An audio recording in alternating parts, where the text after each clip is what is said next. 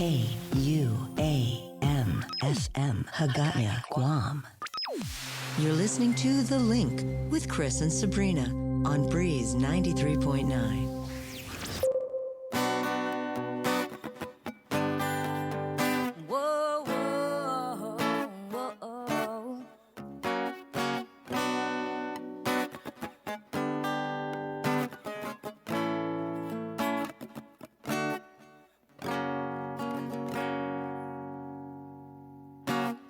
Now there's so many people who criticize about how I live my life, and I ain't trying to be someone else. I'm just trying to be me. So Mr. Man, why can't you see this is the way I want my life to be? Yeah. Now I don't mean no disrespect, but sir, we all heard what you said, and in the papers all of us read. And our feelings it affects. So sir, just take back what you said. Listen to me while I tell you this. Shut your mouth, open your eyes, and see that in reality we're all human beings. So sir, just take your time to understand my rhyme, 'cause you got your life and I got mine. Shut your mouth, let me be. Yeah, ooh, whoa, whoa, whoa.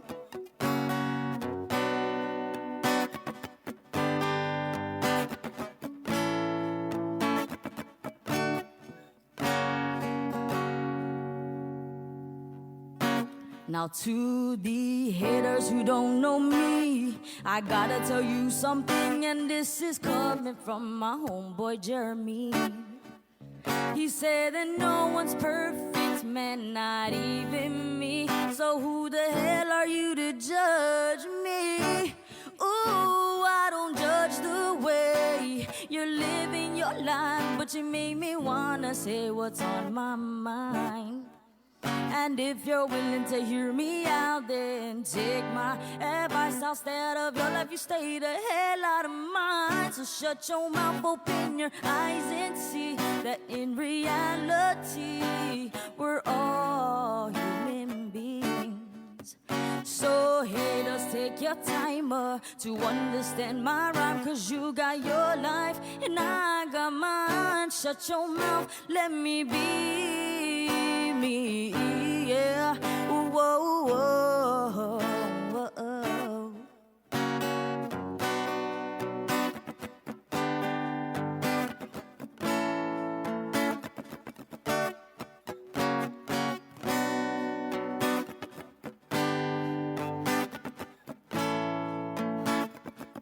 So shut your mouth, open your eyes, and see that in reality we're all human beings.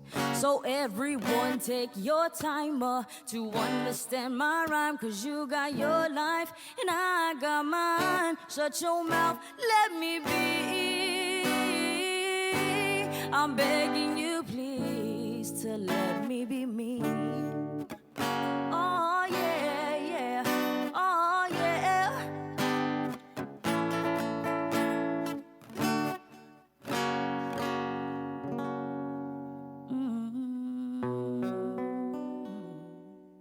You're listening to The Link with Chris and Sabrina on Breeze 93.9.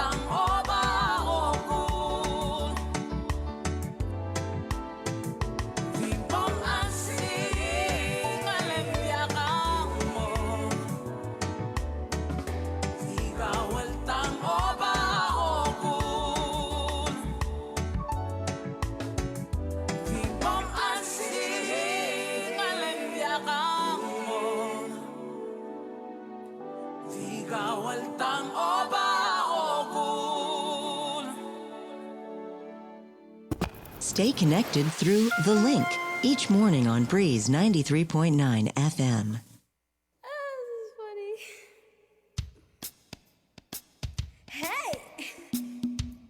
Give them sounds of the island then.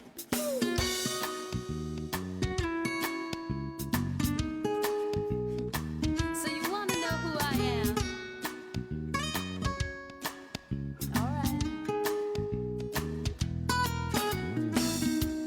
I'm just an island girl who wants to see the whole wide world.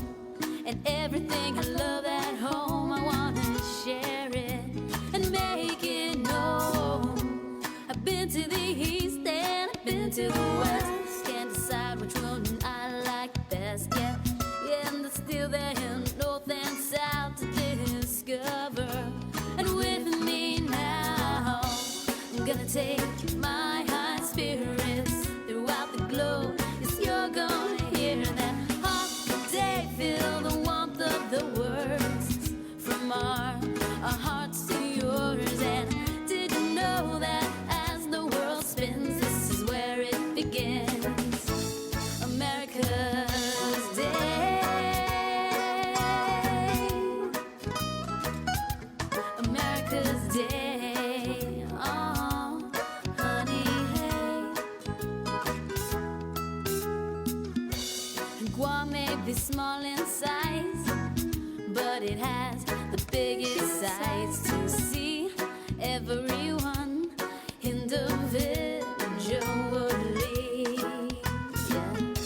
Yes, every person is unique, and so is every place. Yeah. Whatever comes our way, we appreciate. Make no mistake that this is a way of life, summed up in words like half a day. Feel the warmth of the words from our hearts to yours. And did you know that as the world spins, this is where it begins? America's Day.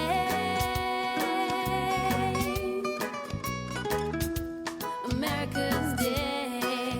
Oh, honey. I said, Scooby-Dooby-Dooby-Up day. You know you got to find your way. Where you go, where you go, where you go, where you going. You know that home is where the heart is. No happiness is not so far away. It's not so far away. Your happiness, just stay. Just stay and go. Everyone you know and everyone you love is all around. You got the biggest upside down frown on your face. You know there's only just one place that makes you one of a kind. And from mine, I like to say half a day for the warmth of the words from my heart to yours.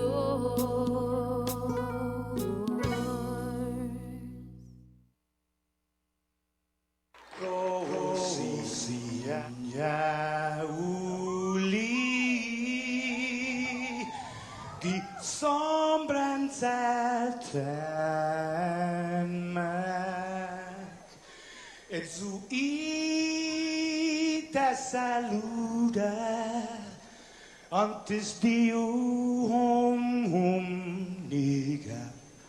Radzaudz en malak estrezas, durante en todo en memu. A no distancia, como kupugi palu. Zangiman malak guafi, ikonum nasugi airi, preba tu la noci, nai banderata gaigi. pues aten Fanny bandera, kau esta pagua pumalapa,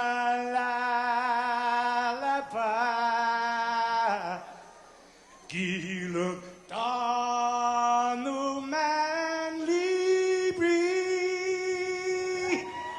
sentami ti man ko badi.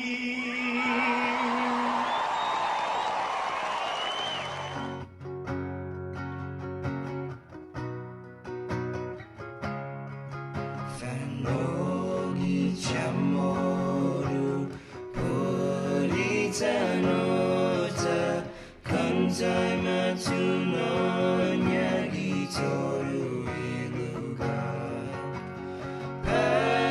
Paraiona Parai gloria Abiba isla senpada Paraiona, Parai gloria, Abiba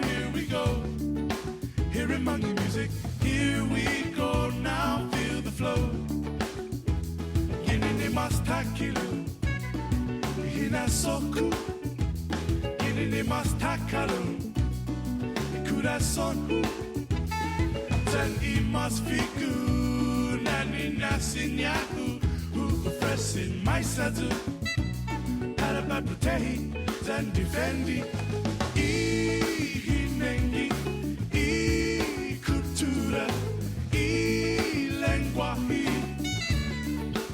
airi hano Zanitano tamoru yes Zanitano tamoru yes Ire shaku la la la Did I to get into stop that Did I to get into stop that Did I to get into stop that Did I to get into stop that Esti who what been my ihilo Zani Biblia ibandera ngohon yes ibandera ngohon yes ibandera ngohon yes ibandera ngohon yes ibandera ngohon yes ibandera ngohon yes ibandera ngohon yes ibandera ngohon yeah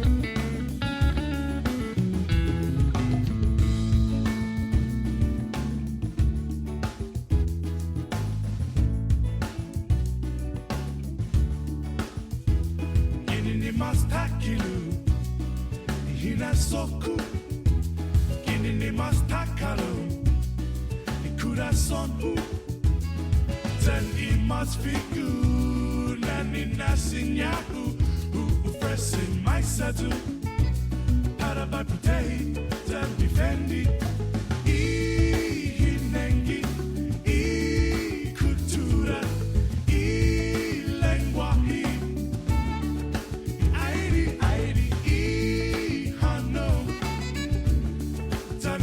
Tamoru yes Tanitano tamoru yes Ni ire shaku la la la Did I to get into stop that Did I to get into stop that Did I to get into stop that Did I to get into stop that Yes the who what been my ihilo Tani Biblia ibandera ngohon yes ibandera ngohon yes ibandera ngohon yes ibandera ngohon yes ibandera ngohon yes ibandera ngohon yes ibandera ngohon yes ibandera ngohon yeah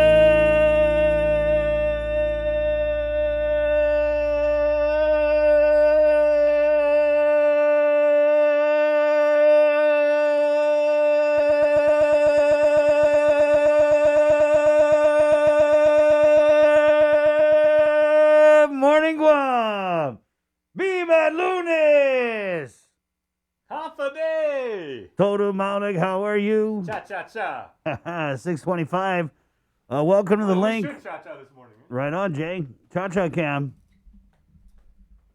Hey, remember, Jay, dancing is illegal. We are not sponsored by Adidas, by the way. No, we're not, yeah. That's Jason Salas, ladies and I gentlemen. would like to be. Good morning, my friend. Happy Monday. Happy Monday. You know, comment of the morning so far right now from Gregory Babauta. Thank you for posting this, Gregory. Good, wet COVID-3 Monday morning, KUAM family. Yes, indeed. It is happening today. We are going into pandemic condition of readiness 3 in about an hour and a half. Oh, I thought we were in PQR 3 since like a couple months ago. Well, seemed like it. Judging by the number of people at the beach this weekend, I think some people got like a Yeah. head start. Wow. I think all they heard Friday was Pecor 3, and it was like, open the floodgates, release the Kraken. Yeah. I got this video of this funeral. Did you see that one? Yeah. That was going around. That was pretty gnarly. It was Saturday, I believe, up here in Barragata Heights. Man, this was like, whoa. Catalan, whoa. And the first thing I thought was, they said the funerals are super spreader events. So I think the real challenge is going to be public health on the enforcement side is to go around and, crack Just down and remind people. yeah, whatever, however they do it, remind them in a friendly manner. Or we could do it. You know what I mean? What's that? I protect you, you protect me. You've attended a couple. How many funerals have you been to? I went to 2. Yeah. I think 2. Yeah. I've actually been in. I've been attending rosaries virtually on Zoom for the past few nights for the late Colonel Adolf Scambaluri. Right. Yeah, very good friend of my family for many years. Right, He and my dad go back a really long time, all the way back to Voc Tech, what eventually became Votech, right? GCC. Yeah, Yep. yeah. So I've been attending the funerals the rosaries for the Colonel. Like, I didn't know the Colonel very, very well, but I remember there was a couple times over the years where he would just randomly call me here at KUAM, and he would just be like, I just want to tell you you're doing a good job. Yeah, he was like that. Yeah. He's like, I just want to let you know, hey, keep that fire on him. So, Or you knew if it was a serious news tip that he wanted to drop or something like that, because he'd say, hey, boy, I need you to look into something. And it's like, right on. Oh. Yes, Colonel. Yeah. 6/27, February 22nd. It's Monday. Welcome to this episode of The Link, which is brought to you by Cabo Enterprises, IT&E, and Carrier at 647 Cool. Nice comments here in the stream already. Chamarita Rages, cloudy Monday. Was it outside cloudy, Joser? Joser got an amazing shot. I mean, it looked like afternoon already. It's a beautiful morning. Noriko Every Yamamoto morning. saying, I miss Guam from Japan. About 3.5 hours to the north of us. So half a day to our friends in Japan. Good morning, Aaron Redoble. Roadster Almeida. Are you located in Manilo? No, we're not. And the original KUM was way over in Ordit. Right. I still drive by that place like sometimes when I'm going around. We're located in Harmon. Unless we owe you money, we're not located in Harmon. Mary Beth Torres says, good morning from Chile, Philly. Yeah, hey, Chile, Philly. Looking forward to my return to Guam in a month. Very nice. Primo Travis watching here. Peace and blessings from Minneapolis, which is Texas. Always cold. Texas is looking like Minneapolis. Oh man, you see some of these TikToks that are coming out of Texas? Yeah. I don't have a TikTok, but just people pass it around. But they, at least with the TikTok community, they've tried to do something positive and something creative just to like pass the time. But yeah, really, really tough times for our friends. So throw some prayers up for the good folks in the Lone Star State, everybody. I actually spent some time this weekend and I helped a friend who's in Texas, and she's going through some rough times right now. And what's going on? Tell us about it. Just no power, no water. The stores have no food and everything like that. So I sent some food over.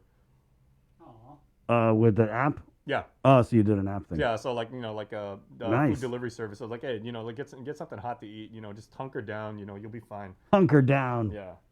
I feel really dumb because and we'll get Landon from the Weather Service on to talk about this, but I didn't know like it doesn't usually snow in Texas. It does in certain parts, but sparingly. Yeah, I felt really stupid. Landon would know. We're yeah. Oh, what? Hey, good news from. But I want to say that the people on Guam, when they hear, anytime we hear about anywhere in the world where the power goes out, we are like the no power shamers. Right? We are. We don't even give a damn.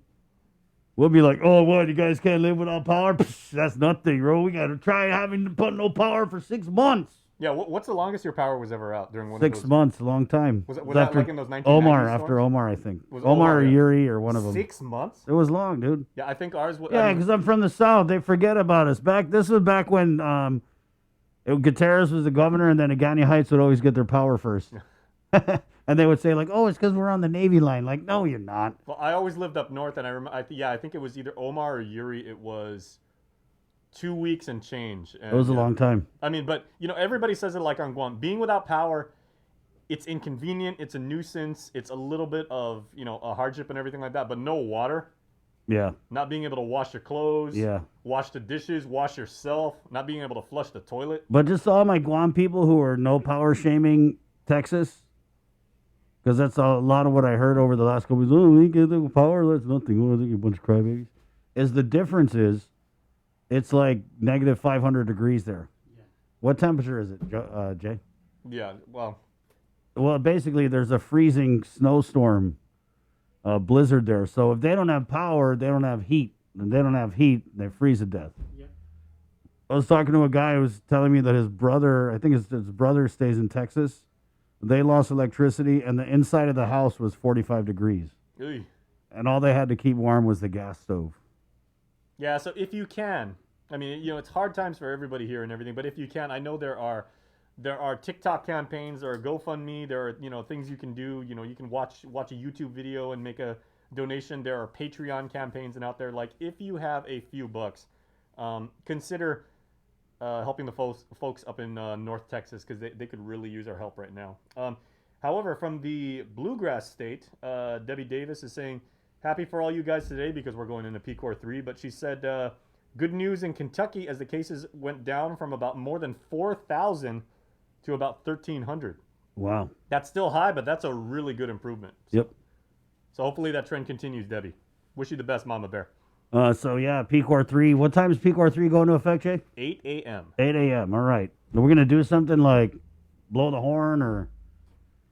What's funny is we have to do that thing where we sign off from TV. It's like, right. All right, well that's it for TV, and that's it for PCOR 2. Yeah, that's it. When next we speak in about 5 seconds, it'll be PCOR 3.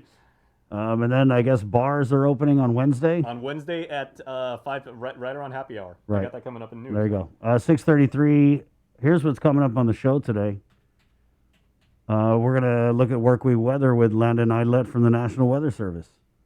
If it's snowing in Texas, could it snow on Guam? That's what I kept thinking about over the weekend. Right? And is the snow in Texas related to the global warming? Which for some people it's hard to put together because it's global warming, right? It's not global cooling. Look at Landon. Okay. I think Landon's probably got something to say. Can you on just this. pop him up for a second, Joseph? Landon is chopping at the bit right now. He is. You He's want like, to talk about global warming? Oh, Rick. Now, I mean, you're the expert. now you're coming in my turf now, young man. Right. So Landon, thumbs up or thumbs down? This is global warming. Yeah. Yep. He's like, maybe. Yeah. So science marches on. Landon. So does it usually snow in Texas? I guess is our second question. Yeah, your mic's on, Landon. If you wanted Yeah. shine light on the fact that it may snow in Texas. Oh yeah, it can definitely snow in Texas. Okay. In the right conditions, you'll definitely get it. As we saw last week, there's cold spells that can push all the way down into the northern parts of Mexico.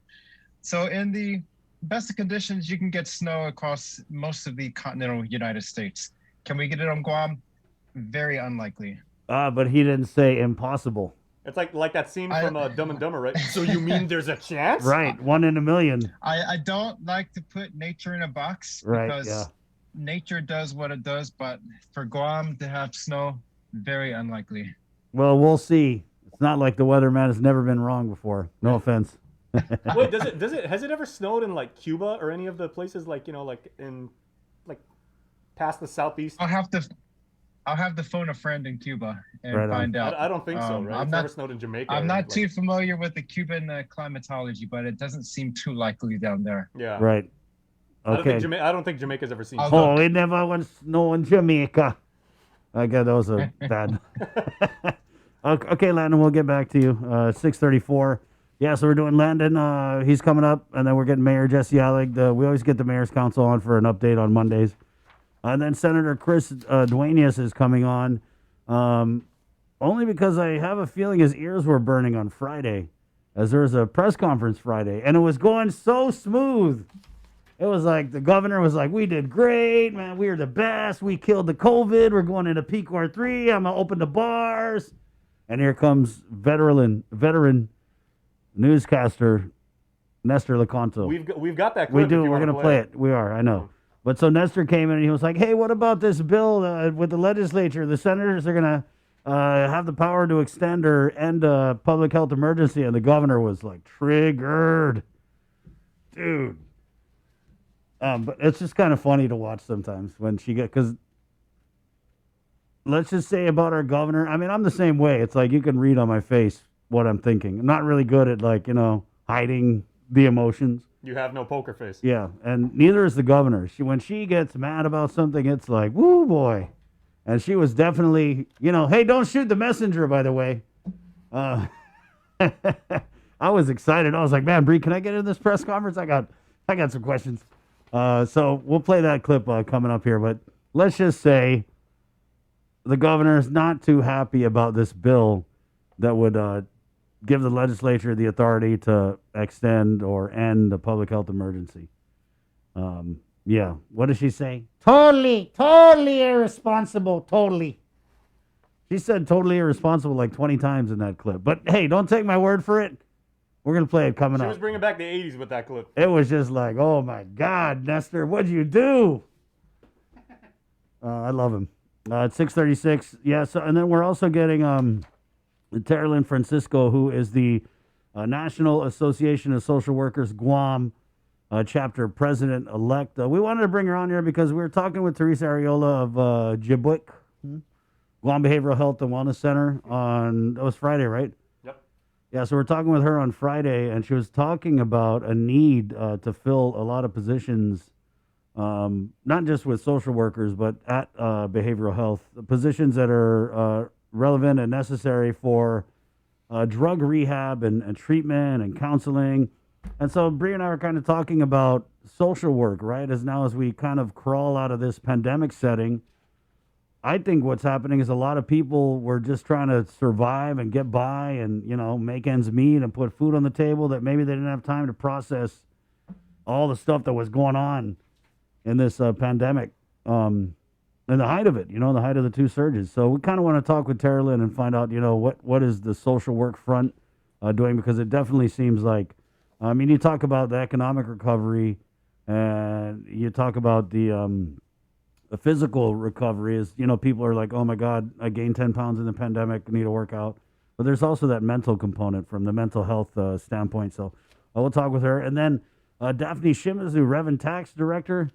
Dude, bro, Chelu Par Prim. The line at Reverend Tax this morning, Jay.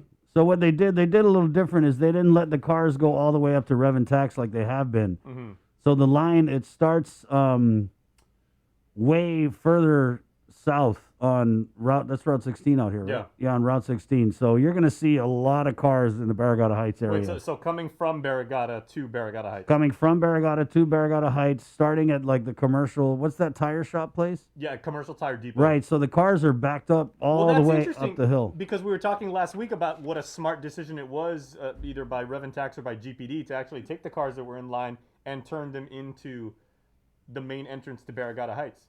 Yeah, so maybe the Barragata Heights residents, didn't think that was. I don't know, but when you came up to Reverend Tax, that when allowing the cars to go all the way up to Reverend Tax, they were kind of encroaching on the road, and it was a little crazy. So maybe that was it. They said, "Oh, let's clear the way," until they open up this morning. So we'll find out from Daphne. Well, then I mean, I don't know. I'm just spitballing here, but then again, that entrance to Barragata Heights, doesn't that one in the center ultimately that would lead to the skilled nursing facility in St. Dominic's? Yeah. Which would pose you got to keep that road open because they're health centers, right? Yeah, I don't know. So sounds like it. Good idea, Jay.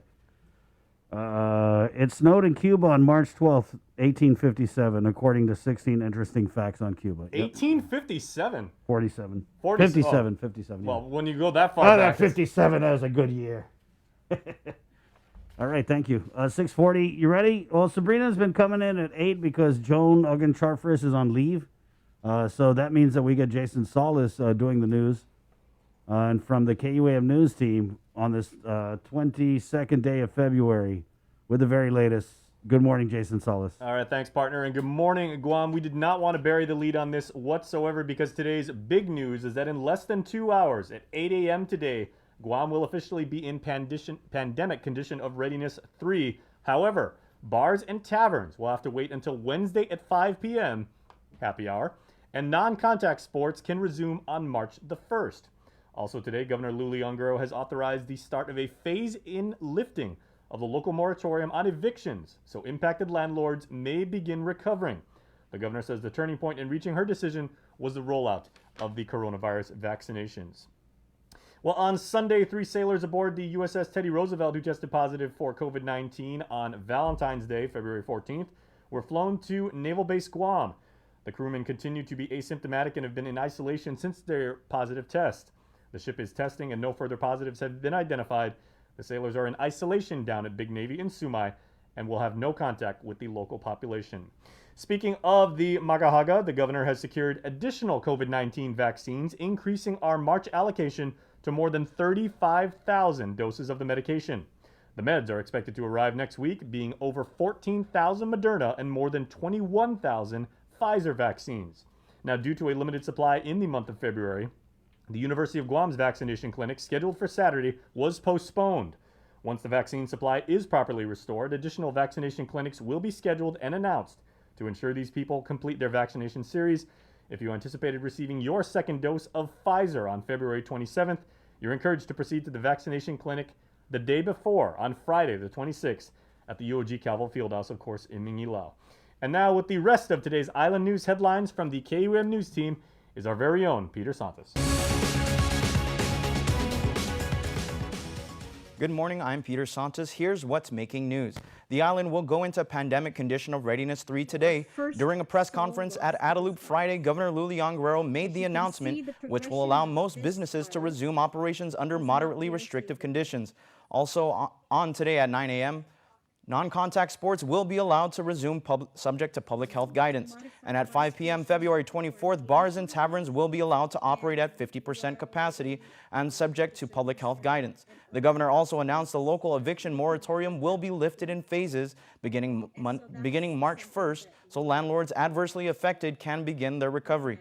The governor also asked the public to continue the basic public health measures, including washing your hands, watching your distance, and wearing your mask to continue to contain the COVID virus. The Guam National Guard continues its vaccination clinics at the UOG Calvo Fieldhouse this week. You can scan this QR code and plan what day is best for you to get vaccinated.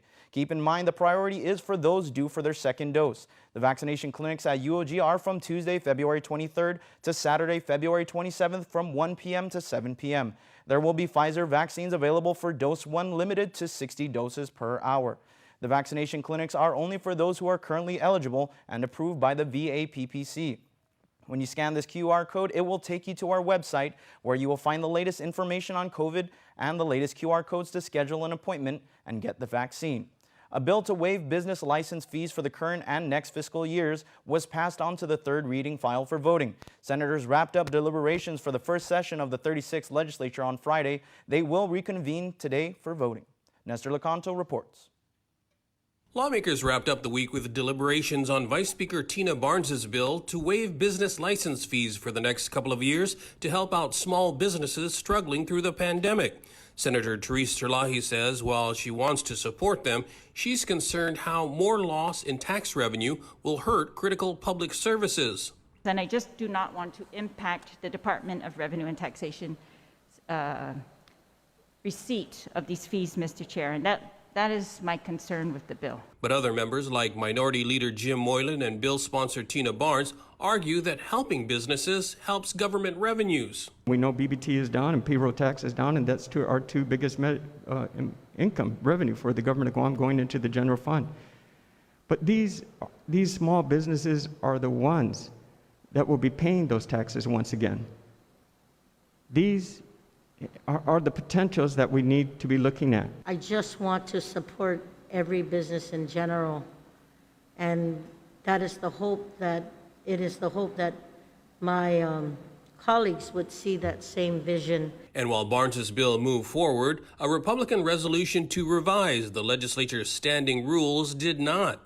Earlier this week, GOP senators sought to make changes that include hiring a minority legal counsel, adding substantially more minority members to the Rules Committee, and allowing all senators, not just the Rules chairperson, to decide who to hire as the legislature's executive director. Deliberation was cut short at the time when Rules Chair Barnes said she needed to consult with legal counsel. Then today, Senator Clint Rigel moved to send the resolution to the Rules Committee, drawing opposition from Senator Tello Taitagui. It's very unfair that you just want to send something back without us at least speaking on the measure.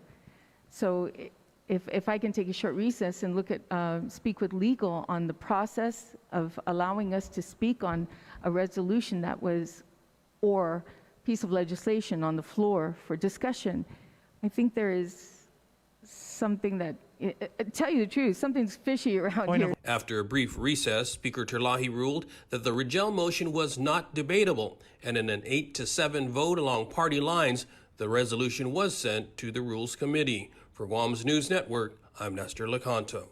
35-year-old Jovan Bradbury enters a not guilty plea in federal magistrate judge Michael Bordalio's courtroom. The alleged drug dealer was picked up by the feds last Thursday. A federal grand jury indictment charges him with a single count of possession of 5 or more grams of meth with the intent to distribute and a notice of forfeiture amount of $5,750. According to court documents, he allegedly committed the crime on January 22, 2020. Although, as we reported, he has a criminal history dating back to 2014 for local drug-related arrests. And last month, he was indicted by a Superior Court grand jury on drug possession charges. The defendant is currently detained, and Judge Bordalio set trial for April 27th. Island residents who have something to say about the military's plans to construct a base administration and communication building, as well as a medical and dental clinic at Marine Corps Base Camp Blas, have until April 3rd to provide public comment. A programmatic agreement memo provides new cultural and natural resources information associated with the projects and is available on NAVFAC Pacific's cultural information webpage at go.usa.gov. For more news, go to KUAM.com.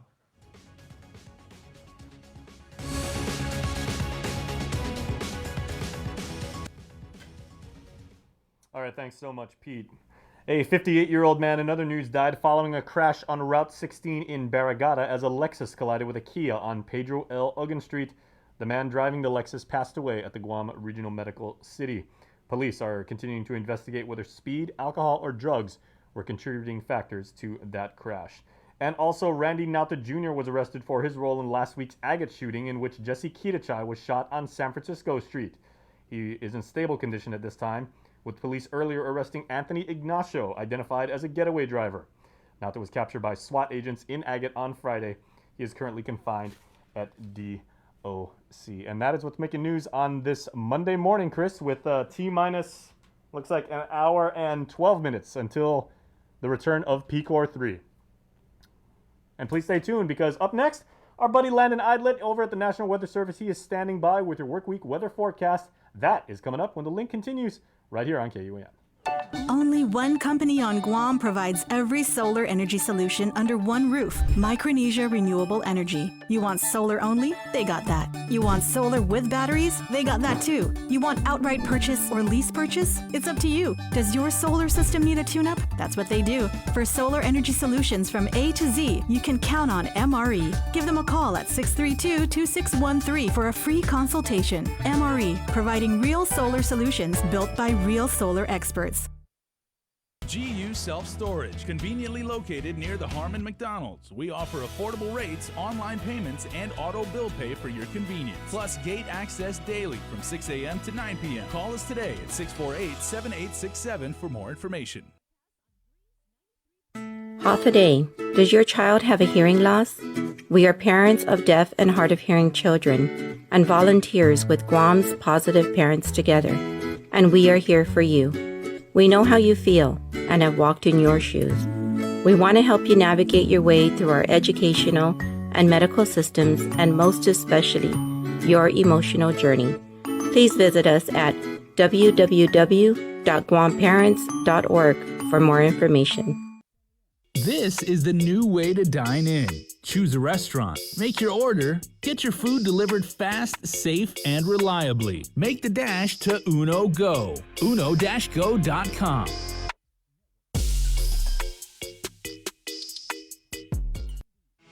The relationship between Guam and Manila, Philippines is undeniable as we share similar cultural traditions, history, and heritage, with generations of Filipinos calling Guam home. KUAM presents a monthly look at the capital city featuring in-depth and engaging interviews on everything from medical tourism to new business and government leaders. Veteran newscaster Nestor Lecanto delivers Beyond Our Borders. This special program is brought to you by the Bank of Guam and KFC. As restaurants and bars decide to open, consider these tips to protect employees, customers, and communities and slow the spread of COVID-19. Urge employees to stay home if they feel unwell. Require employees to frequently wash their hands, especially before, during, and after preparing food and after touching garbage. Wash hands with soap and water for at least 20 seconds. Have employees wear masks if feasible. Have enough supplies to support healthy hygiene, including soap, hand sanitizer, paper towels, disinfectant wipes, masks, and no-touch trash cans.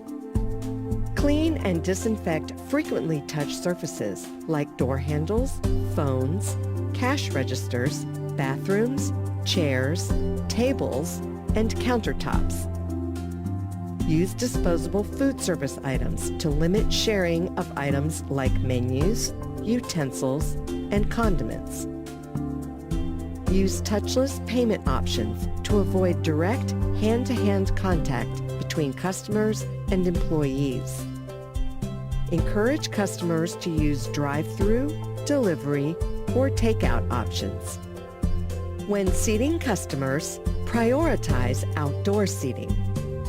Change the layout of tables or chairs to make sure parties are spaced at least 6 feet apart.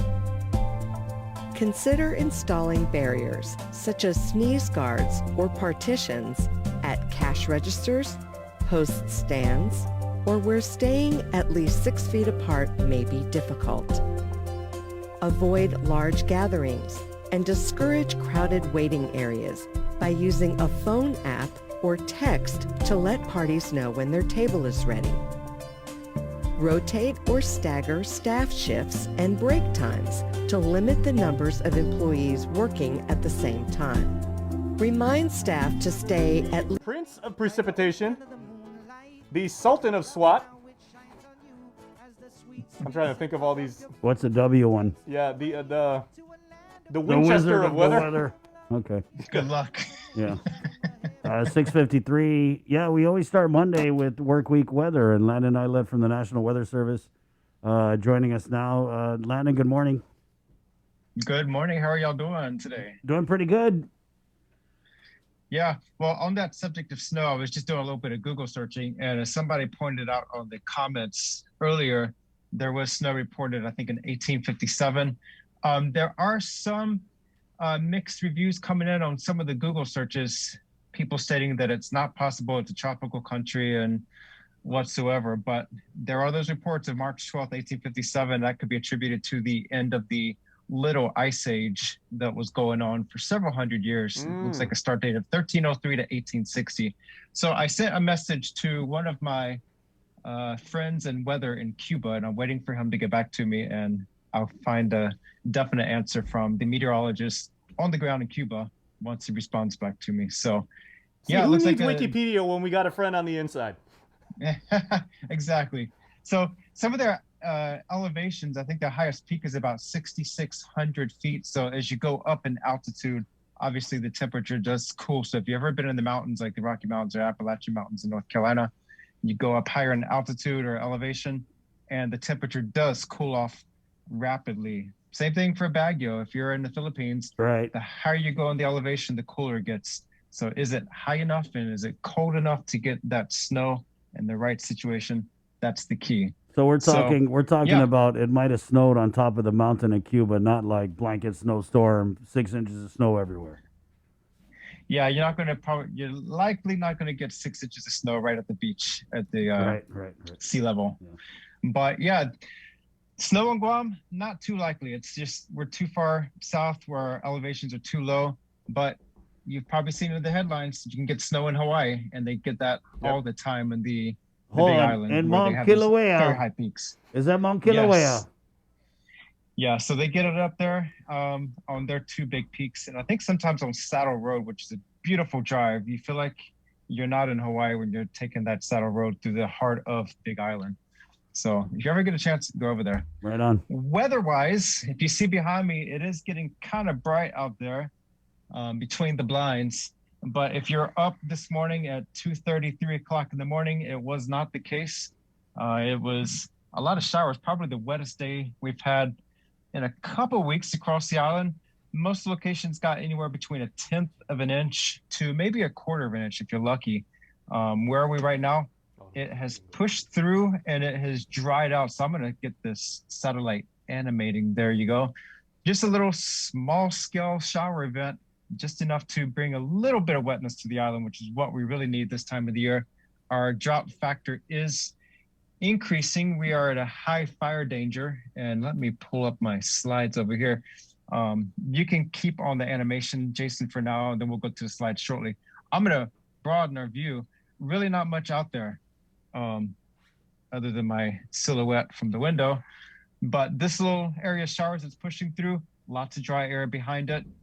This will be the theme for the week. Our tropical storm that blew through Palau over the weekend, well, it was actually developing depression when it passed over Palau over the weekend late last week. Then it became a tropical storm as it was heading towards 130 east longitude.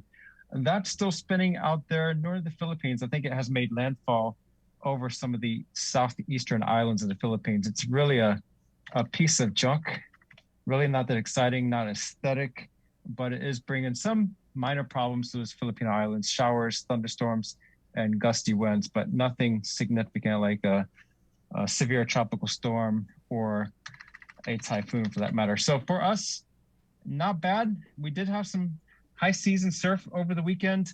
That was from the north swell that we were talking about early last week that was going to come in for the weekend. That came from a strong North Pacific cold frontal system that generated the winds, that generated the seas, and then they pushed down southward towards the islands. We have this boundary sitting to our north. That's going to stay to our north and not affect us. So go ahead and switch over to the slides, Jason. Yep. And let me pull up my slides on my computer so I can follow along. So this morning, not bad out there. Moderate risk of rip currents across Guam and the CNMI. The fire danger is high and that continues to increase. We might have a little bit of reprieve from the showers this morning if it's enough. Otherwise, drought conditions, we are seeing abnormally dry conditions across Guam and the CNMI. Across Micronesia, extreme drought continues for Kapinga-Maringi. Severe drought now in place across the northern Marshall Islands and abnormally dry conditions at Jaluit in the Marshall Islands and Fananu and the northern islands of Chuuk. Next slide, current conditions. We had northeast to east winds around 10 miles per hour, but when those showers pushed through on 4 a.m. and I was gonna get on my motorcycle and take that into work this morning, of course, that triggered the showers. So that's the reason for the showers today. 15 miles per hour gusting to 20 with those showers. That again is clearing out with drier conditions expected today. Mostly cloudy with showers this morning. And that asterisk there, that's because we are drying out. That's all moving to our west. Current temperature as of the making of this slide is of 75. That is going to go up. We're probably closer to 79 or 80 right now. Rainfall yesterday, a trace of rain with our annual total so far since January 1st, 4.94 inches, and we are below normal as we proceed into the dry season. Sea conditions. Right now, we're looking at combined seas of 6 to 7 feet with a north swell that's decreasing gradually at 4 to 5 feet and the east swell at 3 to 5 feet. And again, these polar spectrum showing the bulk of that swell coming from the north with that residual trade wind swell continuing. We're going to see seas and surf decrease in the next day or two, but we're going to have another frontal system pass to our north late this week, and that's going to generate seas and surf that's going to reach Guam and the CNMI later in the weekend. So you could see another round of high surf probably on Sunday. Next slide, the drought conditions. Again, we are in the dry season and we'll be here for several more months. So we're going to see these drought conditions increase across the islands, across the Marianas, but also across Micronesia. The rainfall in Palau and Yap, that did help them last week as that tropical disturbance passed over them. And the next slide, the Joint Typhoon Warning Center, still following the tropical storm. That's probably been diminished to a tropical depression as it made landfall and continues to weaken in the days to come. Now, we did have questions last week with that tropical depression. Does this happen? And yes, it does. I spoke last Monday about Typhoon Wutip that developed in Eastern Micronesia 2 years ago in February, and that became a super typhoon. I think it was the strongest super typhoon in the month of February recorded in the West Pacific. This is our climatology from 1945 to 2019, showing all the storms that pass within 1, 2, and 3 degrees of Guam.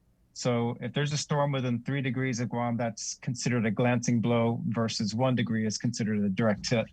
And those are broken down by miles. So we do have a small climatology of tropical cyclones. That's inclusive of tropical depressions, tropical storms, and typhoons every month of the year. So in the right conditions, we can see these cyclones come near Guam any time of the year. We just need them to all happen together at once. And so we had, on a lesser scale, that situation last week for Palau. We had that tropical depression that became our first tropical storm of 2021. Is that indicative of what we expect to see for the rest of the year? Not so much so. It was just one of those occasions that everything came together just right that we could spit out a single tropical storm. Do we have any suspect areas in the next couple weeks? Not at this time. It looks pretty much full-blown dry season across the region with no major concerns. For the week ahead, mostly sunny today with a slight chance of showers for the rest of the day. East winds at 15 to 20 miles per hour, combined seas at 6 to 7 feet, and out over the waters 15 to 20 knots. The surf remains a little bit elevated, but only a moderate risk of rip currents along north and west facing reefs, and then east facing reefs at 4 to 6 feet. Surf will continue to fall or subside just slightly across north and west facing reefs. Midweek, partly cloudy with isolated light showers. East winds will drop slightly to 10 to 15 miles per hour, and combined seas will bottom out at about 4 to 6 feet.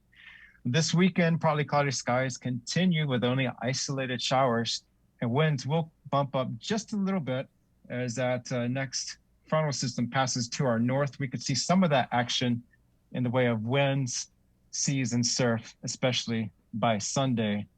And then finally, join the Weather Ready Nation. I took a call from a viewer last week. She was interested in getting her daughter's school signed up.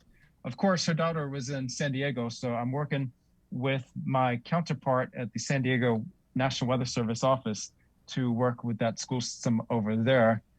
And then hopefully we'll start a partnership between the weather office there and the school system. But that's what we also want to do over here in the region, because we want to educate people, make sure people are weather ready, resilient, and wise. So that's all I've got this morning. Well, hey, Landon, real quick, because there's several of our commenters actually saying that they did live or work in Hawaii, and saying, yes, snow is very, very possible. Maggie Anderson is saying we got snow on the island of Maui in Haleakala.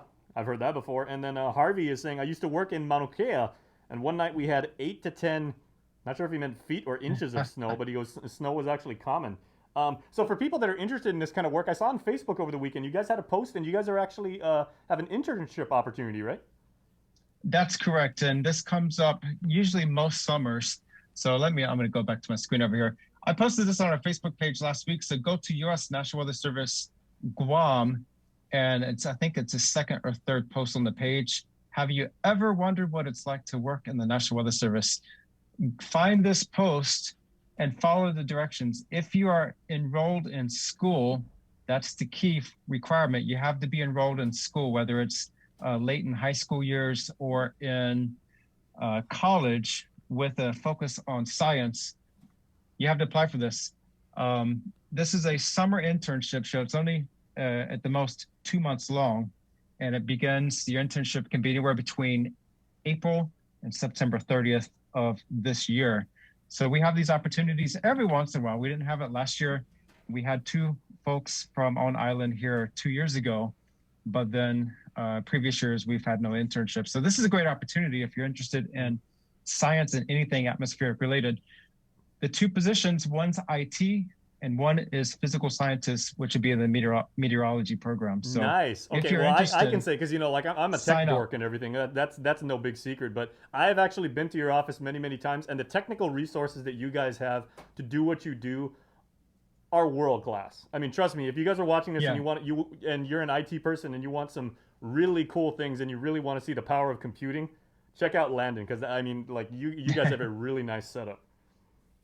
Yeah, and we have the latest cutting edge technology. So whatever you see in our office is identical to the software and equipment that we have in our New York City offices, Washington, D.C. headquarters, or in Los Angeles. So we have all the same software, technology, computer systems as every other 121 National Weather Service offices across the United States. Very nice. So again, we're not all meteorologists. We have IT, we have electronics technicians.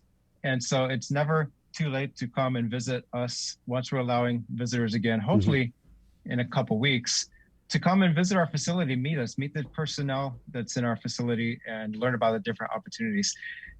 One thing to note is this opening is through Friday. So you have to go to usajobs.com, find this information, go to the link on our Facebook page and apply by Friday, because that's when the deadline is. And let's see if you can get in the building. Nice. Right on, Lennon. Thank you. Kids, make sure you Have do a great that, man. day. That's You too, going to man. look great on your resume. When you are ready to hit the job market and everything, and if you get into science, that is something you want to have on LinkedIn. Definitely. Yeah, for sure. 7:06. Let's keep it in the KUAM News Zoom room, where we have joining us. He's the president of the Mayor's Council of Guam, PD Mayor Jesse Alley. Good morning, Mr. Mayor. Off a day. Good morning, Chris, Jason. Buenas, Mayor. Good morning, Mayor. I guess we'll just go around, because I know you're first of all, let's just start with the food distribution. You're distributing food this morning, or is that going on with a bunch of different mayors? Yeah, that is. It's actually Asen. I know Asen Maina and Tumuning, I believe, in Barragata also have USDA food boxes today. So these food boxes are different from the commodities because they include frozen and chilled items. So you definitely want to register with your mayor's office if you've been affected by the pandemic in any way. There's definitely this. I'm not sure if you've seen it, but this round there's frozen chicken, whole leg quarters, I believe, or thighs, and some taco meat again that they've experienced before, and some hot dogs. So, and milk, of course. So that's a big deal for a lot of people, and it's getting a little more nutritious, I think, these days. So that's a good thing, and we've been asking for it. So I'm glad that the USDA is sending this to us. So you just register with your mayor's office and make sure that you've contacted them and let them know how you've been affected in any way by the pandemic, and we'll certainly be able to help you out. Now, most villages have a date, so you'll definitely have to wait your turn. If you're in dire need, just speak to the mayor, and I'm sure they can work things out for you. Yeah, Mayor, let me ask you, 'cause you talk about dire need, right, as we get ready to head into PCOR 3 in less than an hour. But how would you characterize the financial well-being of not just your constituents, but because I know you know all the mayors, just village to village, are people still struggling financially? Yes, I believe people are still struggling.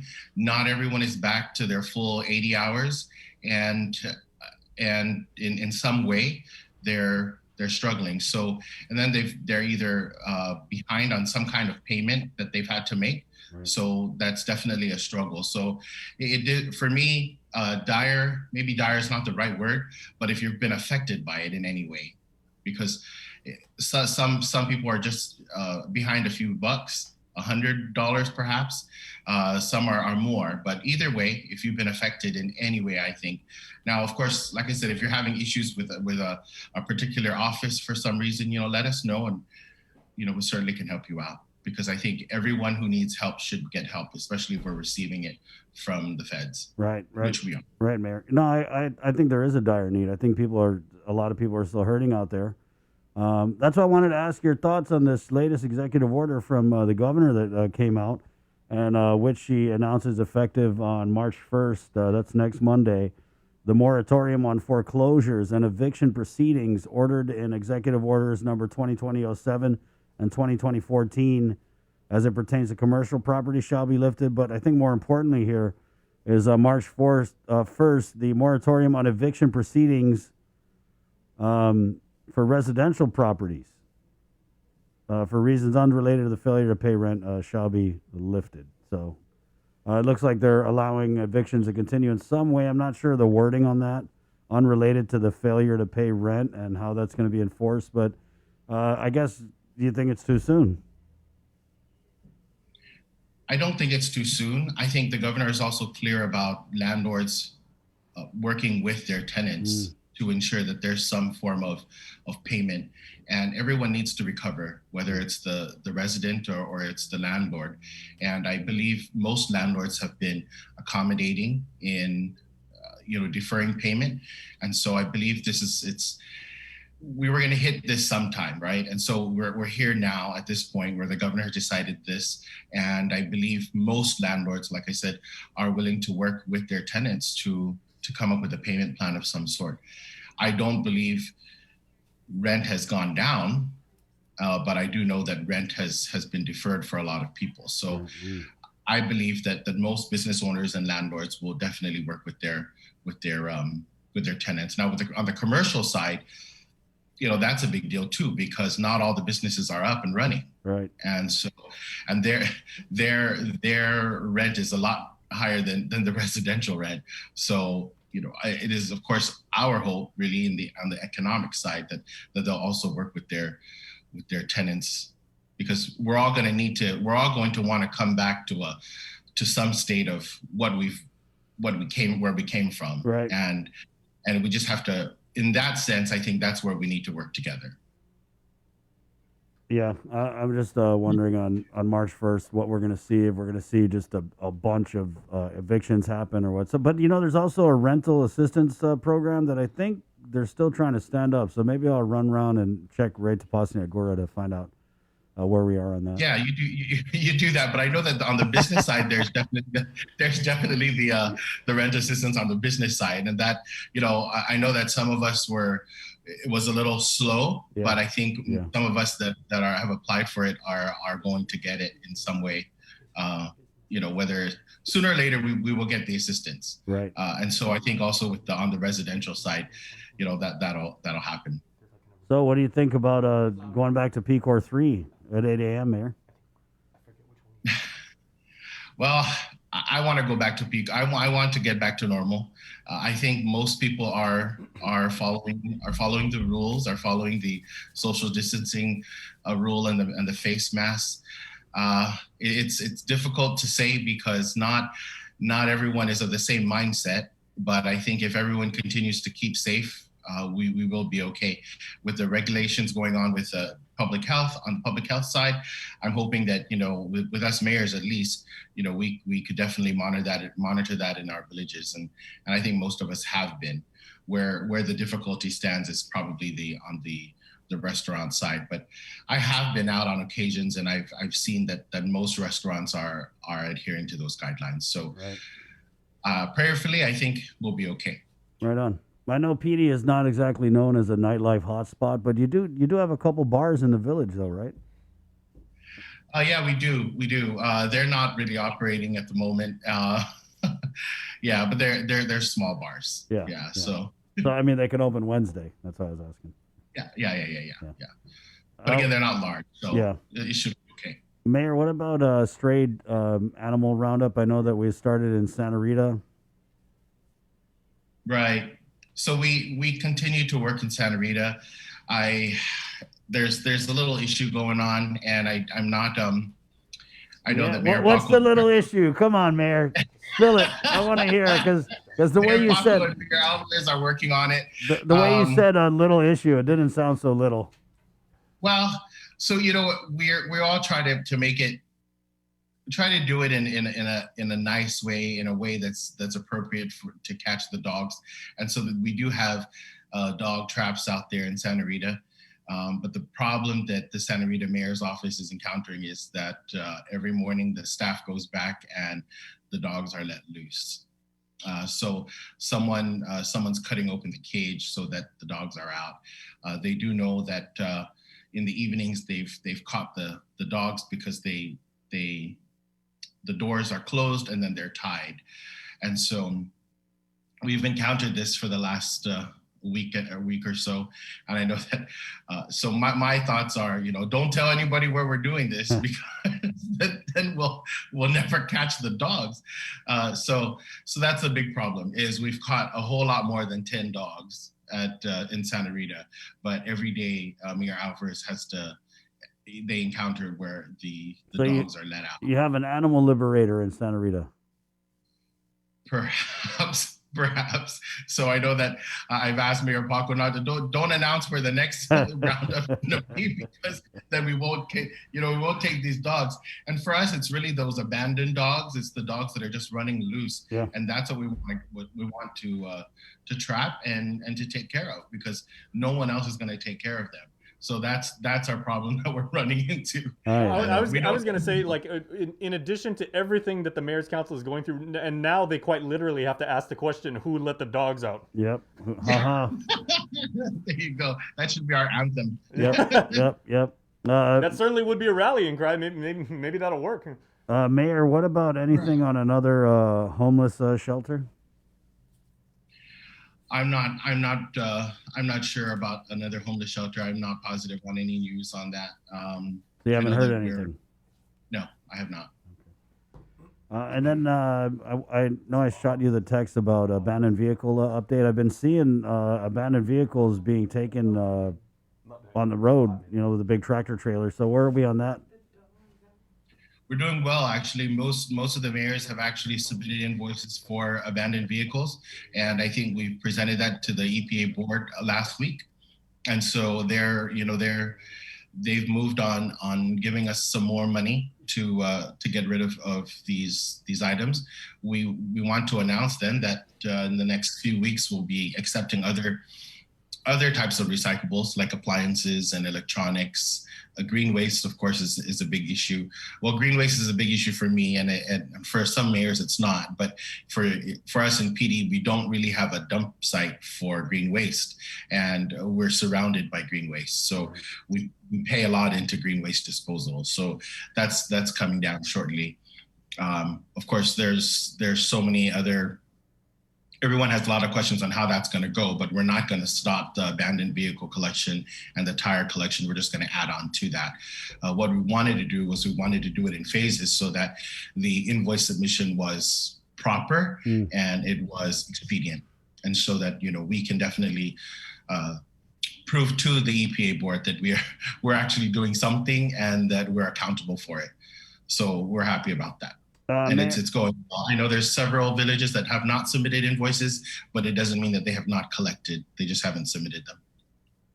Mayor, I wanted to ask, I remember back when it was last year during the pandemic, there was an issue with the revolving recycling fund where they had given $500,000 over to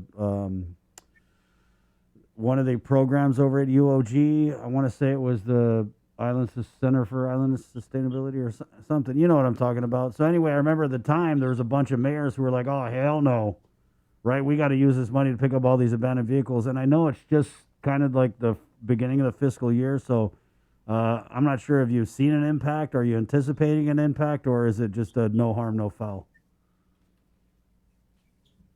I can't say what the impact's going to be at the moment, but I know that we're receiving the money that we need to dispose the recyclables. With the UOG project, we're actually partnering with them now on something, and I'm not able to explain how that's going to go yet because we're still talking about it. But with that, I was definitely one of those mayors who was against it, And that I was against it only because I wasn't sure what the possible effects were going to be for us, right. What those repercussions were going to be. And, we were not really given the assurance that we were still going to get the money regardless of the funding to another organization, right? But so far, so good.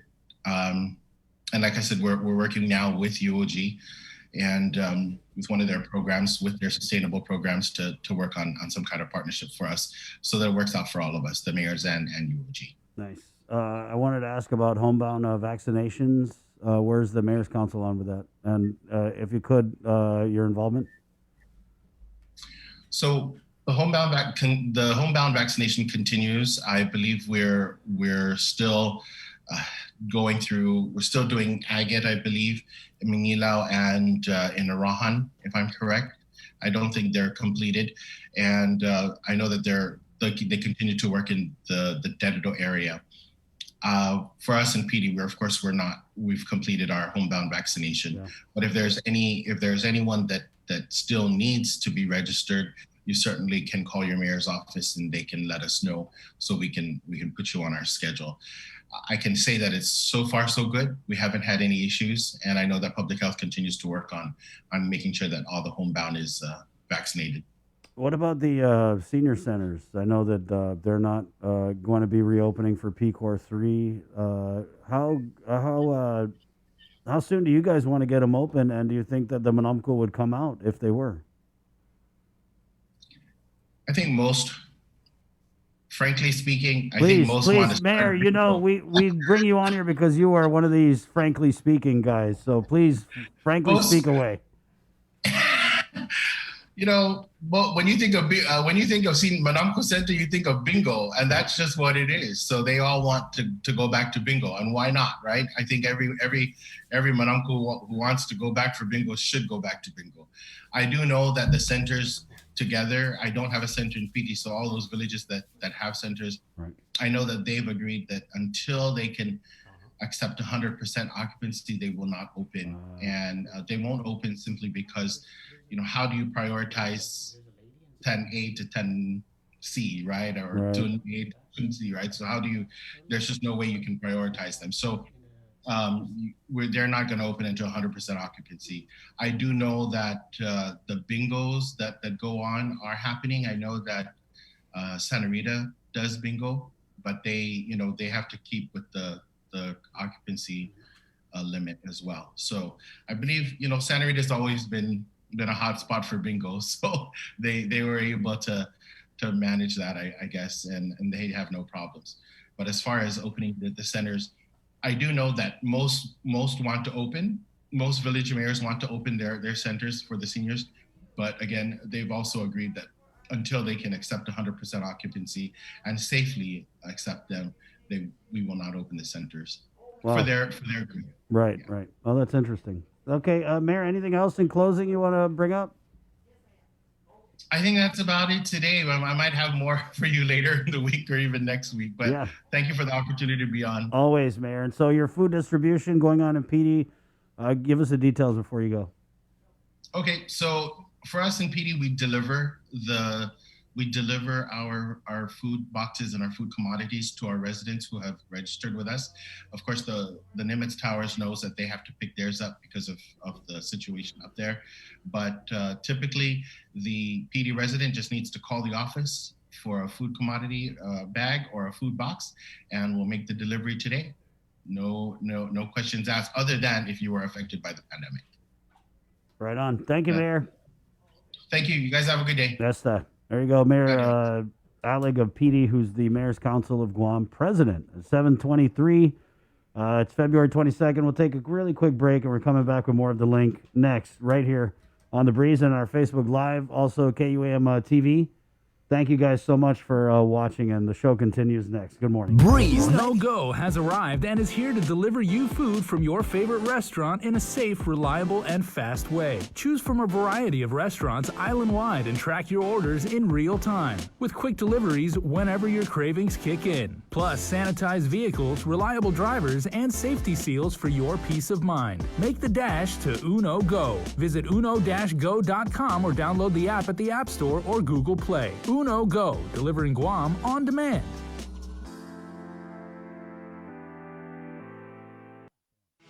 The relationship between Guam and Manila, Philippines is undeniable as we share similar cultural traditions, history, and heritage, with generations of Filipinos calling Guam home. KUAM presents a monthly look at the capital city featuring in-depth and engaging interviews on everything from medical tourism to new business and government leaders. Veteran newscaster Nestor Lecanto delivers Beyond Our Borders. This special program is brought to you by the Bank of Guam and KFC.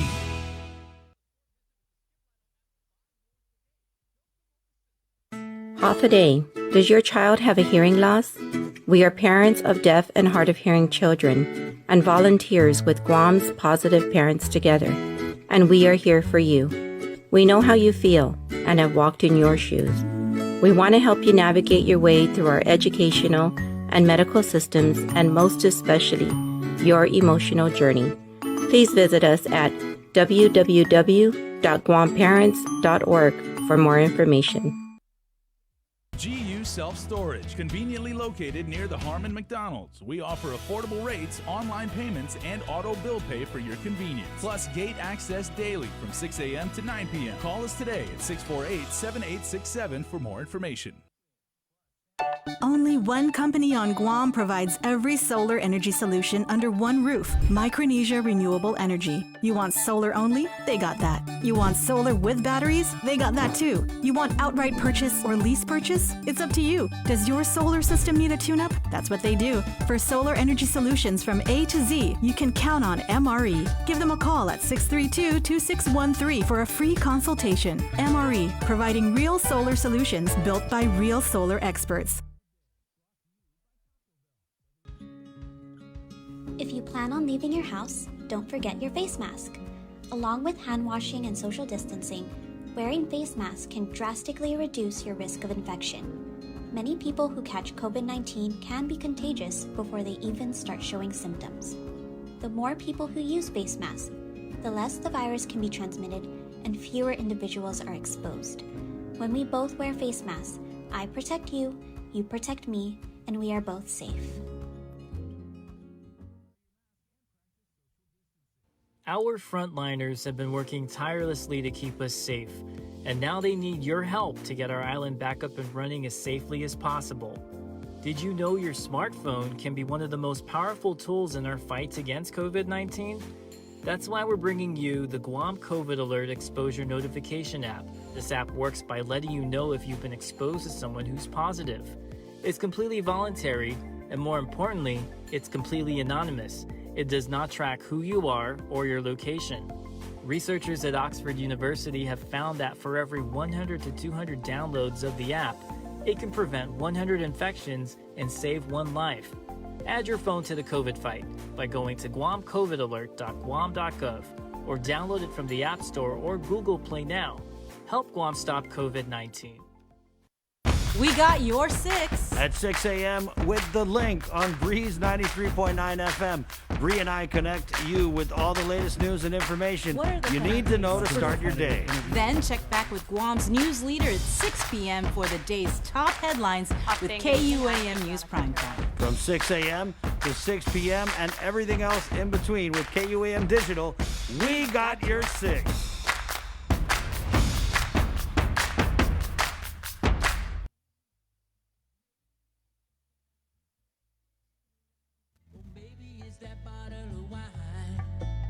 Could have been a kiss. I wonder what it is that's got you feeling so fine. Don't blame it on the cha-cha-cha. Blame it on the moon. You can say it's just this magic night. Don't blame it on this tune. Go on, tell me it's the stars up above. You can blame it on the thing called love. It's not the band singing na na na. Don't blame it on the cha-cha-cha. When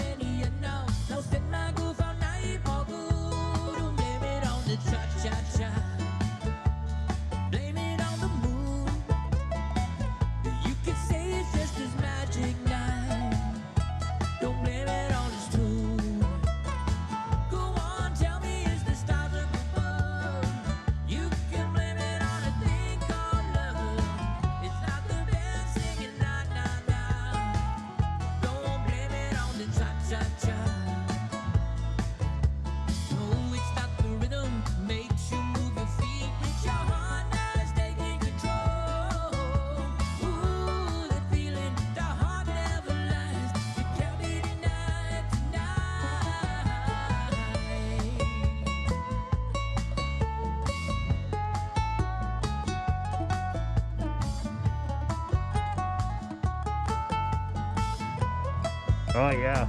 Oh, yeah. 7:30, Monday. Viva Lunes! Monday! 30 minutes away from releasing the P-Core 3 Kraken. But like I said, I felt like we were already in P-Core 12 this whole time. Because that was the weirdest P-Core 1. And I know if you're a fan of the show, if you're an avid listener, you guys know that we were saying this is P-Core fun, not P-Core 1.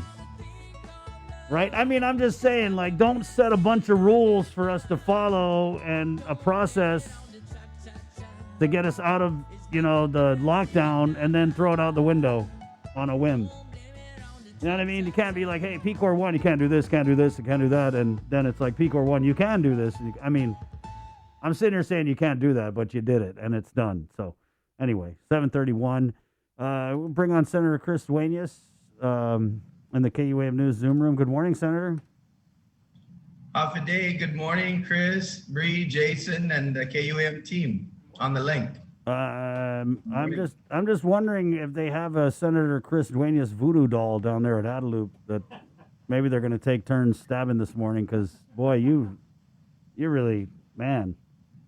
Let's just say I'm popular. Yeah, you're trending. Let's just say I don't think the governor's a fan of your bill, and I'm going to play this clip here from the press conference. First of all, did you watch the press conference on Friday?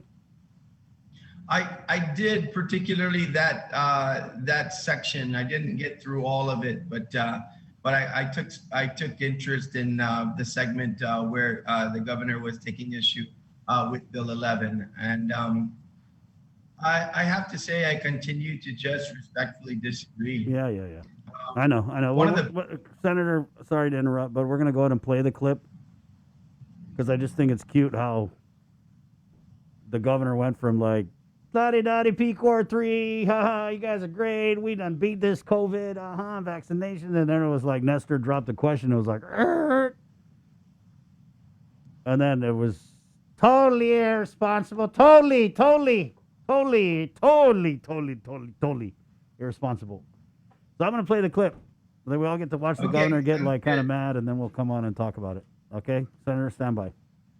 Action to a bill by Republicans that would require legislative approval for extending a public health emergency was amended by Majority Leader Nelson to the first 90 days, and then you would come back every month after that if you plan to extend it. Would you sign a bill of that sort? Absolutely not. It doesn't depend how long it takes. You have heard my comments out there in the public, Nestor. I'm very adamant about this. This is a very dangerous piece of legislation. It's totally irresponsible. The provision to allow termination of public health emergency is already a law. It's already a law. And I guess when I was watching the debate, several of the senators there asked, why hasn't anyone evoked that provision? And they didn't because they knew that we are still under a public health emergency, and they knew that that is an executive branch authority and responsibility. So I've made myself very clear. It's totally irresponsible. It's dangerous legislation. You know how quickly the legislature cannot move. And to even say 90 days, I don't think they should have the authority to renew this public health emergencies every month. And I think as Senator Clint Rigel had said, the same 3 senators that authored this legislation also authored for a part-time legislation to come in every 2 years. So how can you do that and then require a legislature to come in every 30 days or every 9 days to monthly control the public health emergency? It's just totally, again, totally irresponsible. And really quickly, Governor, do you intend to continue these monthly public health emergency declarations for the foreseeable future? Well, I will continue doing it as long as I think it's necessary. And, again, guided by advice from the medical community, from the science community, from data and what's going on around, because we are very much impacted by what's going on around our island. I also want to say, Nestor, that in order for us to get these financial aid, we have to be a declared public health emergency. And by law, the individual that does that is the governor of Guam, not the legislature. Oh, get wrecked, Senator. Yeah. Oh, Chris, maybe I'll address it going backwards. First of all, I just want to say, first of all, there's no part-time legislature. You guys are still full-time, right? Well, if we go with that one, then Chris, I kind of chuckle a little bit because people thought that the legislature wasn't even in existence for a while there in the 35th Guam legislature. That was a full-time legislature, and it took protests in order to be able to get them to start moving on some initiatives. So I was really perplexed because my good friend from Molesso was in that legislature. The other thing is, to be clear, the part-time legislature proposal meets every year, not every 2 years. They meet 2 30-day sessions, and one is for budgetary reasons. The other is for bills and confirmations. And nothing in the part-time legislation changes the structure of the legislature for the speaker to call the legislature into session, or for the governor to be able to call the legislature into session. So I think that's a really unrelated argument. I mean, I think she just brought it up to muddy the water. So you're sitting here talking about a part-time legislature when the real issue is, should you guys be able to end or extend public health emergencies? Yeah, so I think the other thing that I'm concerned with is, if you listen to the argument by the good speaker, Terlahi, on the floor, she gave a very strong argument on what the law is trying to do and also what the law doesn't do. There is no finding in Chapter 19 and the extension of an emergency that affects the governor's ability to manage funds. And I want to use 2 examples, Chris. Right now in New York, because of the turmoil with Governor Cuomo, mostly Democrats in their state legislature are working to strip the governor's emergency powers. And in the whole argument going forward, there is no discussion that the governor would have any problems operating with federal funding and assistance through CARES Act or the Rescue Act that's proposed going forward. In Michigan, Governor Whitmer was shot down twice in the state Supreme Court. And I did research over the weekend. I tried using every iteration on Google to find any difficulty with Governor Whitmer using federal dollars under CARES Act and going forward. And there's not one story or one report that Governor Whitmer could not use federal funds after the legislature has to approve subsequent emergencies. So I really would need to see, as we call it sometimes, the black and white on that, because I just don't think that exists, Chris. And most of the members of the legislature don't believe that the governor will have any difficulty expending funds going forward without being in a declared emergency. What I think is dangerous, as the governor mentioned, is continuing to have emergencies which throw out the open government law, which throw out the Sunshine Act, which throw out procurement and no bid contracts continuing. I think that's what some of the members of the legislature are more concerned with at this point of the pandemic. Chris, that's why Senator Talina Nelson made a very good amendment. And that is, in any subsequent pandemic going forward, the 90 days is at the front end, as she said, to give the governor a battle rhythm, the government a battle rhythm, obviously, hailing from a military service. The good senator used terminology that is appropriate. And so it was a good amendment to the bill, but the 30 days renewal is still in effect. And I think that's a properly constructed bill.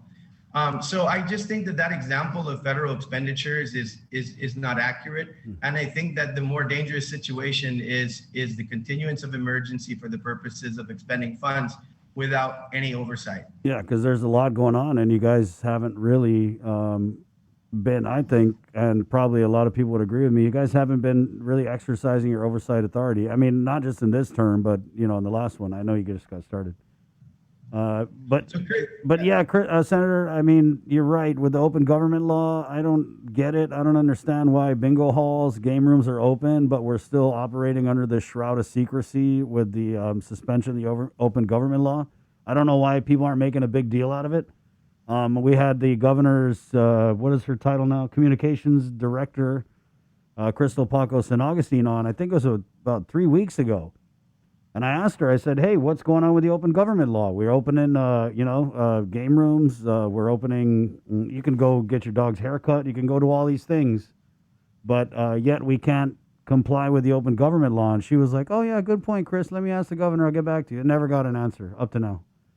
3 weeks later. And now we're going into PCOR 3 in 20 minutes. So I'm just wondering, man, if we can go into PCOR 3 and we can do all these things, why can't we comply with the open government law? And you're right, Senator. There's a lot of things that this administration is able to do because the open government law is suspended. And people think that, oh, it's only got to do with board meetings. There's a whole bunch of other stuff that it's got to do with. You know, Chris, this is unprecedented for any governor to receive if the rescue package from President Biden, and he has the Congress, he has the House, he can do this with or without the Republicans. So this is more than likely a done deal on the $1.9 trillion. No governor on Guam with any single emergency will see over $2 billion of cash coming from the federal government. And the first 1.2 billion has pretty much already been spoken for. And we're looking at another billion in the coming months. I don't know about you, Chris, but that's a lot of money. Yeah. And I think that the legislature should have something to say about that. At least, Senator, you know what I was thinking about this? Like, we're 2 years out from an election, and this could be the biggest blessing that the island has. I mean, if we get this package and they're able to use this money to replace lost revenue or whatever, we could be sitting pretty. And I'm pretty sure the governor likes that because she's up for re-election. And so on this note, with the money, right, so we saw with the CARES Act funds, the governor basically told the legislature, you have no authority over this money. Uncle Sam gave me this money. You can't tell me how to spend this money. I mean, I'll do a report or whatever, but the legislature can't appropriate it unless it's for, you know, the governor's pet senators. So how are you guys in the legislature going to assure that when the governor, if this happens and she gets the $600 million or whatever, how are you guys going to exercise any type of, involvement, oversight, anything with that money when the precedent has already been set by the previous legislature that, oh, that's the governor's money, we can't touch it, we don't have a say? Well, Chris, I think what's important here is, once again, to hail back to Speaker Terlahi's testimony on the floor, is that, we want to at least be a part of the decision on who will and who will not be helped with this next rescue package. And I don't think for a minute that the legislature wants to command the governor on the expenditures and gum up the works, but we want to have oversight and at least have our people to be able to share. I have to say, Chris, I'm starting to think that that's really what is at play here. That if the legislature has to approve an emergency and all of the doing away with the safeguards such as the open government law and other procurement requirements, that is I think the problematic issue here, and that meets with a great deal of disappointment to me. So I really think that I don't think anybody wants to micromanage the governor and those funds. I think it's a matter of exactly how it was stated, to make sure that this bill really tries to do two things. It tries to give the legislature and the people a voice in the process, those who have been displaced and feel like they have been treated in a manner that is not fair. The second is to ensure that the people of Guam get the best possible value out of billions of dollars coming from the federal government. I just don't think that's too much to ask. Let me give you one example as well, Chris.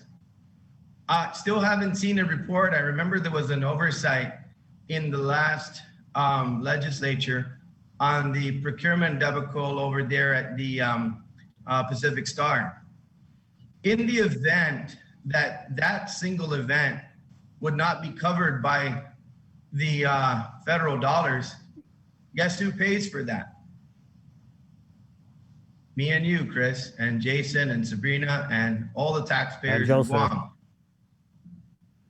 And yeah, who's ever in the studio, Chris, and all the people of Guam. And that's the importance. That really is the importance. That was also in the testimony of one of the members on the floor, that in the event that there are question costs and non-allowed costs going forward, it is the people of Guam and the taxpayers of Guam who will make up the difference.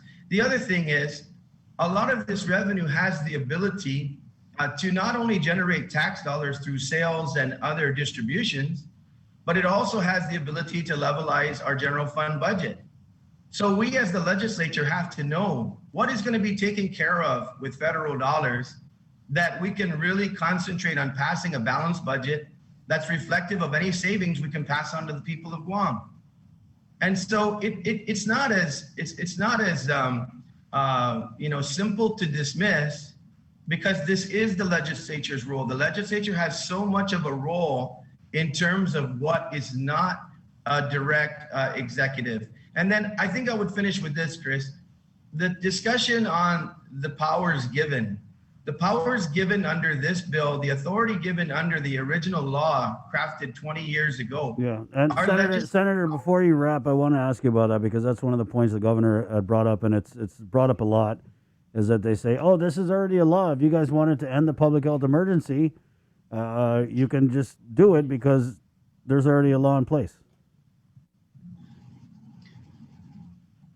So once again, Chris, I just don't think that type of a statement is in the spirit of working together and collegiality.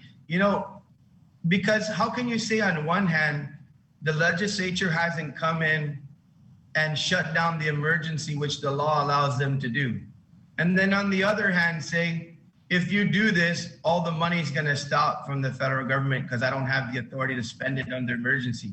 That's irresponsible.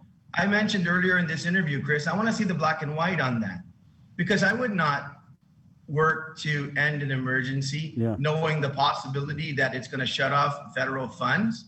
Maybe we would modify the emergency just like it's being done by executive order. So I think once again, to use the phrase that I used last time, I think to play chicken is just not good governance. And I don't think that, and to say we know, it's just the opposite. It's because we don't know. Yeah, well, there's a lot of issues like with the whole P Corps thing, and I mean, you guys could just have a field day with this if you wanted to. I mean, they set these parameters in the pandemic condition of readiness levels. P Corps 1, you can't do this, you can't do that, you can't do this. Oh, P Corps 2, you can do this, you can do that, you do whatever. P Corps 3, anything goes. So they set all these parameters for us to follow, and then they threw them out the window with that whole P Corps fund thing. So the credibility to me, it's kind of non-existent, really. And when we had this battle last year where you had senators trying to say, hey, where's this CARES Act money going to? And I mean, basically, the governor was like, none of your business. And it kind of sounds like that's how it's probably going to be again if we get $600 million. Yeah, so it's not just 600 million.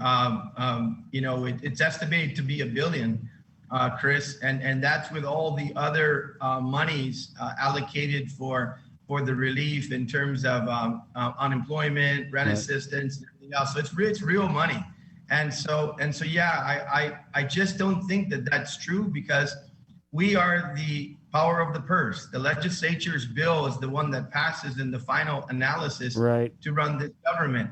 And so I really think that that's a stretch to say that we have no participation in that process. I just don't think that that's right. It's kind of crazy, actually. I mean, the way I look at it is a little bit of an analogy. It's like, let's say, Jason's in a relationship with somebody, and he gives that person his paycheck every 2 weeks.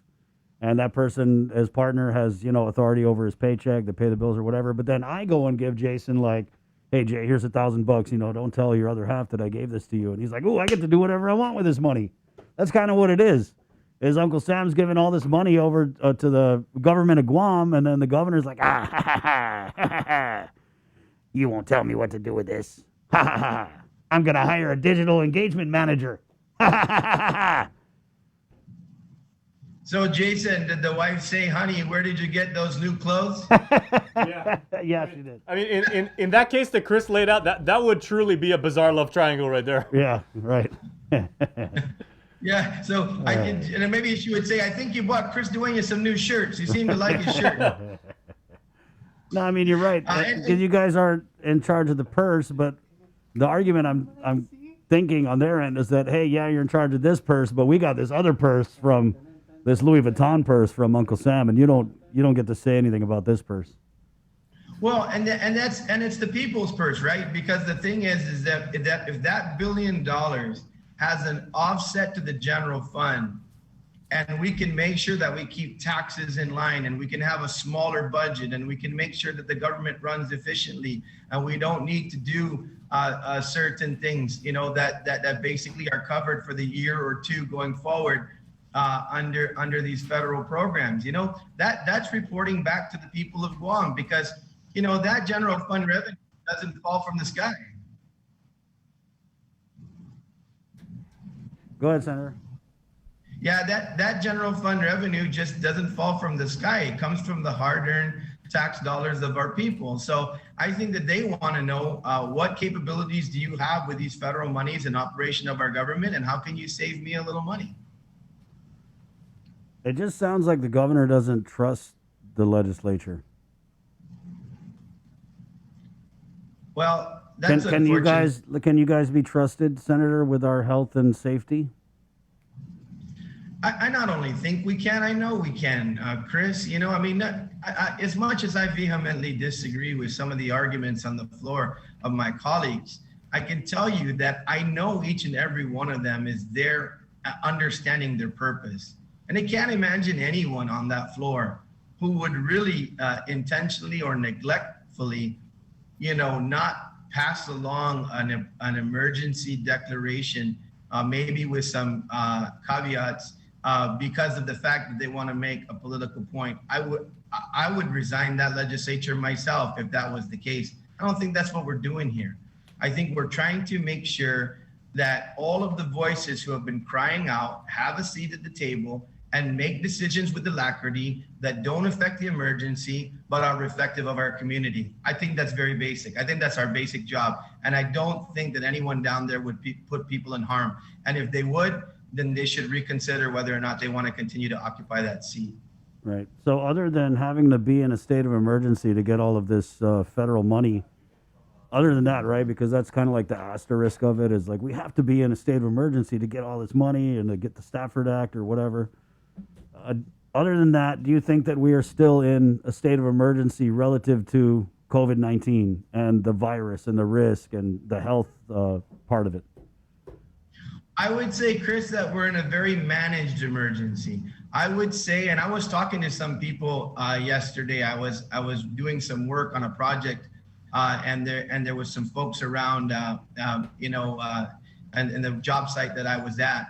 And it was kind of interesting because they were like, hey, I think I can go to the bar on Wednesday, right? And I said, yeah, but I think you should also keep in mind that be responsible about it, because the fact of the matter is that, that's something that we have to take into consideration and not put others in danger. But I agree with your right to do it.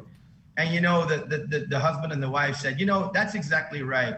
But they said back to me, don't you think we've learned that already? We've been doing that at restaurants. We've been doing that everywhere we go. We have our mask on, we have sanitized our hands, we understand the distancing requirements, and we understand.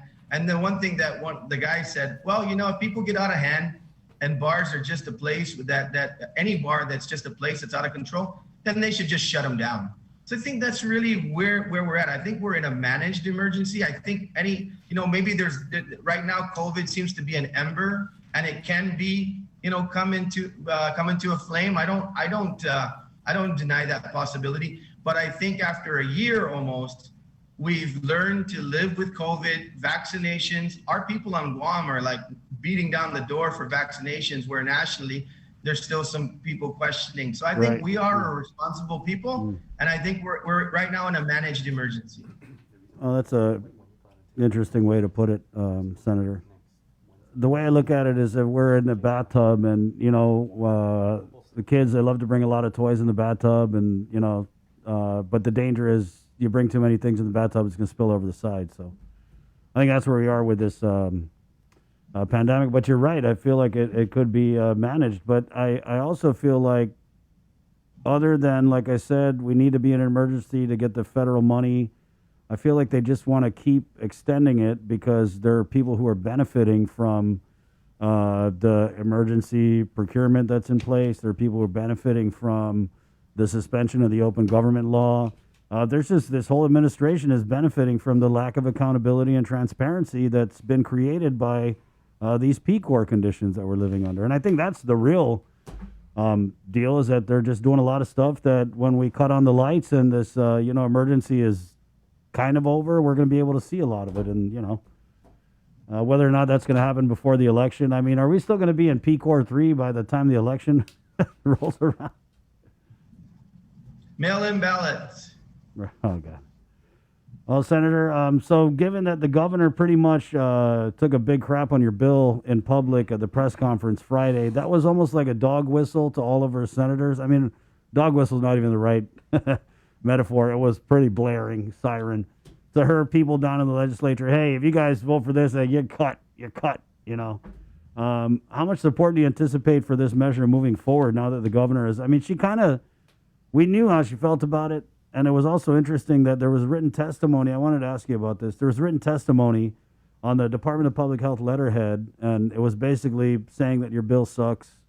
It's going to kill everybody. It's dangerous. And then at the end, there was just a bunch of signed slots for like people to sign off on it, right? Did you see this written testimony? I did, Chris.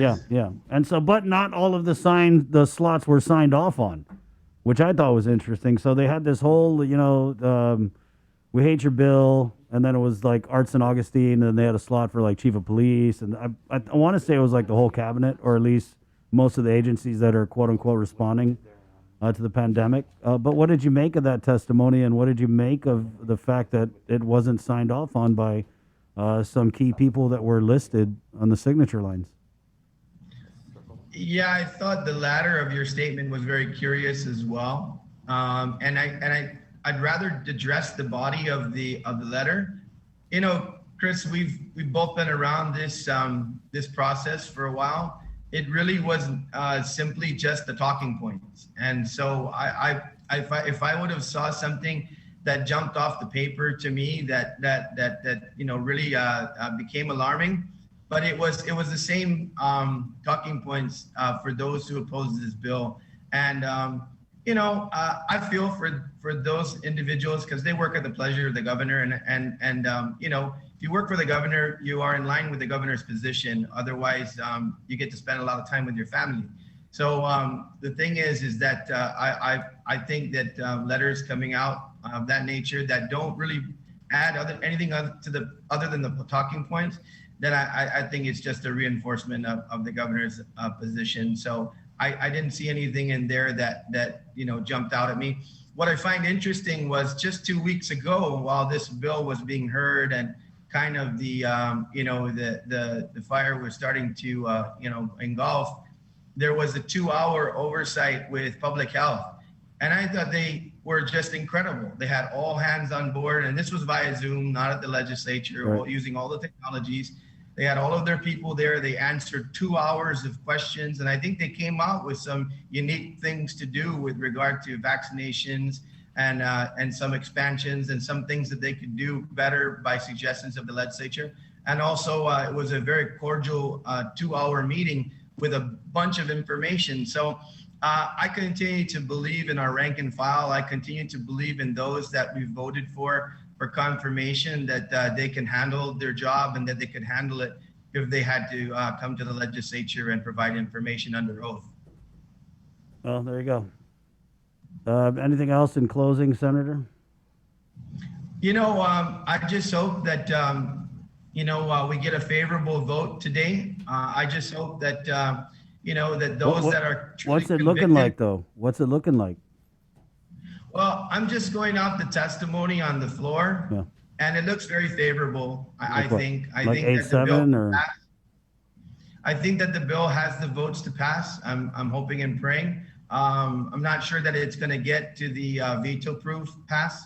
It might not matter. It would probably be vetoed anyways. But I think that if it at least if it passes, it will be in the folder of the legislature for the term of this session, and I think that will be equally as important. But I'm just going to say that I'm encouraged by the testimony, and I'm going to use that as my basis of saying that the probability of passing is good.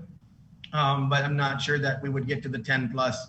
That would be even better, but we'll see what happens. Right. Yeah, and I just want to say that, I'm not here to hate on the administration or the governor. I think that they deserve to be commended in some ways and to be, mildly praised in others for, doing their part to get us where we are today. But I really think the lion's share of the credit goes to the people of Guam, right? Because there was just some stupid decisions that came out of this administration during the height of the surges in the pandemic that we were just all like, what the hell? So it really, I think it fell on the people to do what we got to do. And so while, we have these press conferences and Lou and Josh fall all over themselves, taking up all the credit, I don't think enough is given to the people of Guam. But that being said, I also want to say that the governor, because of that strong executive leadership or whatever, sure, we could have seen more people die. But I think we made it through the woods, and now it's time to let some other people hold the reins, and hopefully in the next emergency with other people holding the reins instead of just, Madam Governor galloping us off into the sunset, that maybe we could see some better decisions. That's all to me. That's all I see here is that the more hands on the table. We elect a governor, we elect a lieutenant governor, but we also elect a whole damn legislature. Why? To lead. And for the senators to just be totally cut out of the equation, for the governor to still be talking like she's the only one that can call the shots, should call the shots, can be trusted to call the shots, totally disagree with that part.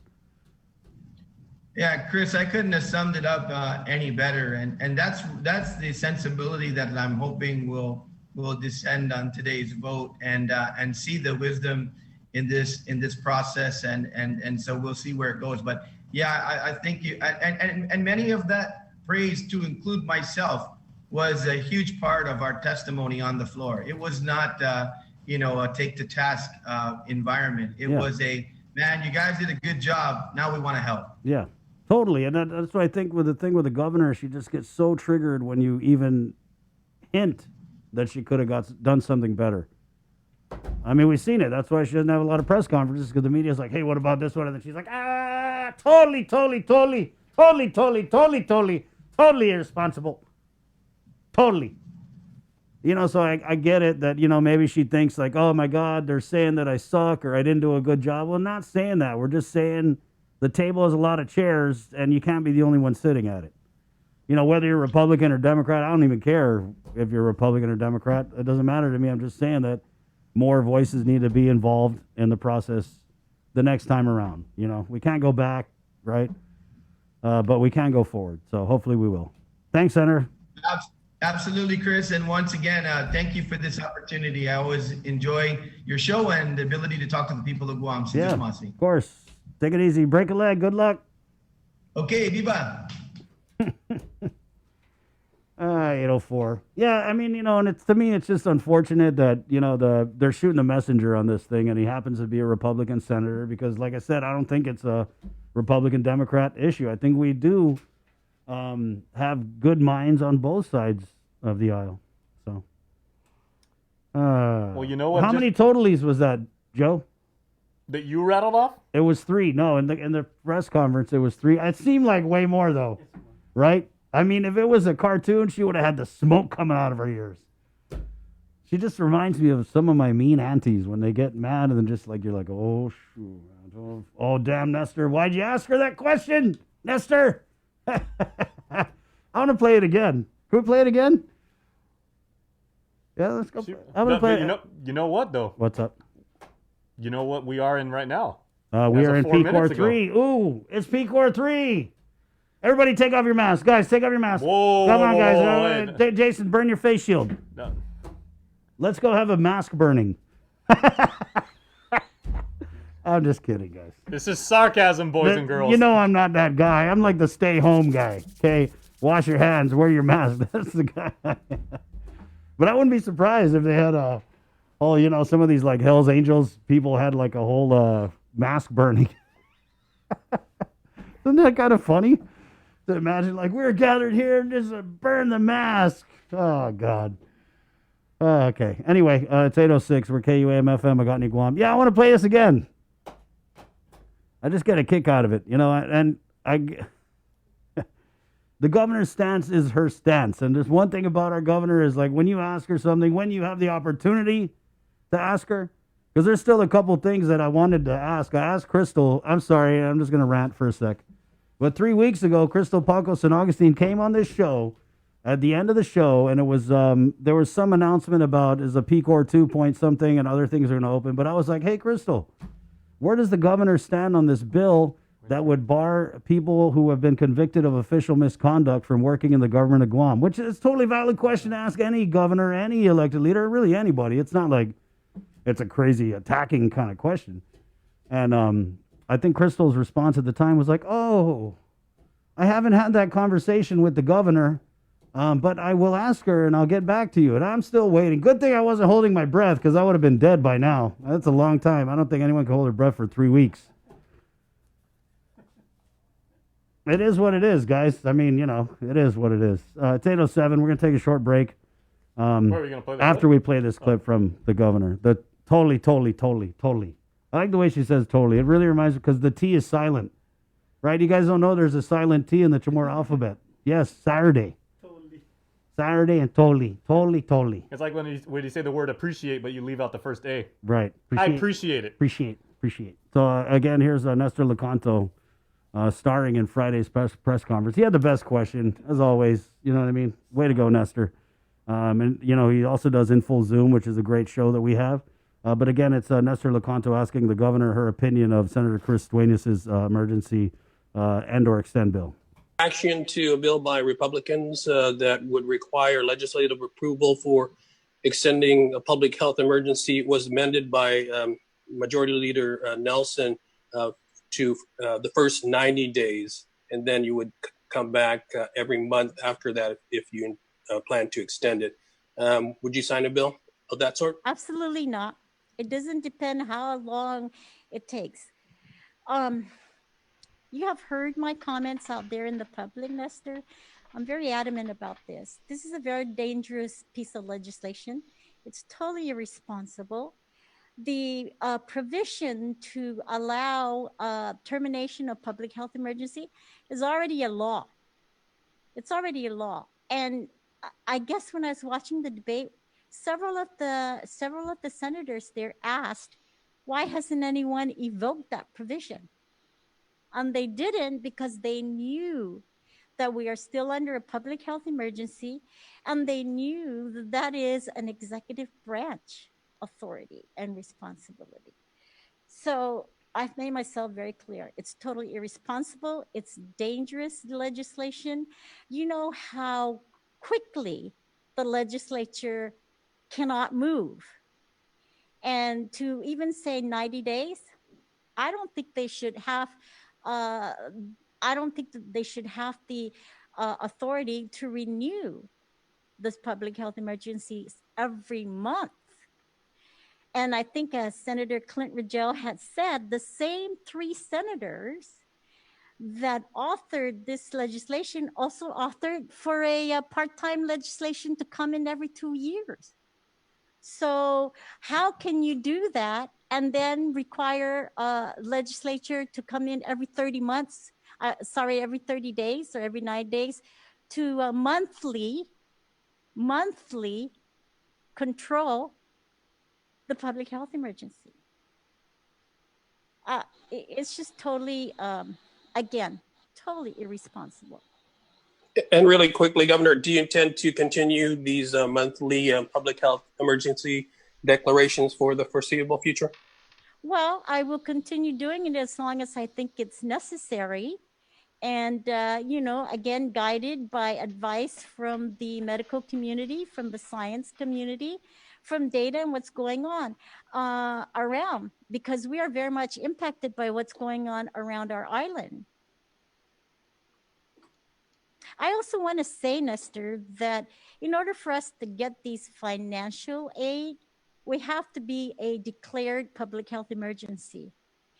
And by law, the individual that does that is the governor of Guam, not the legislature. Totally. Oh, there you go.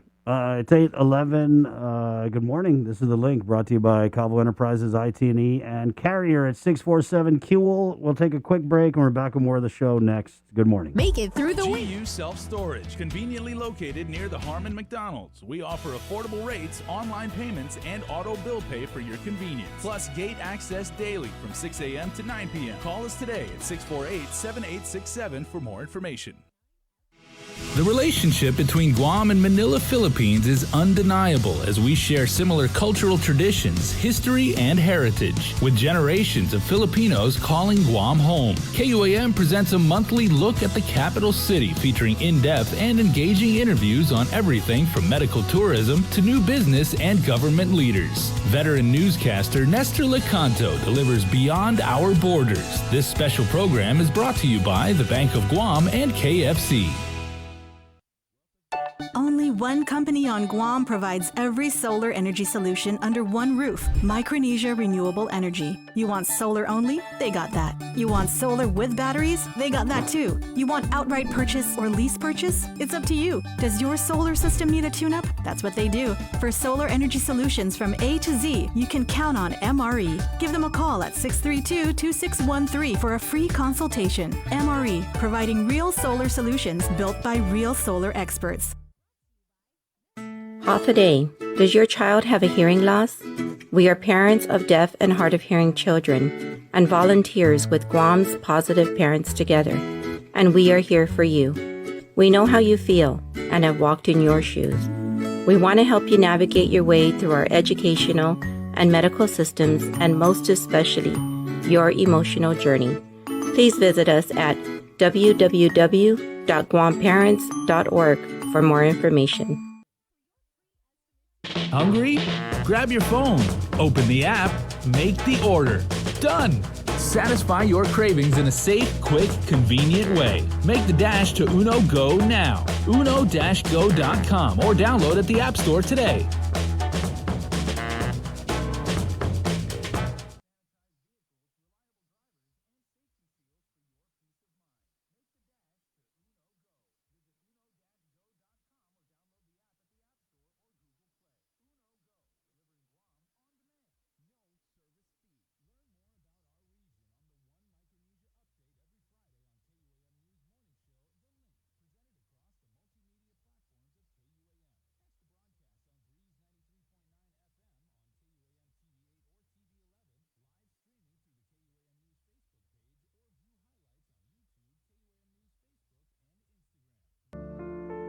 These are some of the signs that someone is thinking about suicide. Talking about wanting to die, excessive guilt or shame, and feeling like a burden to others. Feeling empty, hopeless, trapped, or having no reason to live. Feeling extremely sad, anxious, agitated, or full of rage with unbearable emotional or physical pain. Other signs include changing behavior, such as making a plan or researching ways to die, withdrawing from friends or saying goodbye, giving away important items or making a will, taking dangerous risks such as driving extremely fast, displaying extreme mood swings, eating or sleeping more or less, and using drugs or alcohol more often. If you or someone you know is showing these warning signs, get help as soon as possible. Call Guam Behavioral Health and Wellness Center's crisis hotline at 647-8833 or 4.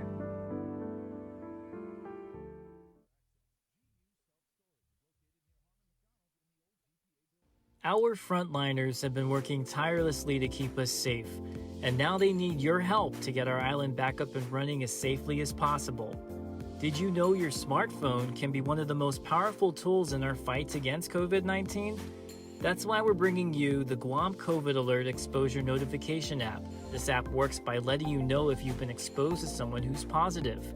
It's completely voluntary, and more importantly, it's completely anonymous. It does not track who you are or your location. Researchers at Oxford University have found that for every 100 to 200 downloads of the app, it can prevent 100 infections and save one life. Add your phone to the COVID fight by going to guamcovidalert.guam.gov or download it from the App Store or Google Play now. Help Guam stop COVID-19. We got your 6 at 6 a.m. with the link on Breeze 93.9 FM. Bree and I connect you with all the latest news and information you need to know to start your day. Then check back with Guam's news leader at 6 p.m. for the day's top headlines with KUAM News Primetime. From 6 a.m. to 6 p.m. and everything else in between with KUAM Digital, we got your 6.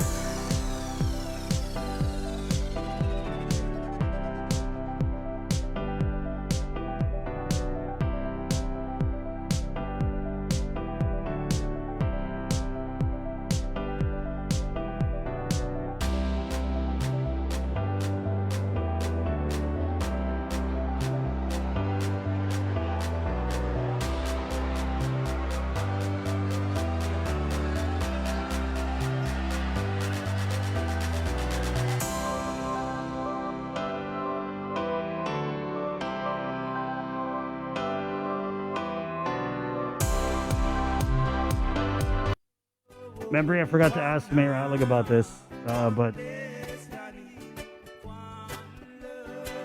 Manana Sijuas Chetlu, I'm hoping you can find out who's in charge of the Island-Wide Beautification Task Force. Our Guahan needs other people's help. Put fabot, let's keep Guahan sen gotbu. Okay, so yeah, Bree, we're talking about Island-Wide cleanup. Yes. When we had that, like, tourism reopening Mullard, we did a whole, like, huge cleanup. Right. And you're right, so I'm wondering now that we've set this tentative April 1st, right? Yes. And that's not April Fool's, okay? I mean, it is April Fool's, but the reopening of tourism is not supposed to be April Fool's. Anyway, so we're wondering if we're opening April 1st, when are we going to do like the cleanups and all that stuff? So that's a good point. We'll put it out there. Right. So the lieutenant governor's in charge. Yeah, Lieutenant Governor. So he normally would come on here on Tuesdays, but he's been pretty engaged for the last. We can also ask GVB because I believe they were the lead on the last one as well in partnership with. Maybe I will. It's always fun to get Uncle Carl on. Remember last time he was on? Yes. I Woo! do. He was like, "Open the bars already, Carl." And then what did Auntie Lou do? She opened the bars already. So. But he also said, "Man, I'm probably gonna get in trouble for this." Yeah, and then he kind of went off on some weird, like, I don't know. You had to be there. Which, if you weren't, you can be because we put it up on YouTube. April is also Earth Month, and so typically they have cleanups during Earth Month. Right. So I've already reached out to Guam EPA to see what they're doing because we're also planning what we're going to be doing. A cleanup. I don't know. Because we usually do our Think Green. Yeah, we do, but with COVID, it's PCOR 3 though, guys. We're Bree. How's it feel? PCOR free. We're in PCOR free now. Well, it was PCOR fun, and then did we ever go into PCOR 2? I should know this, but we did. We did, right? Yeah. But it was all blurry to me because, like I said, and I don't know how you guys, if it's a big deal for you guys, but I feel like if you set a certain way and you tell us this is PCOR 1, this is PCOR 2, this is PCOR 3. And then you go and change the whole thing, and you put PCOR 3 where PCOR 1 was, and then by the time PCOR 3 rolls around, there's really nothing left to be done except go to happy hour. It's just confusing, and I don't know if it just makes it look like you don't know what you're doing. At the end of the day, for me, it doesn't matter what PCOR it is. Wear your mask, please. Maintain social distancing. Be smart. Make smart choices. Yeah. Don't go to the bar and go all crazy.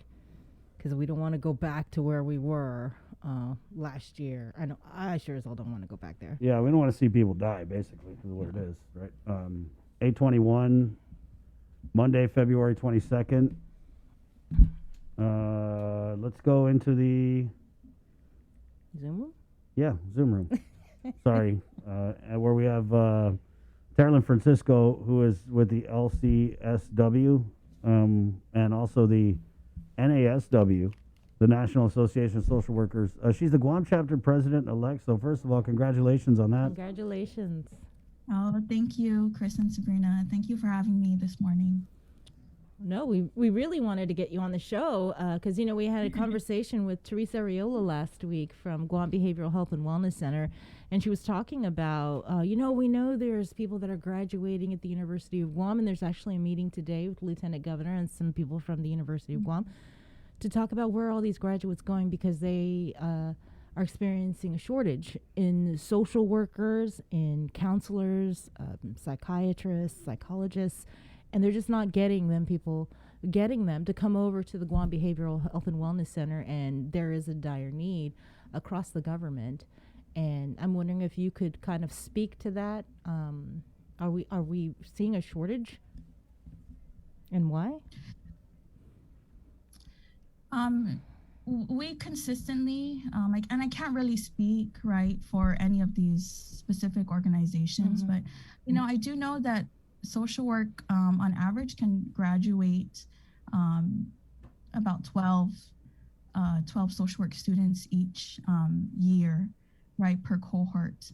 I do know that last year, most of the social workers were pulled with public health for COVID response, So they were managing the COVID sites, doing COVID tracing, So they were kind of pulled directly into the COVID kind of community response, So I think that's where most of them went. Can you tell us a little bit about how the important role social workers, play in, for example, this pandemic, and just in general? Well, reflecting on this need for social workers in our community really reflects on the social ailments that we're experiencing, If we need more social workers, that means that we're having heightened, increased levels of community ailment, right? And that is family violence, child abuse, that's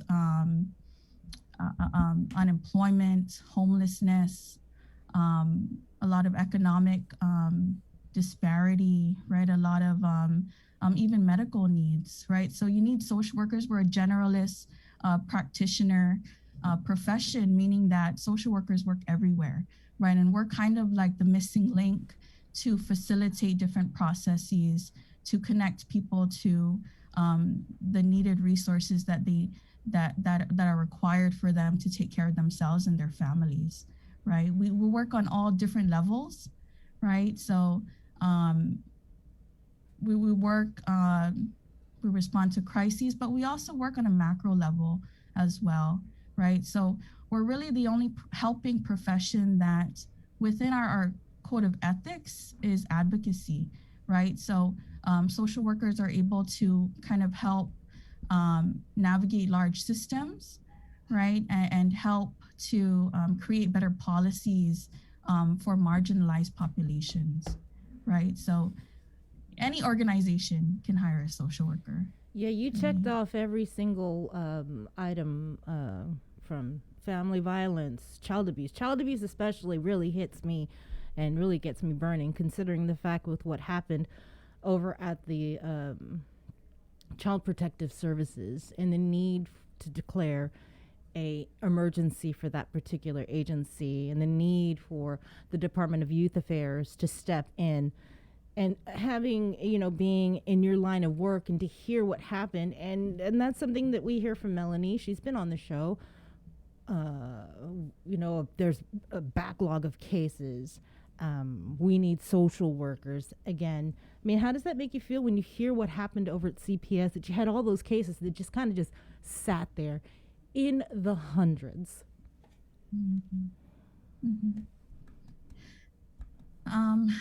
Well, again, it really reflects our community, the state of our community, right? And of course, all of the social problems have been exacerbated because of COVID, right? So,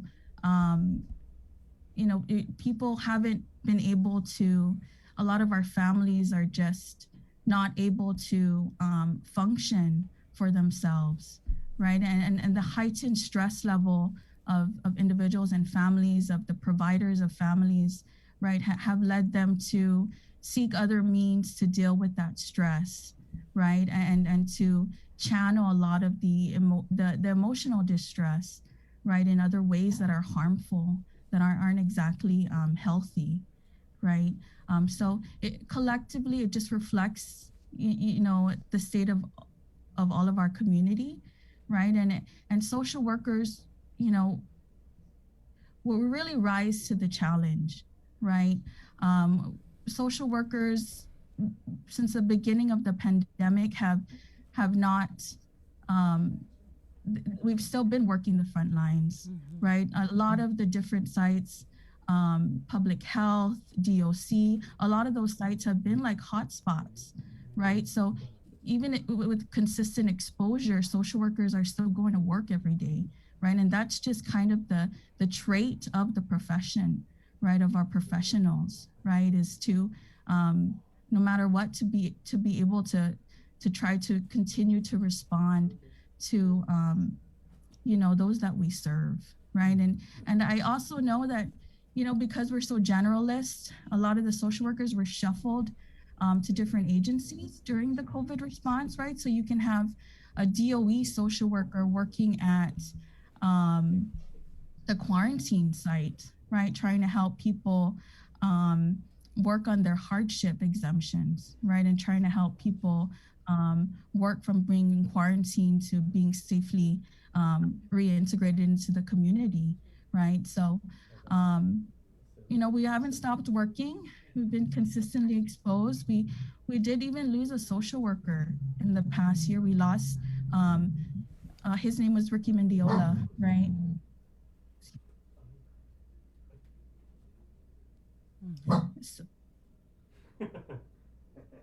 So you guys lost Ricky. Was he over at DOC? He was one of the Guam. Yes, he did. I believe he did get placed at DOC, but he was actually a psychiatric social worker with Guam Behavioral Health and Wellness Center, right? And unfortunately, he did contract COVID, and it was a really brutal battle at the end of his life. He suffered for 2 weeks, right, before he eventually succumbed to the virus, right? And so during our social work conference, we're going to offer a memorial for him at the end of it, right? But he's really the epitome of how social workers will sacrifice ourselves, right, when it comes to the service of our community, when it comes to the people that we're committed to. Wow. Yeah, I don't think we had heard about Ricky, and we just had the Guam Behavioral Health and Wellness Center director on last week. So he was a psychiatric tech, a social worker assigned to the Department of Corrections during the COVID pandemic, and contracted COVID while doing work there, and subsequently passed away. I can't confirm where he got it, right? He was a psychiatric social worker, right? He was one of our social workers, right? I can't confirm that he got it from DOC. Right, but he passed away while working on the front lines of the pandemic. Yes, all the way up until he was in ICU, he was working, right? And that's just testament to how committed we are. We do have a caller from Lynn. Lynn? Yeah. Lynn, who wanted to talk about the Child Protective Services issue. Yeah. Do you mind if we just bring her on real quick? Good yes. morning. Again, guys, 637-0094 is the number here on the breeze if you want to call and chime in at any time. And so, Lynn, good morning. You're on the air.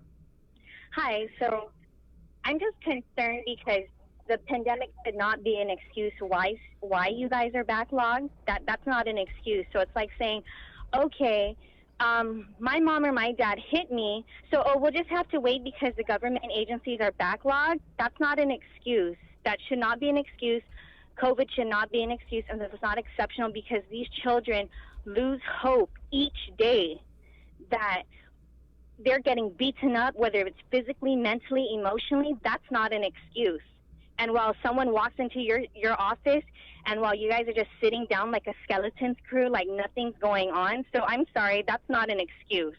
You guys need to do better because where are we? We're in 2021 and 109. What is it to be exact? Please correct me on how many cases that you guys are backlogged. I believe it's over 900. Yeah.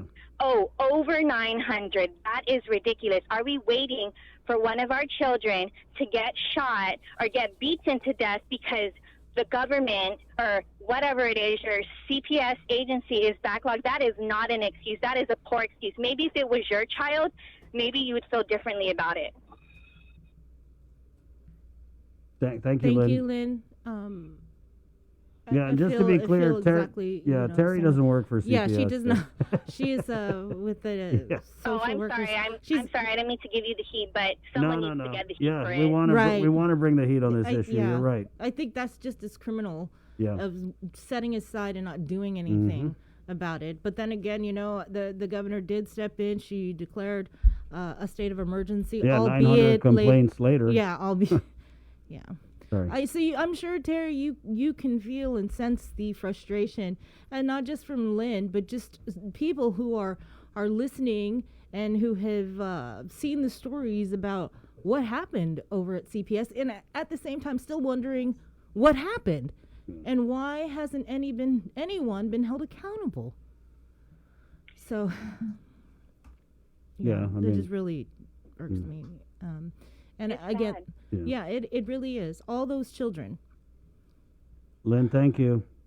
Yes. Oh, but can I ask about something? Has anything heard anything about the allegations about since I'm on the air, about those Dusatani nurses and I wanted to reach out to the public health director. Were they removed for these allegations? Are they still working? You know, because, you know, here we are using the CARES Act fund, you know, while they get to sleep at the hotel and party while these hardworking people get to expose themselves to COVID. Thanks, Lynn, for asking that. We are actually going to be following up on that. We did get some information that these nurses may have been moved to another government agency, possibly down at the Port Clinic.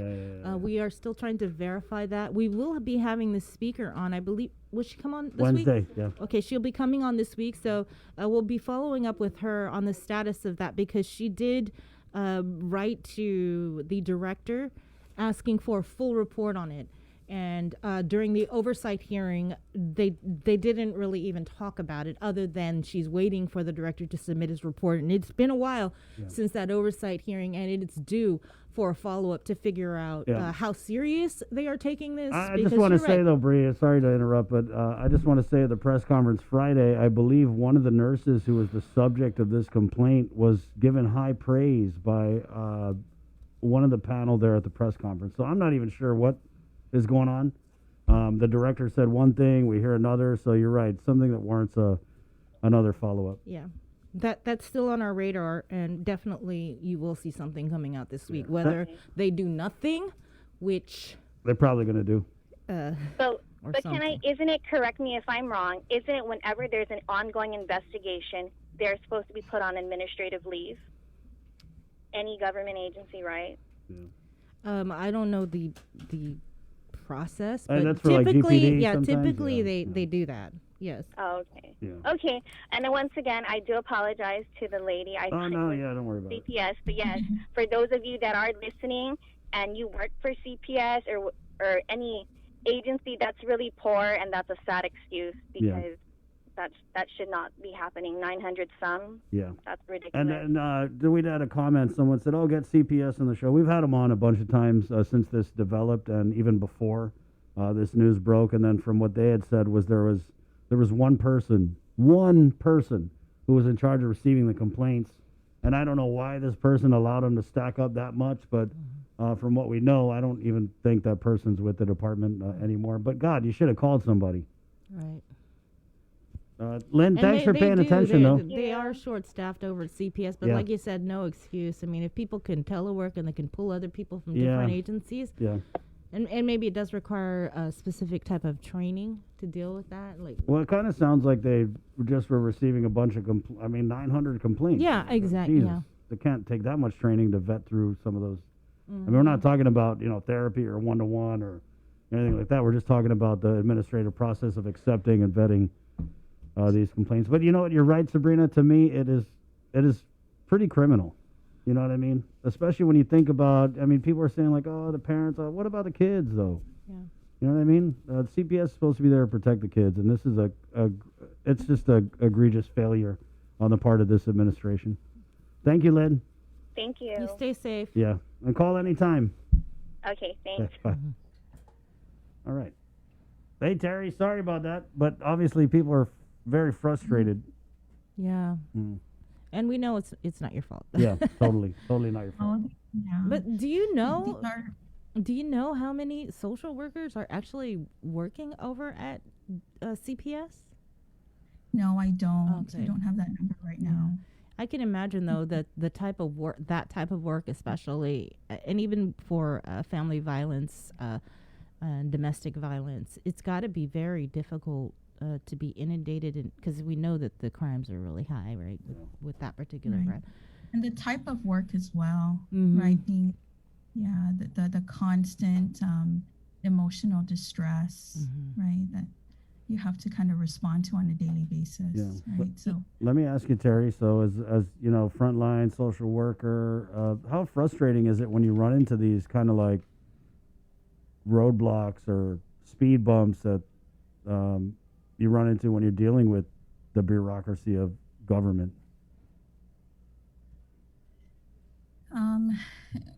how frustrating is it? Oh, of course, you have to develop certain professional skills yourself, right? And that's when training is really important, in knowing how to manage, to go from, every day from pre-crisis to crisis back to returning home to your families at night, right? Having to deal with, you're working with very vulnerable populations. You're consistently exposed to different types of traumas yourself, right? And so it's not just burnout, it's also compassion fatigue, right? If you're not careful. And kind of, that kind of emotional fatigue, right?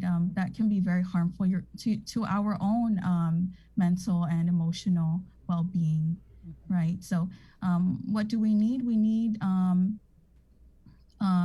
the flexibility in our work. We need more support, right? We need to be able to have to come from leadership and administration that kind of breeds a climate of trust, right?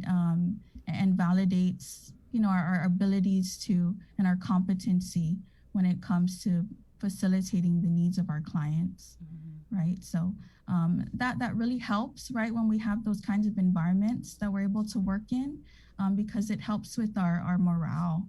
Yeah. Right. And on our safety, our network of safety within the organization or the agency that allows us to be more emotionally resilient as we perform these duties. Right. Is there a high turnover rate in the social work field? Yes. Mostly with the crisis agencies, right? So CPS, Guam Behavioral Health, right? The agencies where you're just required to respond to these very distressing types of situations, and you just become so overwhelmed, right, with the caseload, so the responsibility. Right. So having said that, then are there not programs to help these social workers decompress? What is that called when do they have counselors, I guess, right, to help these social workers? Social workers for the social workers, in other words. There's some collaborations, right, between agencies to provide those services. I don't believe that any of those agencies have clinical staff to respond to the social worker employee needs, which is something that we could develop, right, as we move forward.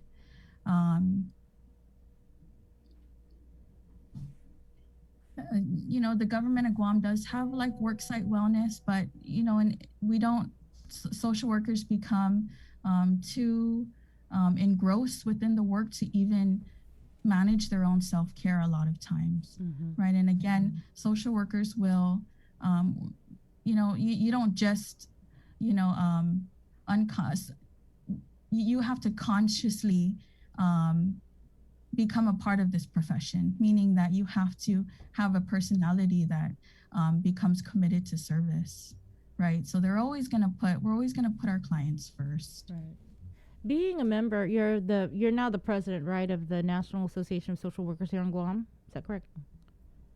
Incoming yes. President. So you've been a president. I'm sorry? We do have a current president on the board. Well, you're the incoming president, so you've been with the organization though for a while, right? NASW? Yes. Within this capacity for a few months. But with the organization as a member. Yes, right. Since I was a student. Okay, and having said that, have you seen this call from the government saying we need help, we need social workers? Have they been aggressively working with your organization because of, for example, what happened at CPS, because of what's happening over at the Guam Behavioral Health and Wellness Center? Obviously, there's a need. If there's a meeting that's being held today with Guam Behavioral, with the Lieutenant Governor, with officials from the University of Guam, so I would think that they had reached out to your group, putting out the call, like, we need you. We need social workers. Do you recall that transpiring? Not to this extent as it is right now. Okay. And you mentioned that there is a conference coming up, which this memorial will be held for Ricky. Can you tell us more details about that? So our annual National Association of Social Workers Guam Chapter Conference will be held on March 25th and 26th.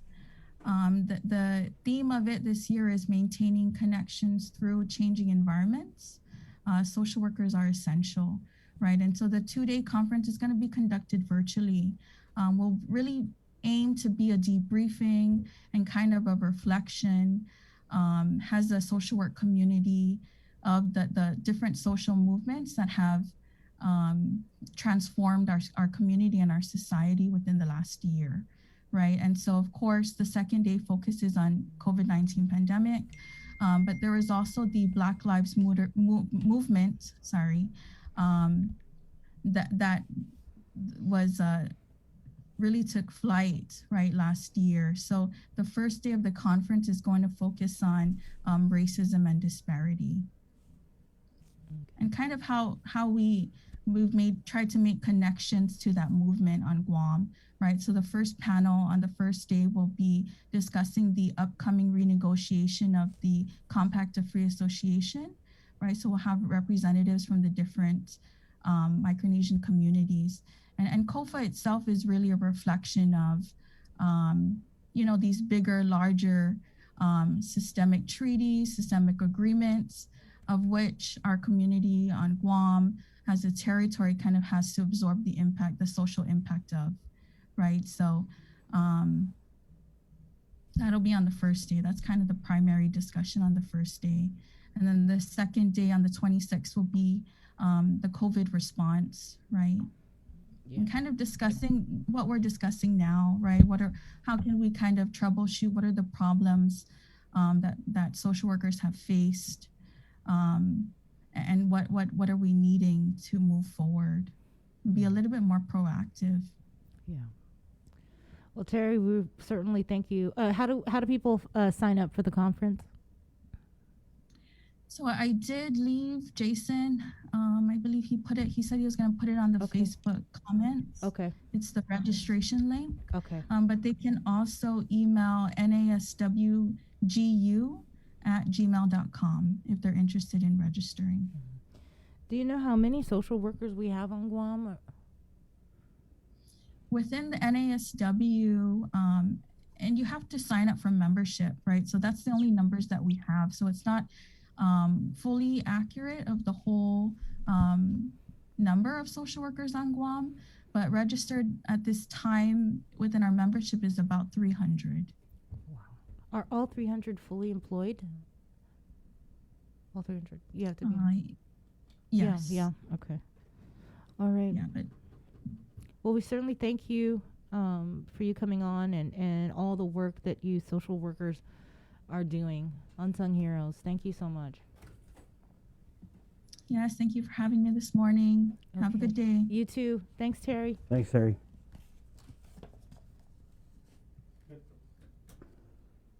8:48. Guys, we're going to take a quick break, and we're coming back with Reverend Tax Director Daphne Shimizu next, right here on the link. The relationship between Guam and Manila, Philippines is undeniable as we share similar cultural traditions, history, and heritage, with generations of Filipinos calling Guam home. KUAM presents a monthly look at the capital city featuring in-depth and engaging interviews on everything from medical tourism to new business and government leaders. Veteran newscaster Nestor Lecanto delivers Beyond Our Borders. This special program is brought to you by the Bank of Guam and KFC. Dinner in a snap. You don't even have to leave the couch. Fast, safe, reliable delivery. Make the dash to Uno Go now. Uno-go.com or download at the App Store today.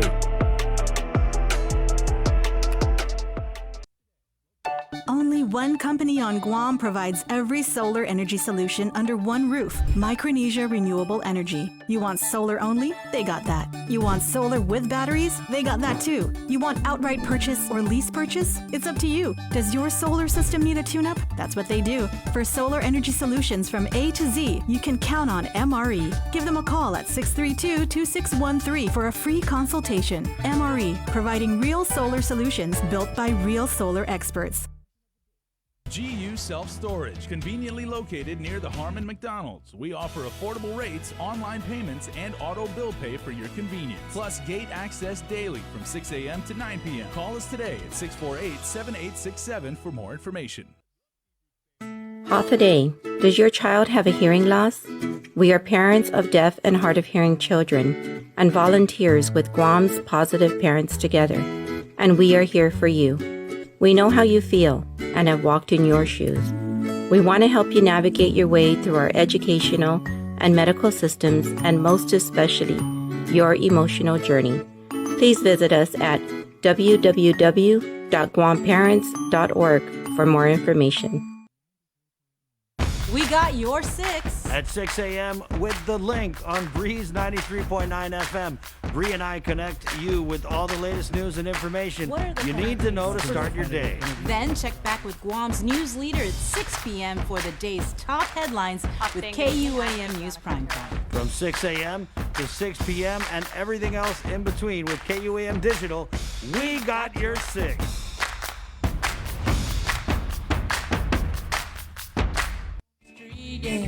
So pretty you fall in love.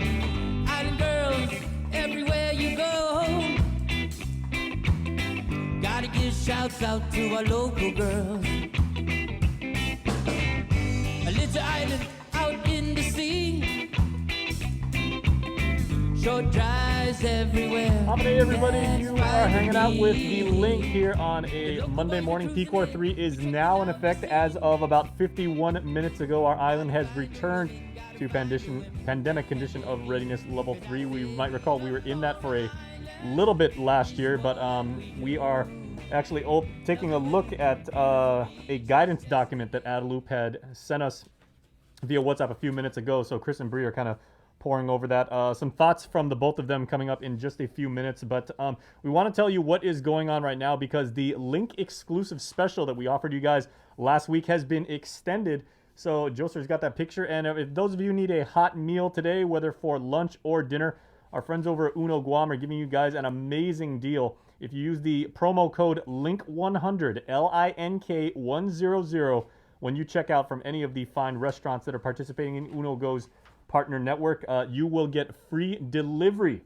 So absolutely zero being charged to you for the delivery to your home, to your school, to your office, what have you, being made exclusively to Link viewers. So use Link100 as a promo code at checkout, and you will get a wonderful and delicious meal in the comfort and safety of wherever you are, delivered right to you for lunch or dinner. Make sure you use promo code LINK100. Thanks to our friends at Uno Guam for making this happen. And as you can see, Chris and Bree are very embroiled in this. And Chris, this is like it's a 10-page document. I know we were kind of like all looking it over together, and it says, you know, like how different this might be, if at all, from previous guidance. As Bree, you just kind of like poured through it. Anything really jump out at you? Bowling alleys? We can just go through it. Yeah, I think you said let's something go about through it. yeah, well, All right. restaurants 50% capacity of the. Okay, so PCOR 3 was at 8 o'clock. Just go to the back page. Bars and taverns effective 5 p.m. February 24th.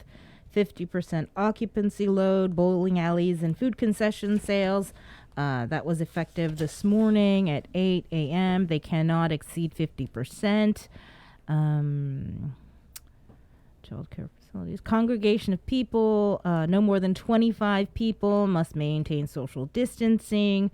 Cosmetology establishment prohibits walk-ins, eliminates waiting rooms. Government of Guam departments and agencies are operational.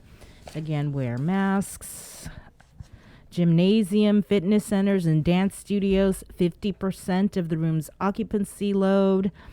Hotels will be allowed to continue limited operations, according to the latest guidance from Public Health. Indoor dining in an eating and drinking establishment, 50% of the occupancy load with no more than 6 persons per table per per party, and each party is at least 6 feet away from the other party.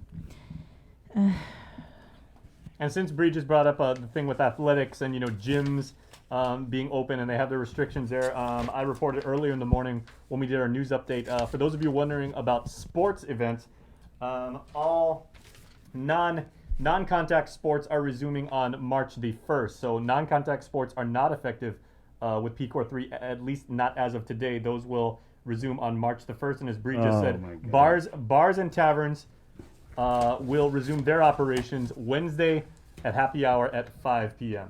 I just saw the part about live entertainment because the bars are reopening. So I know that people who perform for a living, whether they be musicians or, I don't know, MCs, hosts, but some of the regulations, DJs,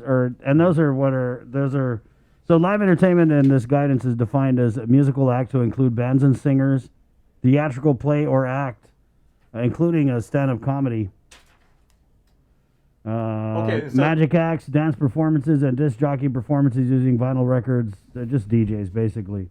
But the live entertainment, the requirements for live entertainment are in a bar or tavern. All live entertainment at bars and taverns must meet the 6 feet distance requirement between the entertainers and customers. Okay, that's common sense. But this next one, all performers must be 6 feet apart from one another in all directions.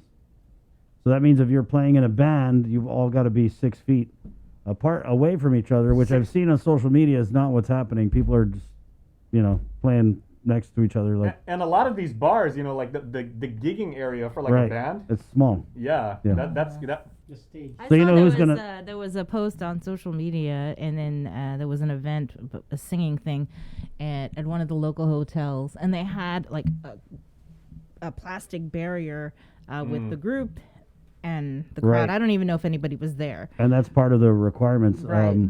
Face masks must be worn by all performers at all times, except for those who are actively singing. In which case, physical barriers may be used where the top horizontal edge height of physical barrier is a minimum of 6 feet above the stage floor between the live entertainer and customers. When present, all windblown instruments must have a bell covering or be in an instrument bag when not in use. All customers must refrain from cheering or singing along. Are you allowed to dance? You can't dance. Dancing is illegal. No dance. We're living on Footloose Island. Okay, and you can't cheer or sing along. And that means you can't play Freebird, everybody. What about humming, though? Can you hum? Okay, I'm not making light of this whatsoever. You know that trend that's going on TikTok right now, right? They call it the Don't React Challenge, where they play like a bunch of like random songs and you can't tap your foot, you can't sing along, you can't head bob, you can't head bang, Yeah, you can't that's dance. Guam. That's us. basically what this is. Exactly, totally. So if we are to go out, we are all going to be participating in the Don't React Challenge. And then it also says sharing of microphones, props, and other items used for performances are prohibited unless they're properly cleaned and disinfected between uses by different individuals. So let's say you call up someone to sing a song. You got to sanitize all your stuff before they touch anything. Are karaoke bars allowed I to was be just open? about to ask that. That's a great point. Did you see it in there? I don't know. I guess they would be like if you get behind the plexiglass. Okay, and right? You're gonna feel like a star singing karaoke. No, wait, because there are basically three types of In a big karaoke bars, cage. right? There's a karaoke bars where you would sit at a bar and then make a request and then like sing a song, right? And then there's the other kind when you actually rent a private room, and you've got your own TV and your own -1. And then there's the other karaoke bars where you stand up on a stage and they've got the big screen behind you. So in each of those cases, We're I think gonna have to do a karaoke show if our karaoke bars aren't. No, and it's interesting, allowed Chris, to because open. you have that long, exasperated sigh at the beginning of this, but I'm probably gonna get a Send us your ticket. karaoke Am I gonna get a videos. ticket No. for saying good morning, Guam? Like the way I had, say it? we have had friends of ours that have been on the Cover Me portion of this program, Right, yeah. who have sent us their gigging videos, Right. and it's not because they were disobeying policy or because they were nonconformist or anything like that. I think this is a brand new regulation, is it not? Well, it's brand new as we got it today. Yeah, and so that dramatically changes everything. Yeah, you got to be behind a 6-foot tall plexiglass. So if you're one of those acts where you play, you're a pianist, and then you've got some beautiful singer, you can't lie down on the baby grand anymore. You got to be like way on the other side of You the got to room. be 6 feet away, and then you got to have, if you're singing, you got to have the 6-foot high barrier. Even if you're a 4-piece band, I mean, the drummer's going to be on one part, the bassist is over here, the guitarist is over here, and so you got, wow. Whatever you do, don't cheer for your entertainers. Or sing along. Or dance. We're not clear on tapping your foot yet or humming. We'll get back to you on that, okay? Because that does not involve your... I don't understand, though, that does not involve your wait, respiratory you system. can sing in church with your mask on. Right? So if you can sing in church with your mask on, I don't care one way or another about the bars. I'm just saying, if you can sing in church with your mask on, why can't you sing along to somebody who's performing?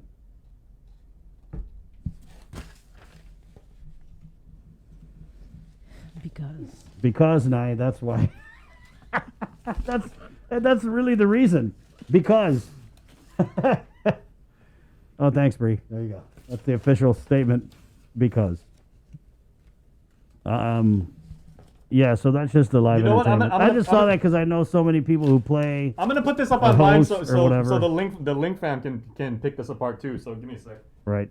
And then for concession sales, I believe that they're just removing communal food and condiments that require shared serving utensils or equipment.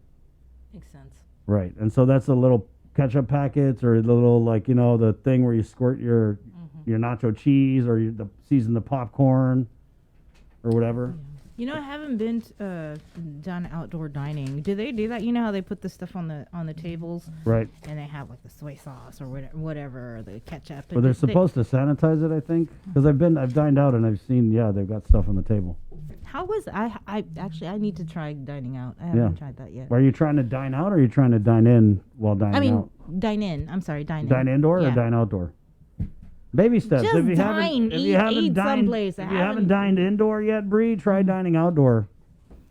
As a baby step. Yeah, baby steps, and then go into the, and then we'll have you at the bar by the end of the week. I don't think we need to wait. Yeah. 9:02, guys. So we're just trying to sort through this. I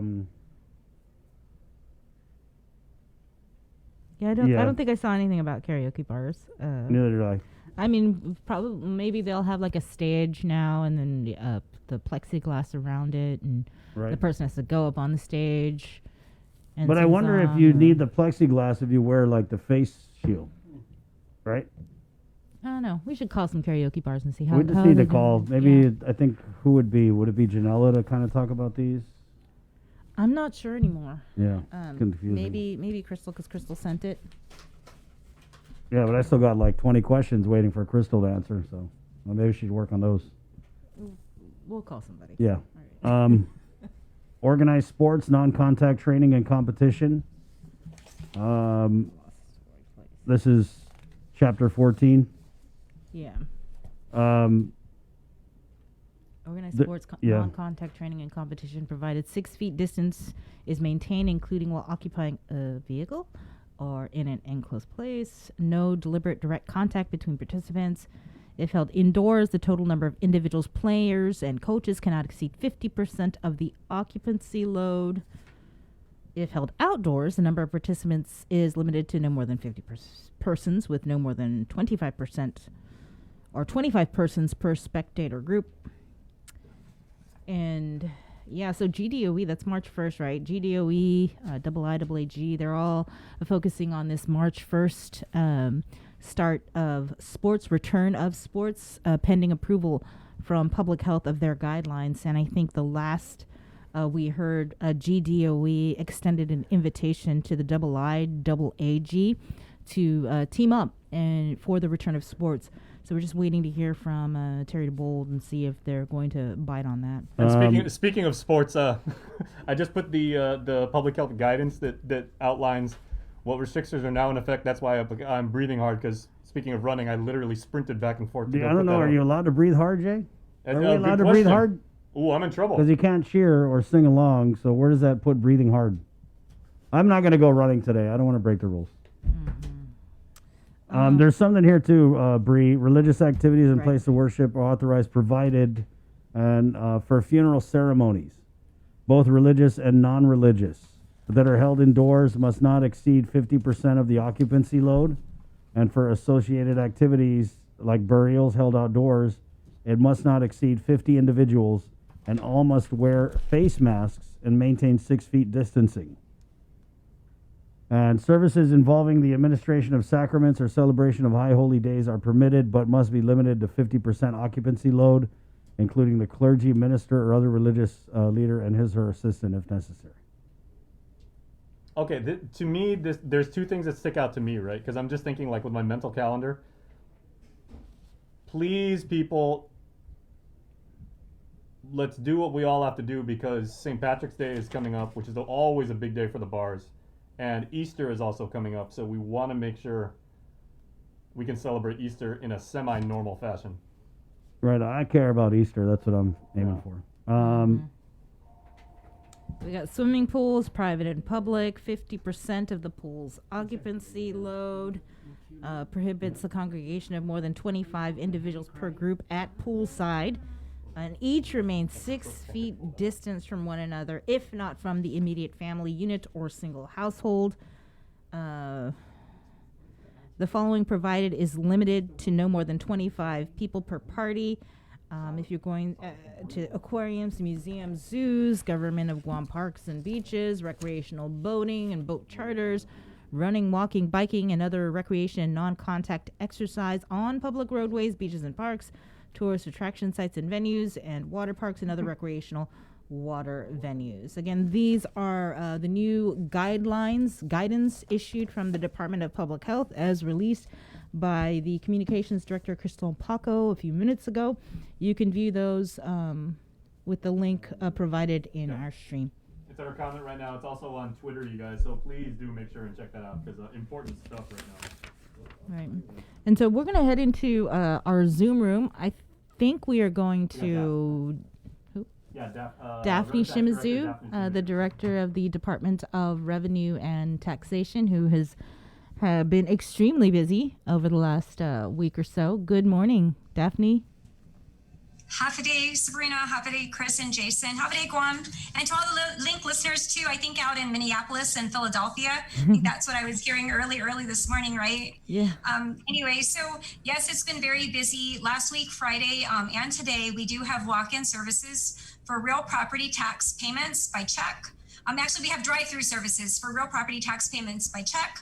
We also have drive-through services for business privilege tax filings. Again, today is the deadline for the first installment for real property taxes. It's also the deadline for business privilege taxes to be filed. And our team is also out there receiving Forms 1040. And I know I messaged you last week, Bree, because, at 6 in the morning, we start receiving, that's around the time we start receiving some of the drive-through service services start happening, and we've been working to try to receive as many of the tax filings as possible. On Feb 12, we received over 9,500 manually filed returns. It's a lot. It's probably the most we've ever received in a single day. It took us like almost the whole week to come up to make sure that we accounted for all of those and we counted them up. So we're receiving a whole lot of forms. But again, today we do have drive-through services. If you are going to make your real property tax payment, and you can make it by check, I suggest you try to use our drive-through services. For the people that have come here, I know they've been quite happy about how quick it's been going. Last week, Friday, I was on the phone with Director Byrne because the treasurer down at the ITC building had a very long line. It was going past DLS and I think past Bank of Guam within the building itself. Some people waited for quite a while. So again, if you, I highly recommend though that people pay online if you can. You can always get to our website, guamtax.com or myguamtax.com. Go to the help section at the top and then you'll see on the drop down, there is a little FAQ that you can go ahead and read through if you have questions about what can be paid, but you can pay your 2020 real property tax payment online as long as you have the parcel identification number. You can make those payments. So, again, but for those people who still like to get their real property tax stub stamped by us, our team's doing it outside. You can come again 8 to 5 today if you're paying by check, and you can go ahead and get those paid outside. Right. You know, you've really been pushing for people to file their taxes online. Are you seeing more and more people doing that? Yes. You know what? And by the way, like, I monitor it like multiple times a day. I'm like just so excited. Yesterday morning, we hit over 1,400 people who filed online. And since I think 2005, when we started doing online filings, it's probably one of the highest years. So I'm very proud of that. For the 2018 returns that were filed online in 2019, we had 799. And last year we did have a huge surge in terms of the online filings, but we also, within the count, it's about 7,000, but within that count is also the non-filers, which we've never had a non-filer form before. But so to see 1,400 yesterday, I was in the morning, just I'm always logging in and just making sure that we're seeing some progress. And even if it's just one, I'll refresh it after I get in, after a minute, just to see if like another one person will, go ahead and file. And when they do, I'm just like, yes, because you know what? I highly recommend that if you qualify that you file online. And why is because, as long as your information, and please make sure if you get married that your name, your marriage name marries your social security card and matches what you file in your tax return. Also, make sure that your children's names are correct and their social security numbers tie. But as long as all of the information is accurate, it's considered validly filed and processed. And why is that important? Because when it comes time to pay out the EAP3, when it comes time to pay out the rebate recovery credit, those individuals who file online, they won't have to be waiting for Rev and Tax team to be processing their return. They won't have to wait for us to take it, scan it, process it, make sure that all information is correct. And so those people who file online actually, they're likely,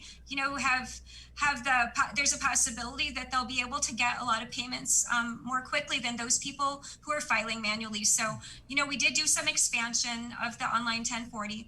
Not everybody's going to be able to file online. We're actually working already to see how we might be able to expand it further. But right now, again, we believe that based on the criteria, that probably we can capture, a good amount of the filers. And so again, we're highly recommending that people do that. Again, make sure though that when you file online, or when you file any return, I know that people have been rushing to get in here to file their returns. If you don't file, if you don't have correct information, it may be problematic. I know in the last year, people were filing both. There are some people who filed both the non-filer form and they filed a 1040. So, make sure that when you file, that you file the right information, or remember again that you're attesting to the accuracy of the information there.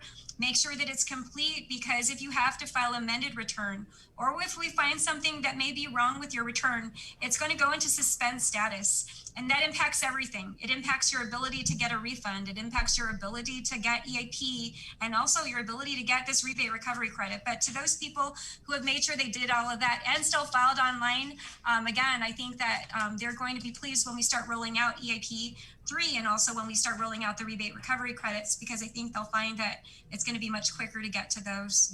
Are people following the rules or following the process? Because I know when we had you on, you stress that, hey, look, if you're going to file online, make sure you put down your routing number. Don't put down the number that's on your card. Are people, for the most part, following the rules?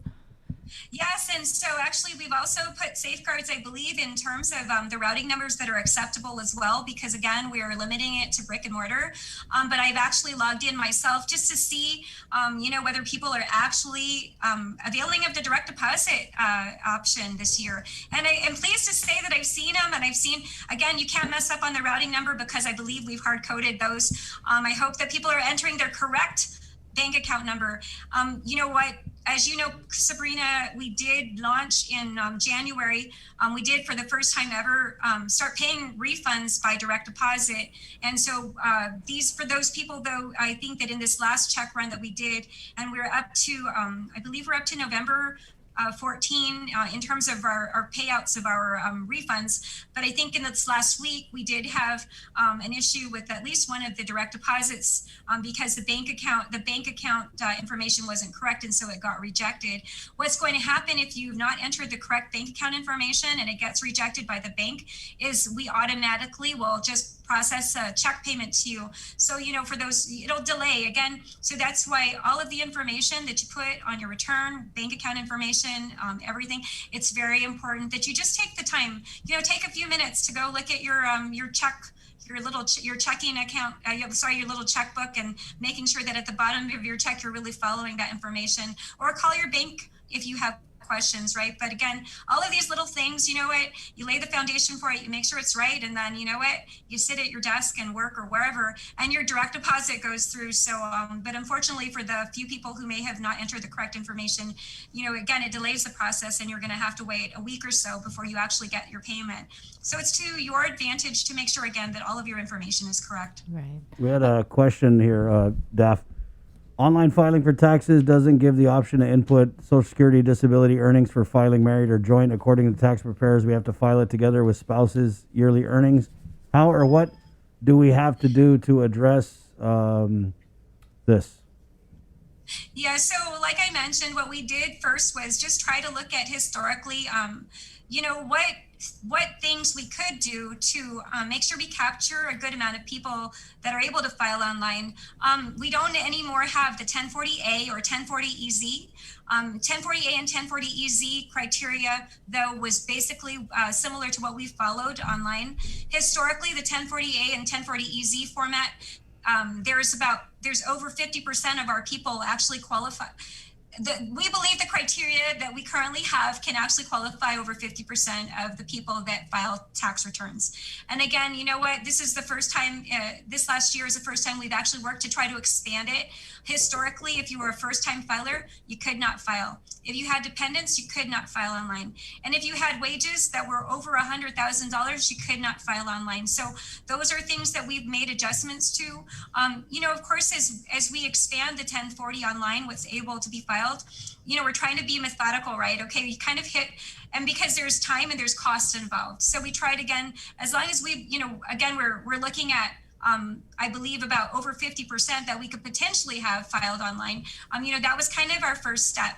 But I believe that you're going to see definitely in this, you will definitely see in this coming year, us continue to work to expand what's able to be filed online.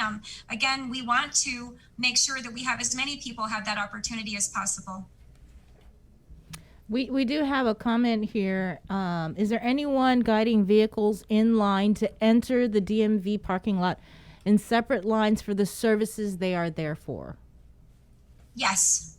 So what happens, and sorry, just as what happens, and I know this because I've done it myself. In fact, I've had to turn some people away, unfortunately, when we've already met our cap, and that's not a fun thing to do.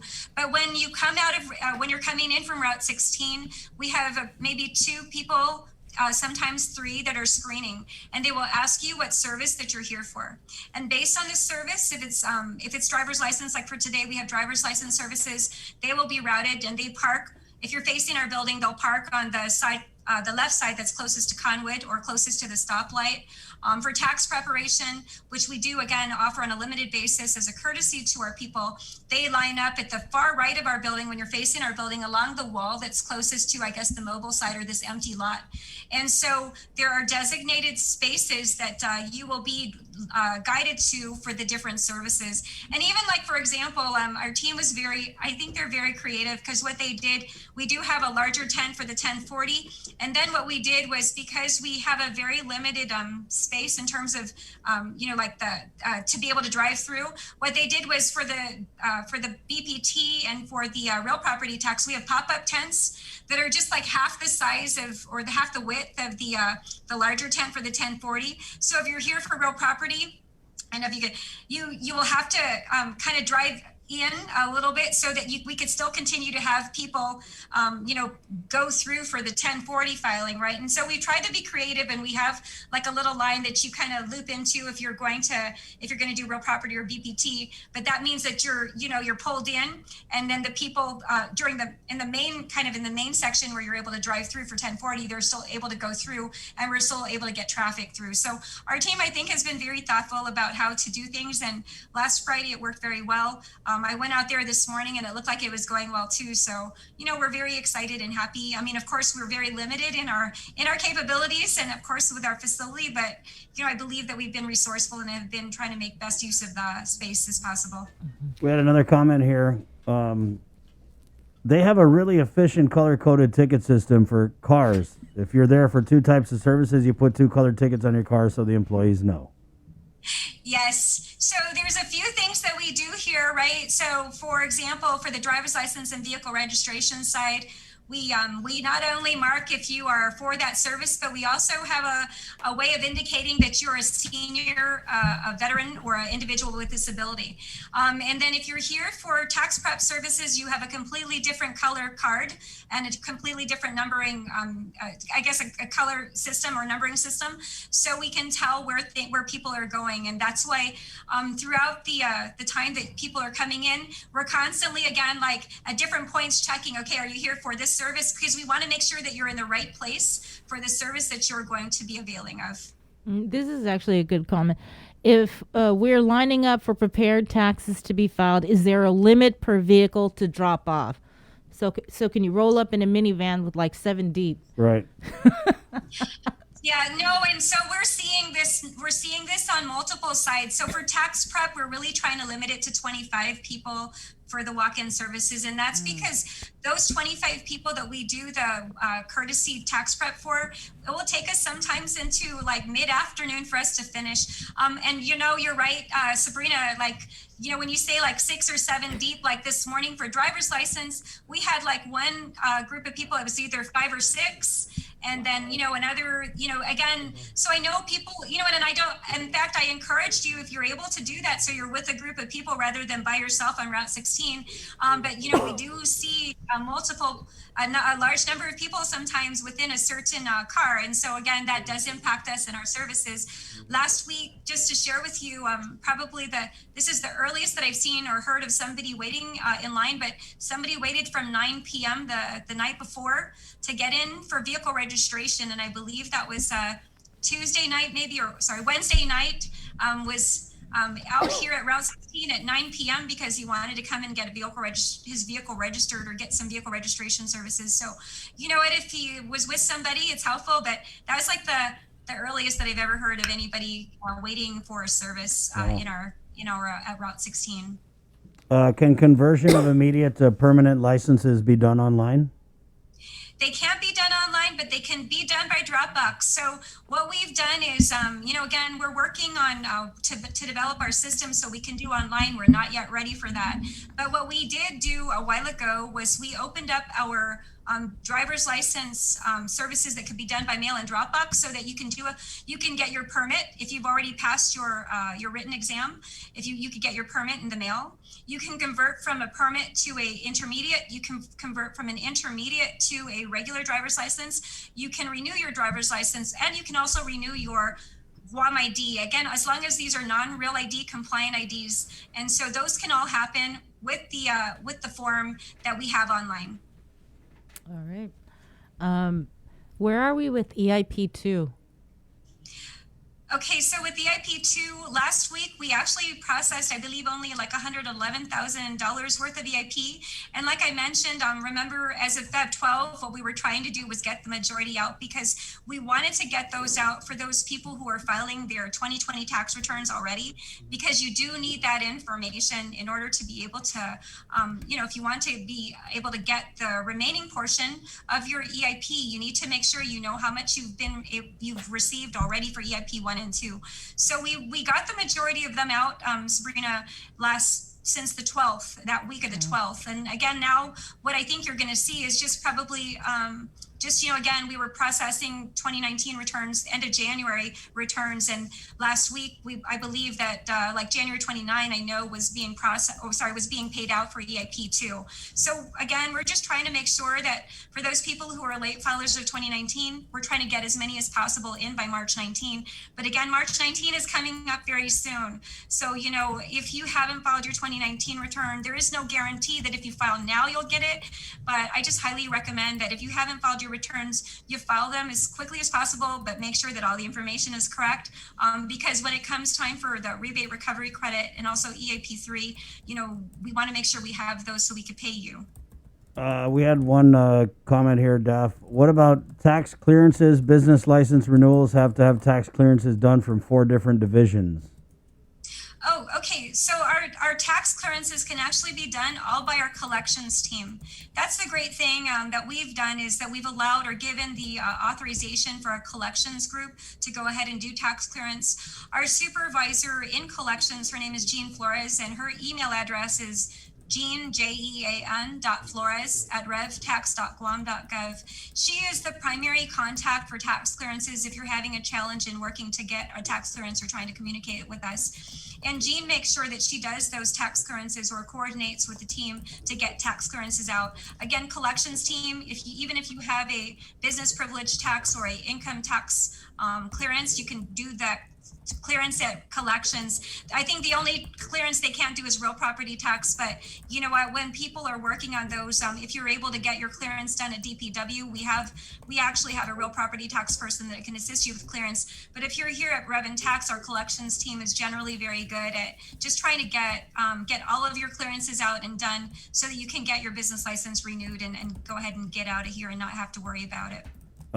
Marilyn, I think you've covered this before. Is it too late to apply for non-filers EIP2? So for an EIP, for the EIP non-filer form, we closed that form. We're not accepting any more non-filer forms. If you were a non-filer and you filed your form as of November 21, and you're otherwise eligible, meaning, you filed it correctly, nobody claimed you, because we have seen some people who file a non-filer form that were claimed on an individual's return, and that causes to error out. We've also seen people who file a non-filer form, but then when they check the boxes on the form, the information that's shown shows that they're not qualified. And so as long as you were qualified and you filed your non-filer form by November 21, you should have received your EIP2 payment. I know Agani is kind of out of the question because you guys are done there, but there is a comment. They need to open Agani area for driver's license. I mean, that being said, is there any effort being made to open any type of satellite office? Right. And so what we're doing right now, and as you know, because of the limited capacity in our parking lot and our building, really the 2 services, the ones that are really hard to have at the same time, are driver's license and vehicle registration, which is why we have them on alternating days. We're looking at options to move out one of those services to another location. Our team is actually kind of in the final stages of getting the facility up and ready so that we can move one of those services out. So what will happen when we do that is we'll be able to do both services 5 days a week, and we will not have to worry about having alternating services. So that's kind of the first step, Chris, before we are able to kind of expand further, is to just be able to move one service out and make sure that we can do Monday through Friday walk-ins for both services. And then again, we're kind of working a little bit slowly to and kind of more methodically and cautious, because we don't want to try to open up too much and then not be able to manage the capacity. But our next step is to move one of those services, vehicle registration or driver's license, out. That should happen soon, and we're working so that way, again, Monday through Friday, we'll be able to do walk-in services for them. Daph, are you guys kind of keeping an eye on the relief package that's working its way through the feds and what it means for the Department of Revenue Tax? Well, so there's many things, and I was able to speak with Congressman Nicholas he did reach out to me regarding, of course, I know he had an announcement in the last week or so, or a little bit over a week ago now, to talk about not just CIP, but also, the possibility that that the child tax credit would be expanded or increased, and also that the EITC would be reimbursed, which, of course, the EITC, that's a $50 to $60 million figure that we pay out annually. So those would be great. But I think what we're doing now is just really working to follow it, because, of course, as you know, the law, the final law is very important. We're following it, but we know that, we'll have to wait until the final language of the law is provided, once it becomes law. And that's when we, although we gear up in terms of if there's a need for systems programming and stuff, we gear up to do it. We cannot implement or launch any of it until, of course, it actually becomes law, because, if there is any changes, then it may be problematic. But yes, again, the expansion of the child tax credit to $3,000 or $3,600, depending on the age of your child, especially if the Congress was be able to make this a refundable credit, it would be very helpful to us. And by refundable, meaning that you can get the credit even if you do not have any tax liability to offset it. So there's a refundable and a non-refundable credit. Right now, the child tax credit is a non-refundable credit. So that means that if I qualify for the child tax credit, which is a $2,000 max, but my tax liability is only $1,500, then I could really only avail of $1,500, or to the extent that the credit will offset my taxes. That's what it means to be a non-refundable credit, and that's how the child tax credit currently works. If the child tax credit were to revert to being a refundable credit, then that would mean that in that same scenario where I had a $1,500 tax liability, but I qualify for the credit fully. Right now it's a $2,000 credit. Then I would be able to get my $1,500 liability offset, and then I would be able to get $500 returned or refunded to me or given to me as a credit. So, of course, these are all very exciting, and we're very hopeful, and we're thankful to Congressman Snicklas for, his continued support and trying to get these moved. But again, we are still watching and monitoring to make sure that, we understand the language, the final language, once it becomes law. Right on. Bree, you good? Yeah, I'm good. Daff, is there anything we're forgetting to ask you? You know what? There's a lot of information that's very important to get out, and I want to thank you again, Bree and Chris and Jason, and thank you for getting me on at a time when Bree's there, because I know she's not there at 8 before 8 right now. She I'm asked happy I for was you able to get in at 8:45 today. Yeah. But thank you for getting me in. Again, real property tax payments, they're due today, so make sure that you make them. Otherwise, there will be penalties that will be charged. So make sure you get those payments in, and if you could pay by check, come up to Rev and Tax 8 to 5 today. We'll be able to get that payment from you. You will not even have to get out of your car. I highly recommend you do it and you try it. The people that have come through have been very pleased. And so again, that's it. Real property tax payment due today. Make sure that you make that payment so you don't get any penalties. Daff, sorry, I did have a caller. I forgot. He was asking, now that we're in PCOR 3, are you guys going to be open for extended hours at all? And I mean, I know you're already opening early in the morning. I'm just passing the question along. No, so you know what? I know there was a lot of concern about the change in operations, government operations, because of PCOR 3. Regarding the government operations, I believe that at this point, our operations are going to continue to remain as they are, where we're going to, outside of today, have walk-in services Monday through Friday from 8 to noon, at least for now. When we do pivot and have to make a change and are able to expand on that, we will let people know, and we'll issue an updated volume for that. Thank you, Daphne. But thank you for that question. Of course. Thanks, Daphne. So tell us the truth, though. When you watch those numbers and they keep going up with the online filers, are you like doing your victory dance? Can we see the victory dance? There we go. I hope that most people are just listening to you on the radio and not watching that. Yeah. My We just sister had would a be young one so directed to glad. the Cabbage Patch on our show, man. Yeah, that was- Achievement unlocked. That was the Cabbage Patch. The running man, but or maybe a moonwalk. Actually, probably, I'm sorry. My favorite is when I was 6 6th grade and I went to Inarajan Middle School.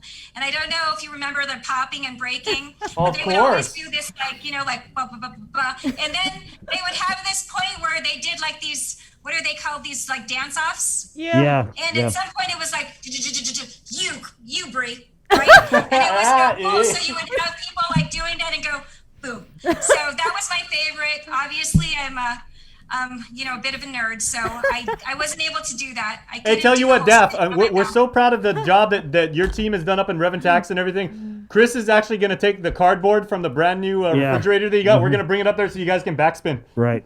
Oh, yes, if he could, and then maybe he could do a little bit of, what I really love, my favorite is when you kind of spin and you end up on your side Yeah. like here.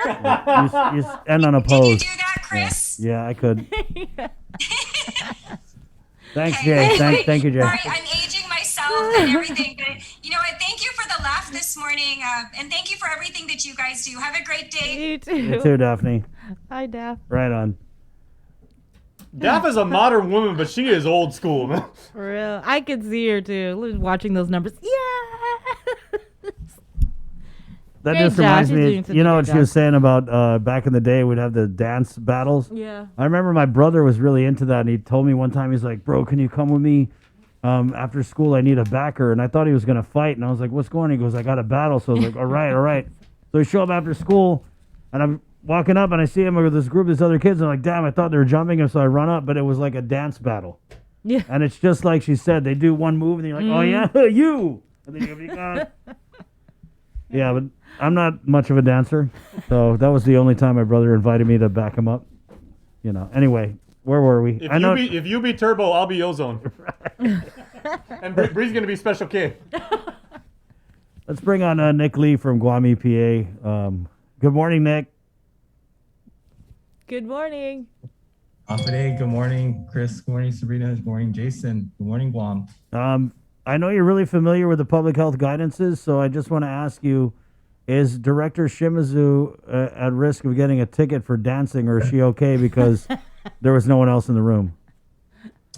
Without a complete investigation, it's difficult to tell. But I suppose if nobody lodges a complaint, she'll do just fine. Okay, I just want to make sure we're doing our part. So what about Guam EPA? Are you guys like busting a move on illegal dumpers or anything like that?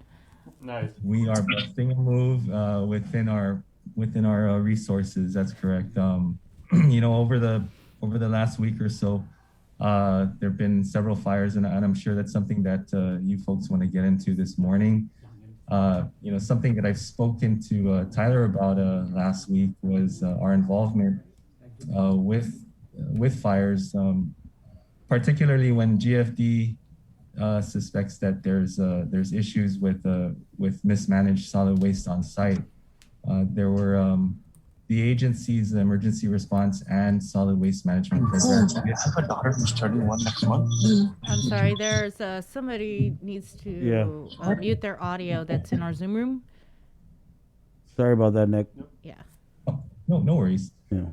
So there were some fires that the agency was called to assist on scene. Alongside GFD, there was a fire in Upper Tuman associated with the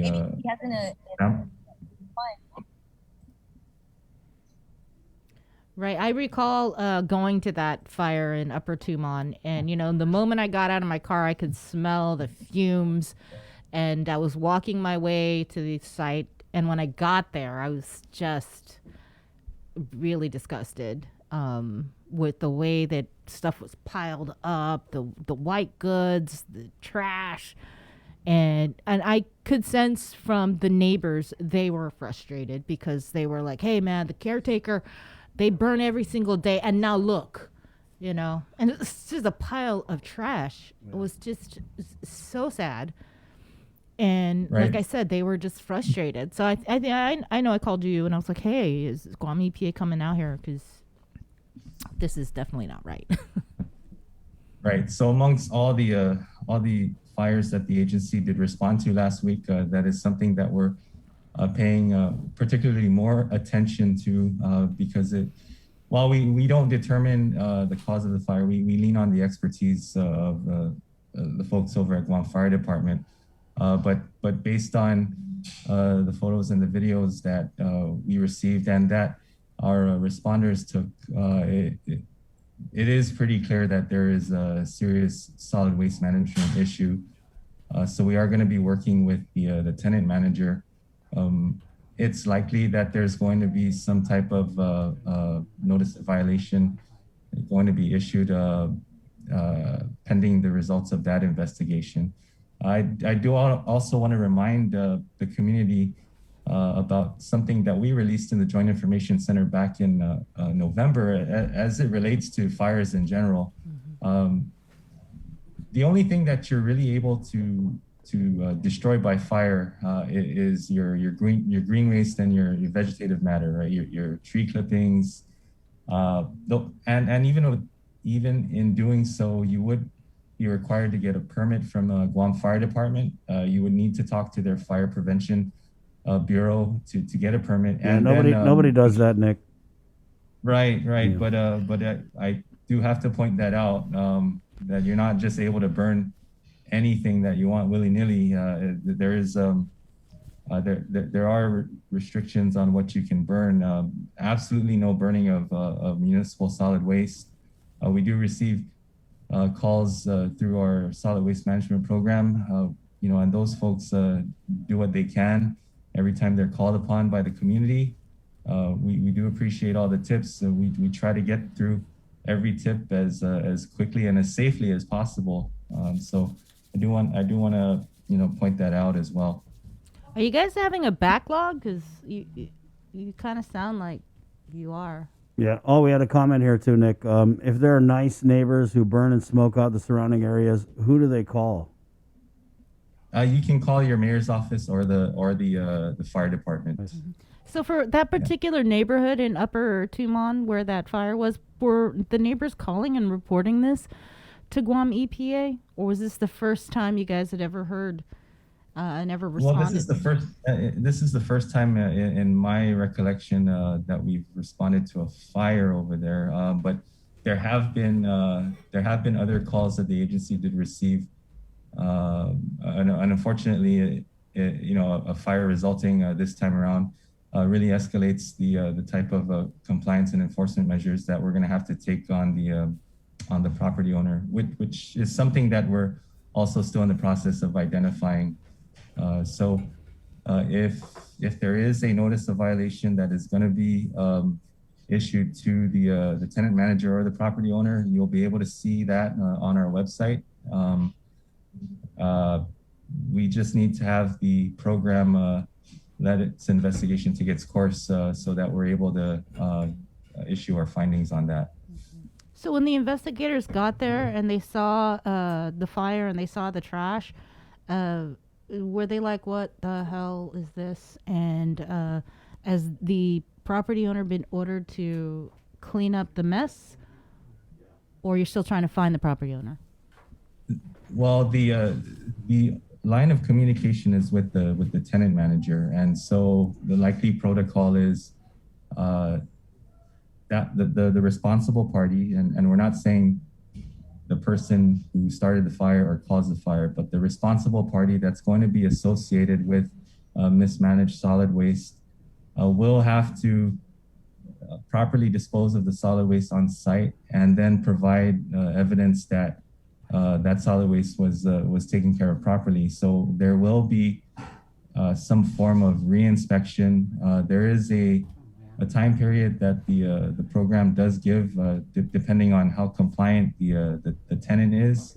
But there is going to be a reinspection of that site to ensure that the waste that was observed is properly removed. But does the reinspection occur only after the NOV is issued or the administrative order? No, that could occur at any time.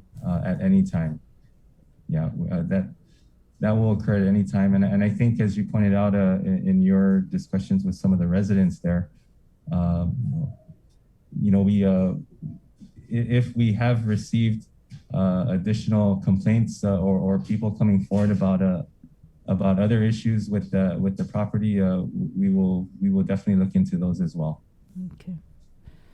And just to go back, what I asked earlier, are you guys experiencing a backlog with people calling and complaining and reporting? I don't want to say complaining, but reporting Yes. violations?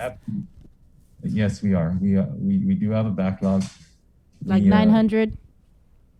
I don't have the exact number on me, but it's been a constant challenge for our solid waste program to respond to everything in a timely manner. That's for sure. But we are doing what we can. Is it because a shortage of staff, or why are you guys experiencing a backlog? Is it because you're over there answering phones at the JIC? Sorry, can you hear me now? I think somebody just muted me. No, sorry, Nick, my bad. No, yeah. Okay. Oh, shoot. He did it again. You there, Nick? Can you hear me now? Yes. Okay. Sorry, Nick, I got itchy trigger finger. My fault. Yeah. No worries, Jace. I'm beginning to think it's a sign. Anyway, I'm just joking. That's something that we have reported at our last board meeting. Actually, is succession planning within the agency. It's no secret that our agency is short-staffed. We do operate primarily on a consolidated grant that comes from US CPA. So balancing out, salary and benefit along with equipment, supplies, contractual agreements, it does affect our ability to onboard staff. In addition to that, it's also possible that the type of salary that we're offering for the personnel that we require is not going to be satisfactory. We did have a few of our environmental health specialists leave the agency over the last 2 years or so for higher paying jobs. So that's something that we've always been victim to, is not being able to compete against either the feds or a private company contracted with the feds. So staffing is going to continue to be a challenge in terms of our environmental health specialists. The other thing that we did report out to the board is we've got a couple chemists and a couple biologists who have left or who are eligible for retirement. So those folks are looking into those options as well. So our administrator, our deputy administrator, along with our ASO, are going to be working with DOA to get announcements out so that we can fill those gaps. We've had a long-standing vacancy with our safe drinking water manager as well. So that's something that we're going to have to address very quickly, just so that we can make sure that we even out the workload. Brian Bearden, Captain Brian Bearden, whom I think you're familiar with Public Health Services, he's actually our chief engineer. So we do have an agreement with Human Health Services for his service to Guam EPA, through an interagency agreement. And that's something that I do want to segue into. Brian's program made a lot of headway in terms of getting the safe drinking water rules and regulations updated, through the support of our committee chair, Senator Sabina Perez, and the 35th Guam legislature. We're able to get our regulations updated, and this is something that hadn't happened for quite a while. So the big change in that affects the community, something that I want to share with you all this morning, is how it affects your ability to get an occupancy permit or a building permit. There's something in the regulation that was changed to speed that process up, and I'm sure that contractors who are trying to complete projects have been frustrated with a lot of our regulatory processes. So we do want to share this with them. So Primarily in the past, if you were trying to get an occupancy permit clearance from Guam EPA, this would require you to get a lead-free compliance water sampling. So any endpoint device in the building that is expected to provide water that's going to be digestible did have to meet certain requirements, and that usually meant that staff from EPA, Guam EPA, would have to come in and sample from random endpoints in the building. Those samples would then be sent to UOG's Weary lab for analysis. So that whole process, could take anywhere from 2 to 3 weeks, sometimes depending on everybody else's backlog. But with the current rules and regulations being updated and amended, a contractor is now able to provide the product packaging to Guam EPA and self-certify that the plumbing fixtures, the flux and all that stuff associated with the building conforms with the local and federal lead-free requirements. So that's something that will dramatically speed up the process in terms of obtaining your building or your occupancy permit. So that we are going to be doing some outreach. I do have plans to reach out to some of the hardware providers to see if we could set up some type of a outreach. And I'm going to use this term outreach gathering for just for some education in terms of what the public can expect with this new regulation. All right, Nick. Thanks, Nick. Okay. We'll let you get back to work. What kind of mask is that you're wearing? It's a cloth face mask. Is it The a logo. public health or? Oh yeah. It's a public health one. I'm still with EPA. Yeah. Right. Yeah. I just rotate all my masks because I don't really I try to use the disposable ones sparingly. So all the cloth ones I try to rotate. It's like just a hygiene thing. Yeah. All right. Well, public health's a good look for you, Nick. Well, anything that I could do to assist during responses, I'm always open to it, including talking to you folks, providing updates with my home agency, which is Guam EPA. Thank you for that. Take it easy, Nick. Thank you. Stay safe. All right. Kristen. All right. Stay Okay. safe. That's Take care. Josh. Bye. Guys, you ready to go to Molesto? Yeah. Yeah. And we got about 9 people that we Okay, let's go gas the show first. We're gonna gas the show during a break, and then we're gonna come back and we're gonna be in Molesto. Okay, and we'll tell you it's with Department of Ag and basically brown tree snakes on Cocos Island. We also have the cocoa bird population up there. It's the only place you can see the cocoa bird in the wild. But somehow brown tree snakes have gotten to Cocos Island, and so we're gonna go in with our partners with the Department of Ag, and they've got like 58 other people with them to talk about this. So I know we're going to get Jane from Department of Ag. She oversees the Contra Culebra program. And then, wow, there's a whole bunch of people.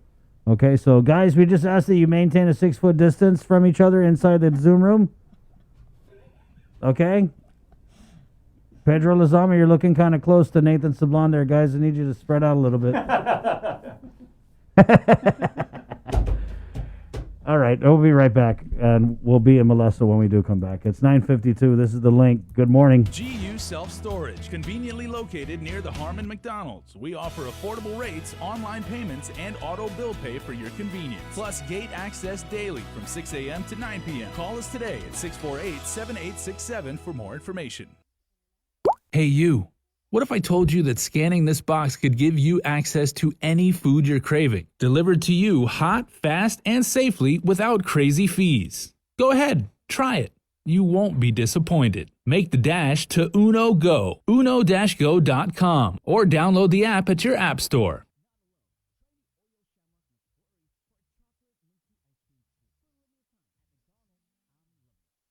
Half a day. Does your child have a hearing loss? We are parents of deaf and hard of hearing children and volunteers with Guam's Positive Parents Together, and we are here for you. We know how you feel and have walked in your shoes. We want to help you navigate your way through our educational and medical systems, and most especially, your emotional journey. Please visit us at www.guamparents.org for more information. Only one company on Guam provides every solar energy solution under one roof. Micronesia Renewable Energy. You want solar only? They got that. You want solar with batteries? They got that too. You want outright purchase or lease purchase? It's up to you. Does your solar system need a tune-up? That's what they do. For solar energy solutions from A to Z, you can count on MRE. Give them a call at 632-2613 for a free consultation. MRE, providing real solar solutions built by real solar experts. Waited till I saw the sun. Don't know why I didn't come. I left you by the house of fun. Don't know why I didn't come. I don't know why I didn't come. 9:54 on the link. Let's go into the Zoom room here where we've got Jane from Department of Agriculture, the Country Calibla program.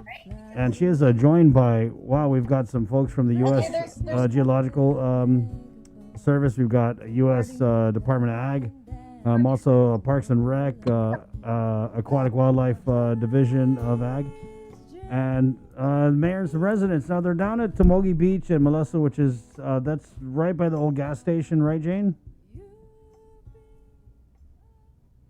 Good morning, Jane. Yes, it is. So Thank right you. before going from the south to east, it's going to be on the right-hand side before the Mauricio Pier. Right on. And first of all, thank you for the coffee and the breakfast. Cheers. Yes, thank you. Thank you so much. I hope you guys got your coffee down here or down there. There you go. Right on. Jane, so I kind of did a little preface of what we're going to talk about with the brown tree snake on Cocos Island. And I know that you guys are down there to kind of encourage people who are going out on vessels at the Molesto Pier to exercise biosecurity. And so I guess we'll just kind of start there. What do we need to do together to improve biosecurity on Cocos Island? And if you could, what is the problem, and what are the village's feelings about the snake suppression that we need to do at Cocos?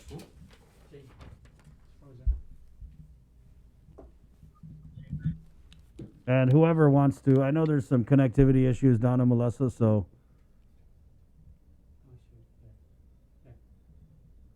Yeah. We just lost Jane. Okay. Any of you guys who want to answer that, we can do that. What do we need to do together to improve biosecurity? Which basically means check your vessel for anything that is like brown tree snakes or any kind of like invasive types of species or anything out of the ordinary before you head out, right, guys? Hi, Jane. So we're having a little bit unstable connection. Can you hear me? I can hear you. Yes, we can yes. hear you. Jane, can you just start with what's happening today? There's a delay. Yeah, thank you so much, Chris and Sabrina and Jason. First of all, thank you for all your work that you've been doing during the pandemic. We really appreciate it. We're here today with different groups of people to actually, promote some Cocos Island conservation. And we had a theme of Cafe to Go so that you guys can experience what we're experiencing at the Tamogi Beach store in Mauricio.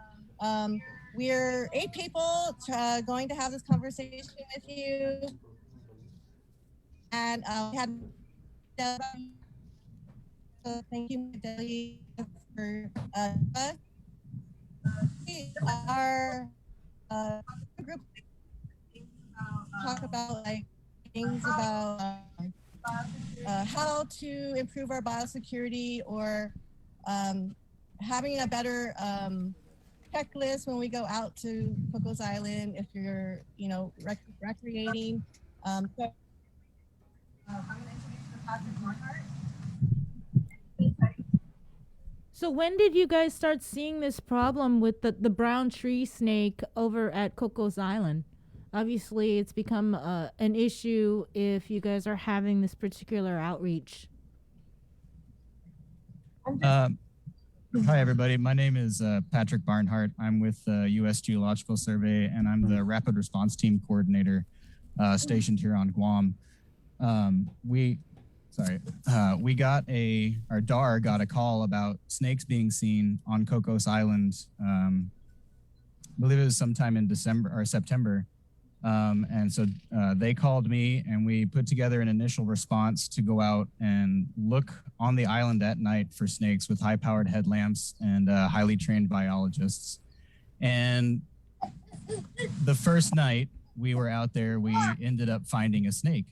And so our initial plans kind of changed from a go out and spend time looking for snakes to now what do we do since we've found snakes? And the rapid response team has been going out pretty much twice a week since that initial period and removing every snake that we find. And that's kind of where we're at now. We're going out twice a week with 3 to 4 biologists every time we're going out and looking for snakes and removing every snake that we find. Right. That being said, how important is it for us to maintain? I mean, I don't want to say maintain the number of snakes. We don't want any snakes on there. But obviously, if you guys are out here doing this outreach, asking people to kind of do a self-inspection of their vessels when they go out, they must be pretty bad. We're pretty sure there's a decent sized population. That's kind of what we're doing at USGS right now is searching over the entire island along some established transects and trying to figure out, kind of where they're distributed throughout the island and how dense the population is right now. And we're finding about 1.5, on average, 1.5 snakes every night. So I think the most we found in one night is 4 snakes. And we've had a couple of nights where we didn't find any, but most nights we find at least 1. So how many total have you guys found out there, and what has the effect been on the koku population? Because it's a bird sanctuary. Yeah. Yeah, so I can't really talk about the bird stuff, but we found, I want to say 37 snakes that we've removed from the island so far. And they're very large. We're finding very large snakes, but also small snakes. So that tells us that there is a population there. Wow. And they've been there then for a while, right? Probably a little bit of time. We have no real way to tell how long they've been there, but yeah, they've been there for a little bit. Okay, Jane, so who can talk about the birds, right? So, I mean, I'm pretty sure that someone had a handle on how many birds we have. And then have any of the birds been eaten? I used to work for I used to. Right on. Can anybody talk about how the brown tree snake population on Cocos Island has impacted the bird population? We've reported many times that Cocos Island is a bird sanctuary. Right. And there's actually a public government of Guam park out there that a lot of people don't know about. They're asking about the birds. Yeah. Yeah. Hold on just a second, guys. Sure. We're getting somebody to come through on Thank a better you. connection to talk Right about on. birds. Right on. Hey, we got some cool shirts, guys. While they figure this out, let's figure that out. Yeah. I've actually been to Cocos Island. I did a whole story on the bird sanctuary, and that was years ago. Right. And I also did a story with the Department of Agriculture, local and federal, before COVID, on the program, the brown tree snake program that they have to control the population, and they were dropping the mice. Right.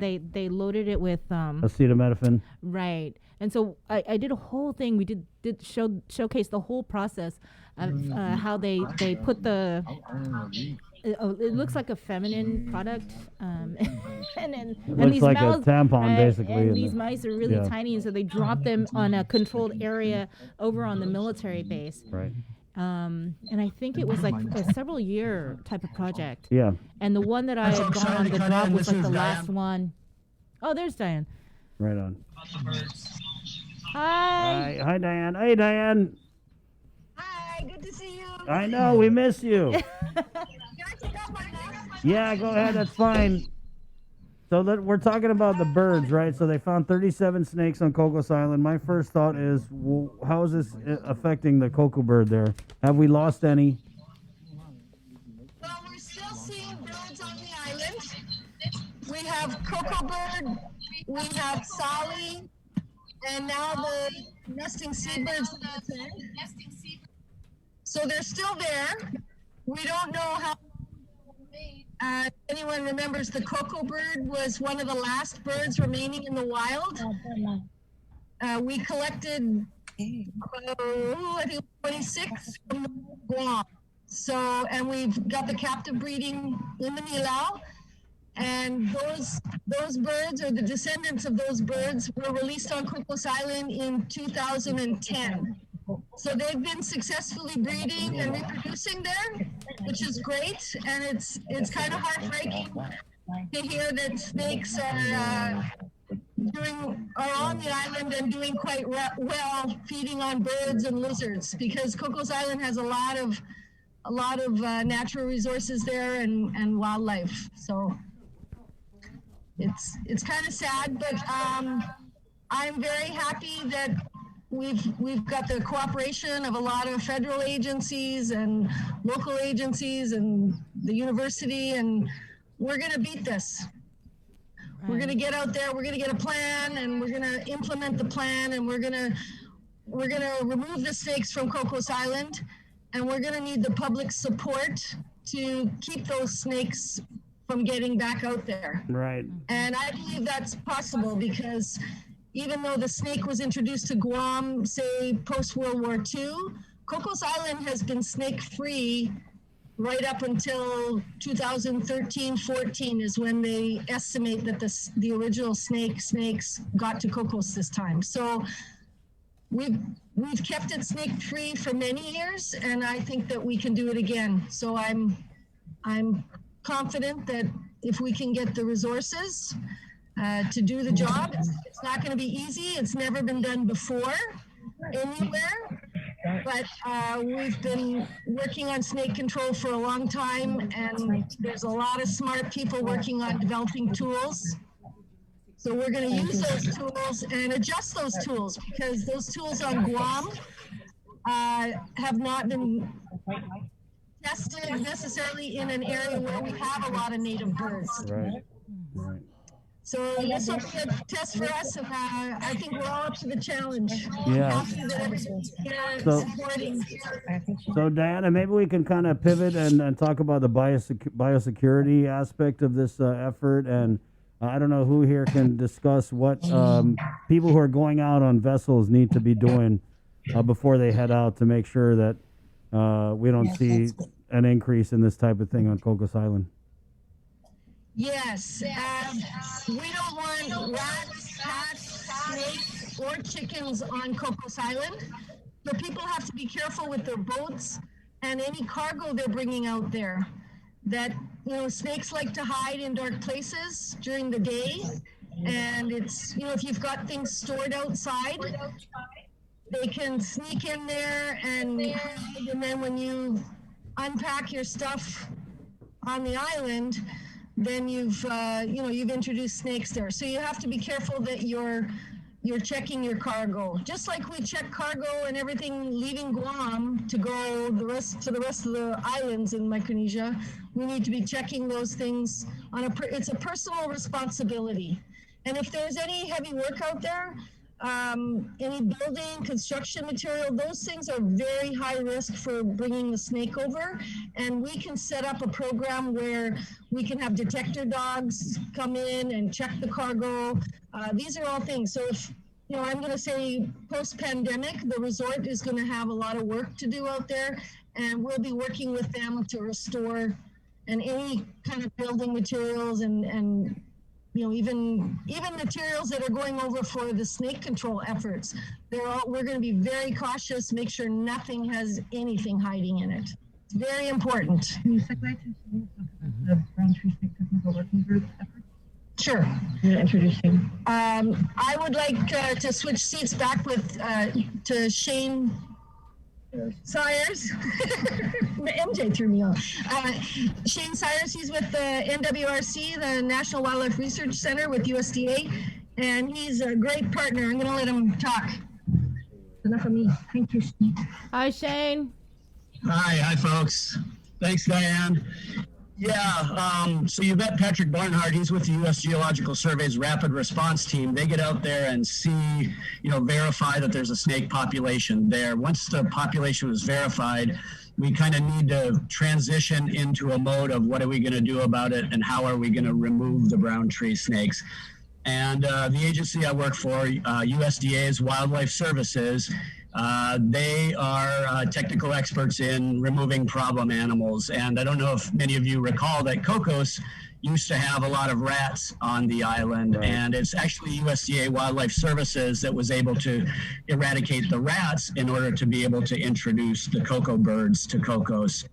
So we are a federal agency and we are bound by a lot of federal regulations in order to be able to do anything legally. So under the Endangered Species Act and the National Environmental Policy Act, federal agencies have a lot of obligations for bureaucratic hoops that they have to jump through before we can do any real boots on the ground action. So there's a team of brown tree snake research and management and operational control and local government agencies that we're working together to coordinate these activities. And we also are all members of what is called the Brown Tree Snake Technical Working Group. That is a very large committee that keeps an eye on all the developments in brown tree snake research and control activities. And we are going through the process of laying the groundwork in order to be able to do an operational eradication of brown tree snakes from Cocos.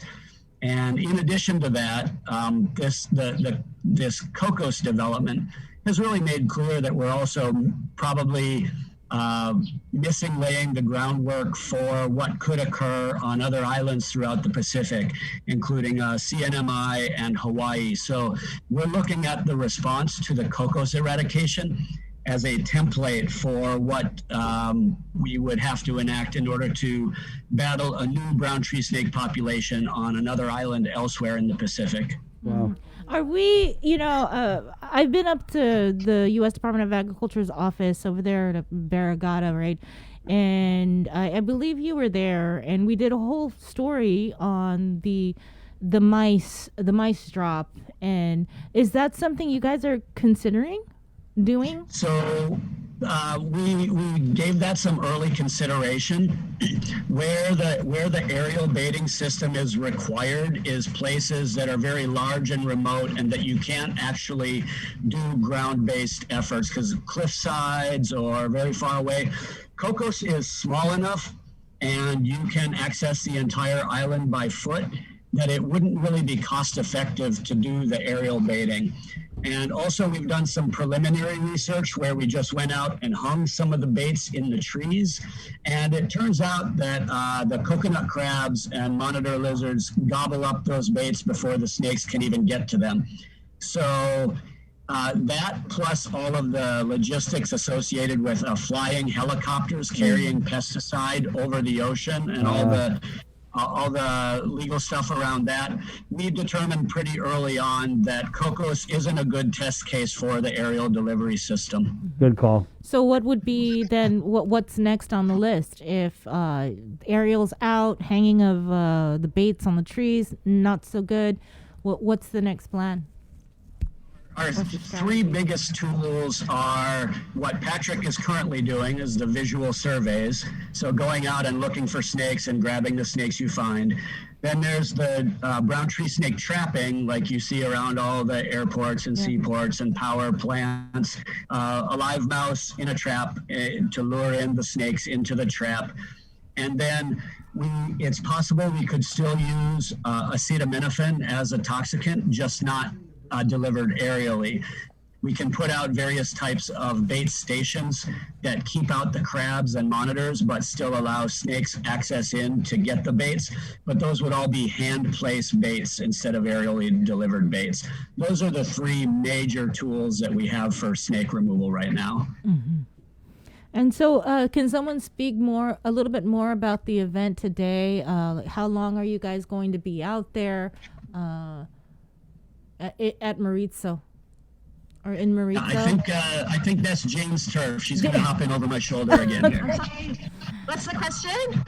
If you could talk a little bit more about how long you guys going to be there today. What is that noise? How long are you guys going to be there? That's the brown tree snake alarm. We can hear an alarm. Yeah, that's a good question. But we do have the Department of Parks and Recreation Deputy Director here, and they like to talk about the government of Guam side. Okay. Sure. It's a seashore, it's a territorial seashore park. So if you may, you guys introduce yourself. They're going to talk about that government area on Cocos Island. Thank you. Thanks, Jane. Day, good morning, Chris, Sabrina, Jason. Morning. Day from Tamogi Beach Store in Malesso. I'd like to thank Miss Patty Cruz and her family and the mayor for having us in their beautiful village. Mm-hmm.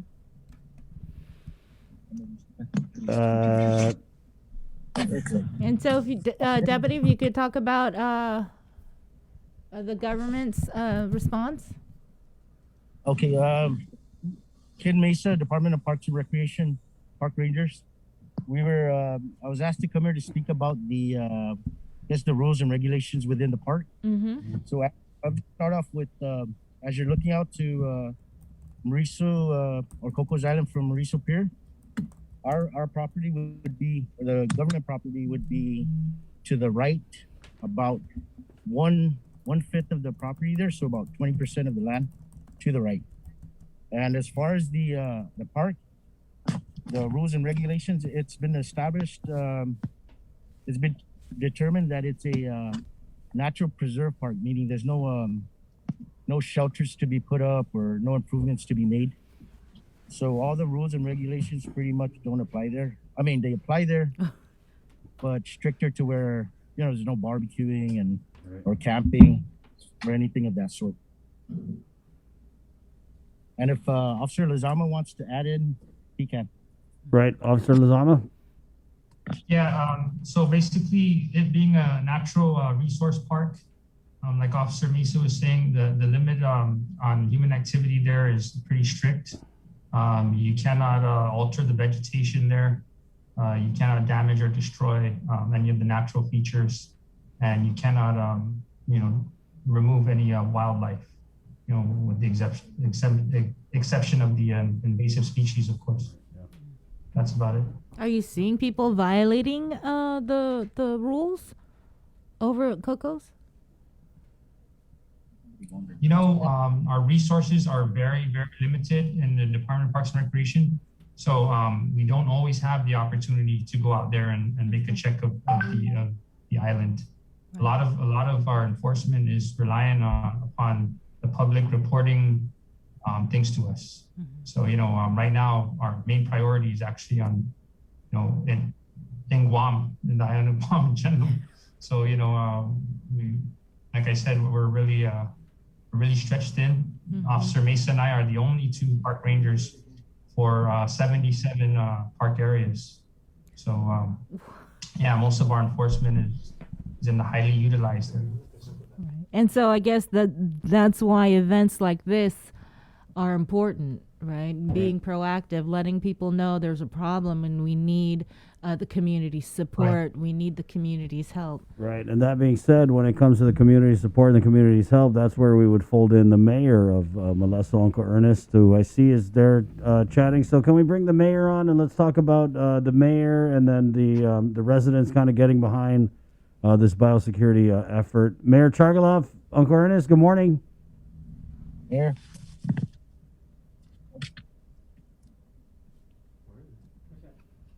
She's right there. Good morning, Mayor. Good morning, Mayor. Good morning. There we go. Okay, Mayor, so what do you want to say to your village?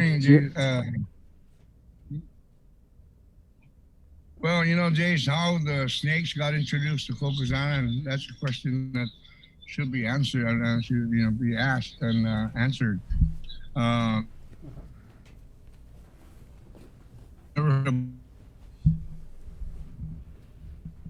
rules that in place to try to minimize the infusion of the snakes as well. And how they got there, maybe they swam there during a storm, or they were carried in by patrons that wanted to overnight stay or whatever. And the island. Well, it's a very confined area, and I think the eradication should be able to work. Absent the, like they said, I heard about aerial. I mean, what environmental impact that impact the village as well as the lagoon and people that go there. But I think the eradication should be a good start, because it's a very confined small area. You just have to make sure that you cover all areas and make sure that you eradicate as much, or if anything. Okay, so we lost the mayor. Thank you. I think the brown tree snake's eating the Wi-Fi. Yeah, right. And so when we heard from the Department of Agriculture, aerial dropping mice, that's not going to happen. So no one has to worry about them dropping mice from the sky. That was ruled out early on. Right, and that's not going to happen. It kind of sounds like from what USGS is saying is that they go in there at night and Hi, Mayor, you're on. You're on. Go ahead. Alpha Day, Mayor. No.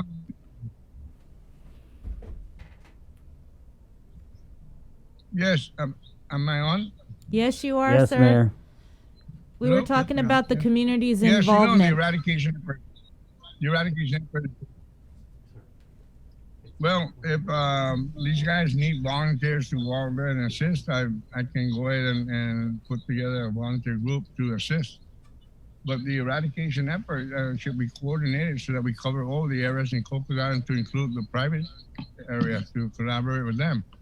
Because all you need to do is leave one area that was not disturbed through the eradication effort. It could be a breeding grounds and continued question, because they don't come out to eat unless they're hungry. So if they're in their hiding holes, they're going to stay in there until they're hungry, and they come out when people are not there. So that's the purpose of the traps, is when the humans are not there to try to catch them. You're hiding, and when they leave out, we don't schedule our meetings. It has to be incidental, that when people are there to catch them, they catch them as they come out of their hiding places. Mayor, MJ, who's this MJ Kenga? The ma'am with the hat and the glasses? Is that Patty? Is that Patty? Is this Patty? Patty Cruz? She's a resident of Oh, yeah. Okay, I couldn't recognize her. That's Auntie Patty. Auntie Patty, so you want to come on and talk about this too?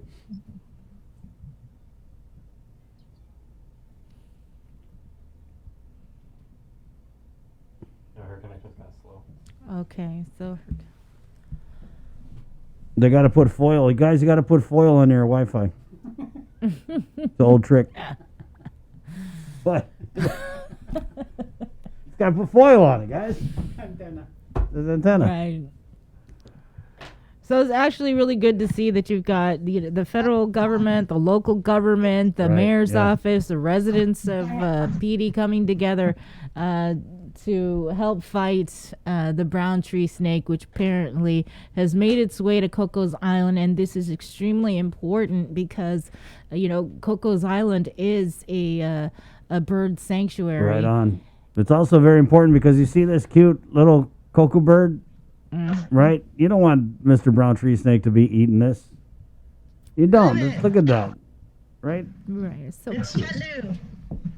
Hi, Auntie Patty. Setlu. There you go. Setlu, that's right. Auntie Patty, are you on now? Yes, I'm in front of the laptop here. Can you hear me? We can hear you. We can also see you. Yes, we So can. this cocoa bird has found a new home. It's going to be here at the Mogi Beach store. It's going to be property of my grandson Antonio. There you go. Auntie Patty, so let's talk about, as a resident, right, of the village, how important is this effort to you guys And how are the Well, other I'd residents I'd responding? like for my grandson to grow up and see all these animals that we grew up with. So I'd like to address our young ones, our future generation. We should bring it to their attention and get their cooperation and keep it alive. If we don't teach them anything, nothing's going to happen. Because right now, my generation, they don't want to hear from a white person telling them anymore what to do and how to go about. If you talk about the preserve in Mauricio or Cocos Island, everyone grew up around here. They cannot go out there and catch the, what do you call the coconut crab? Azuzu? Mm-hmm. Because it's a preserve now or whatever it is that prevents them. So we have to start with our future generation, our children, and teach them. And I'm sure that if they get together with the elementary school, middle school in the South area, we could get some help from the kids. Send them literature to read. I don't know. That's, yeah, see, so we need to push it more. Yeah. So you own the Tamogi store? Yes, ma'am. Okay, so that's admirable for you stepping up and helping spread awareness about the situation over at Cocos Island. I get all kinds of customers in the store every day, and one of our biggest problems too is our neighboring islanders. They need to be educated because, like right now, a lot of them. A lot of our locals are coming in complaining about private properties being entered to access the beach, and then they leave all the litter. The park adjacent to the store here, they leave their batteries. I have one resident here that's always going there, and I fear for her life because she's very straightforward about batteries along the beach that they leave behind, their beer cans, those kinds of things. We try to teach them, but they don't care. So we need to get down to their level and let them know that littering is, let's make it a crime. And yeah, littering. Yeah. Littering. That goes back to enforcement. Right on. So, yeah. Thank you, Auntie Patty. Jane, can we get you back on? Let's go ahead and wrap it. I want to unbox the stuff. Thank you, Auntie Patty. My potatoes are growing. It's waiting for you to buy it. Okay, I'll be down. Yeah. We just have one last guest to talk about the importance of conservation Sure, on Jane. Cocos Island. Of course. Right on. Hi, everybody. I'm Nate Sabal. I'm just a local biologist here on Guam. I frequent Cocos Island quite a bit, studying the native hurt reptiles there. So, in conclusion, Jane just wanted me to point out and talk about how we can prevent things like invasive snakes from coming onto the island.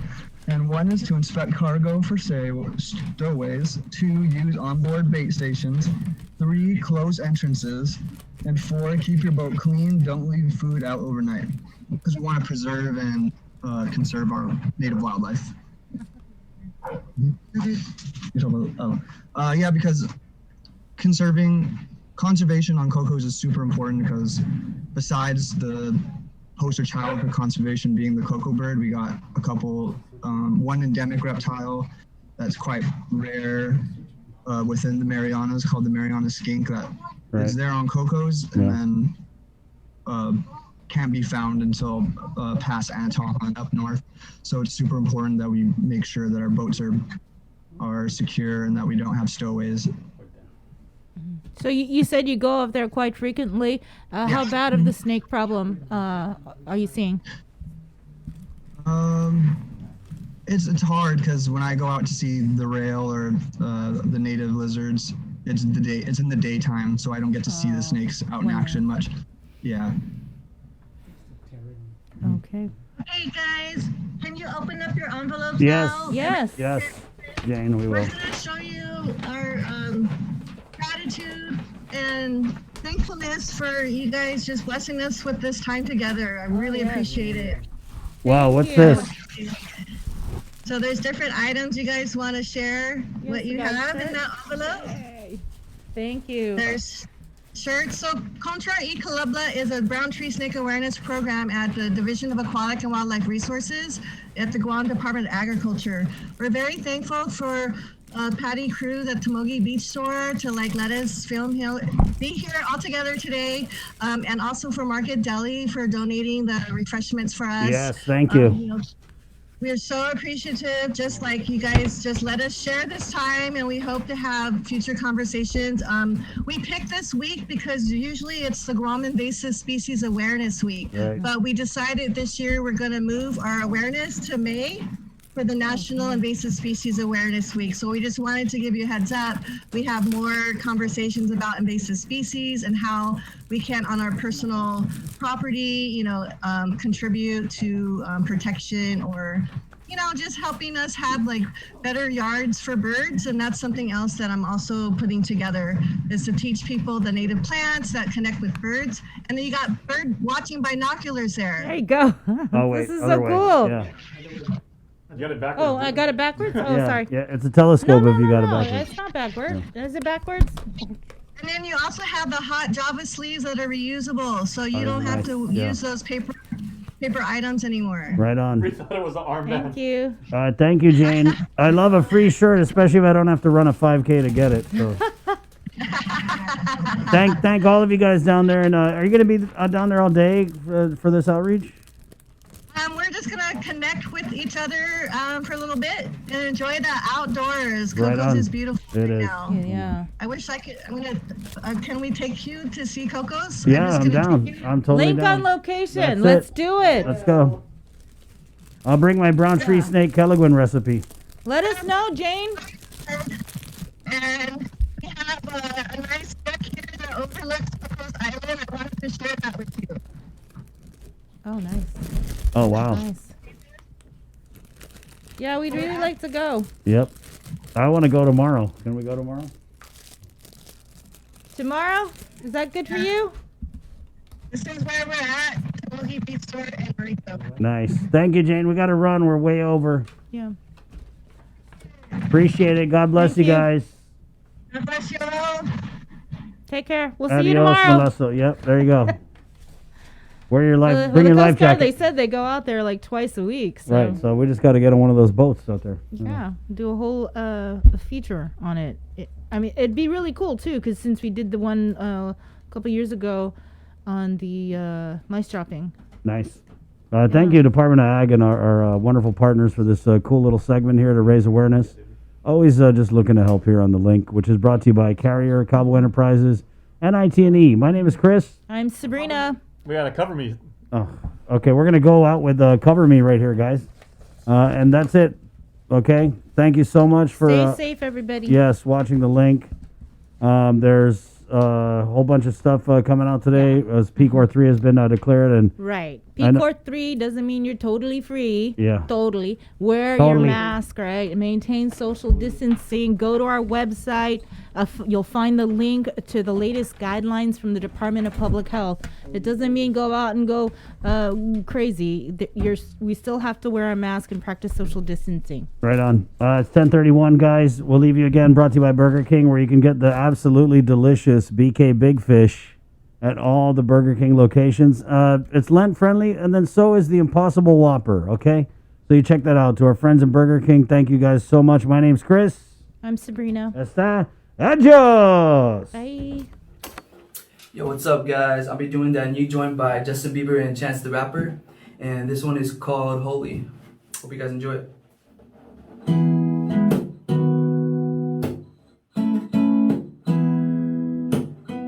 I hear a lot about sinners. Don't think that I'll be a saint, but I might go down to the river. Cause the way that the sky opens up when we touch, girl, it makes me say, the way you hold me, hold me, hold me, hold me, hold me, hold me.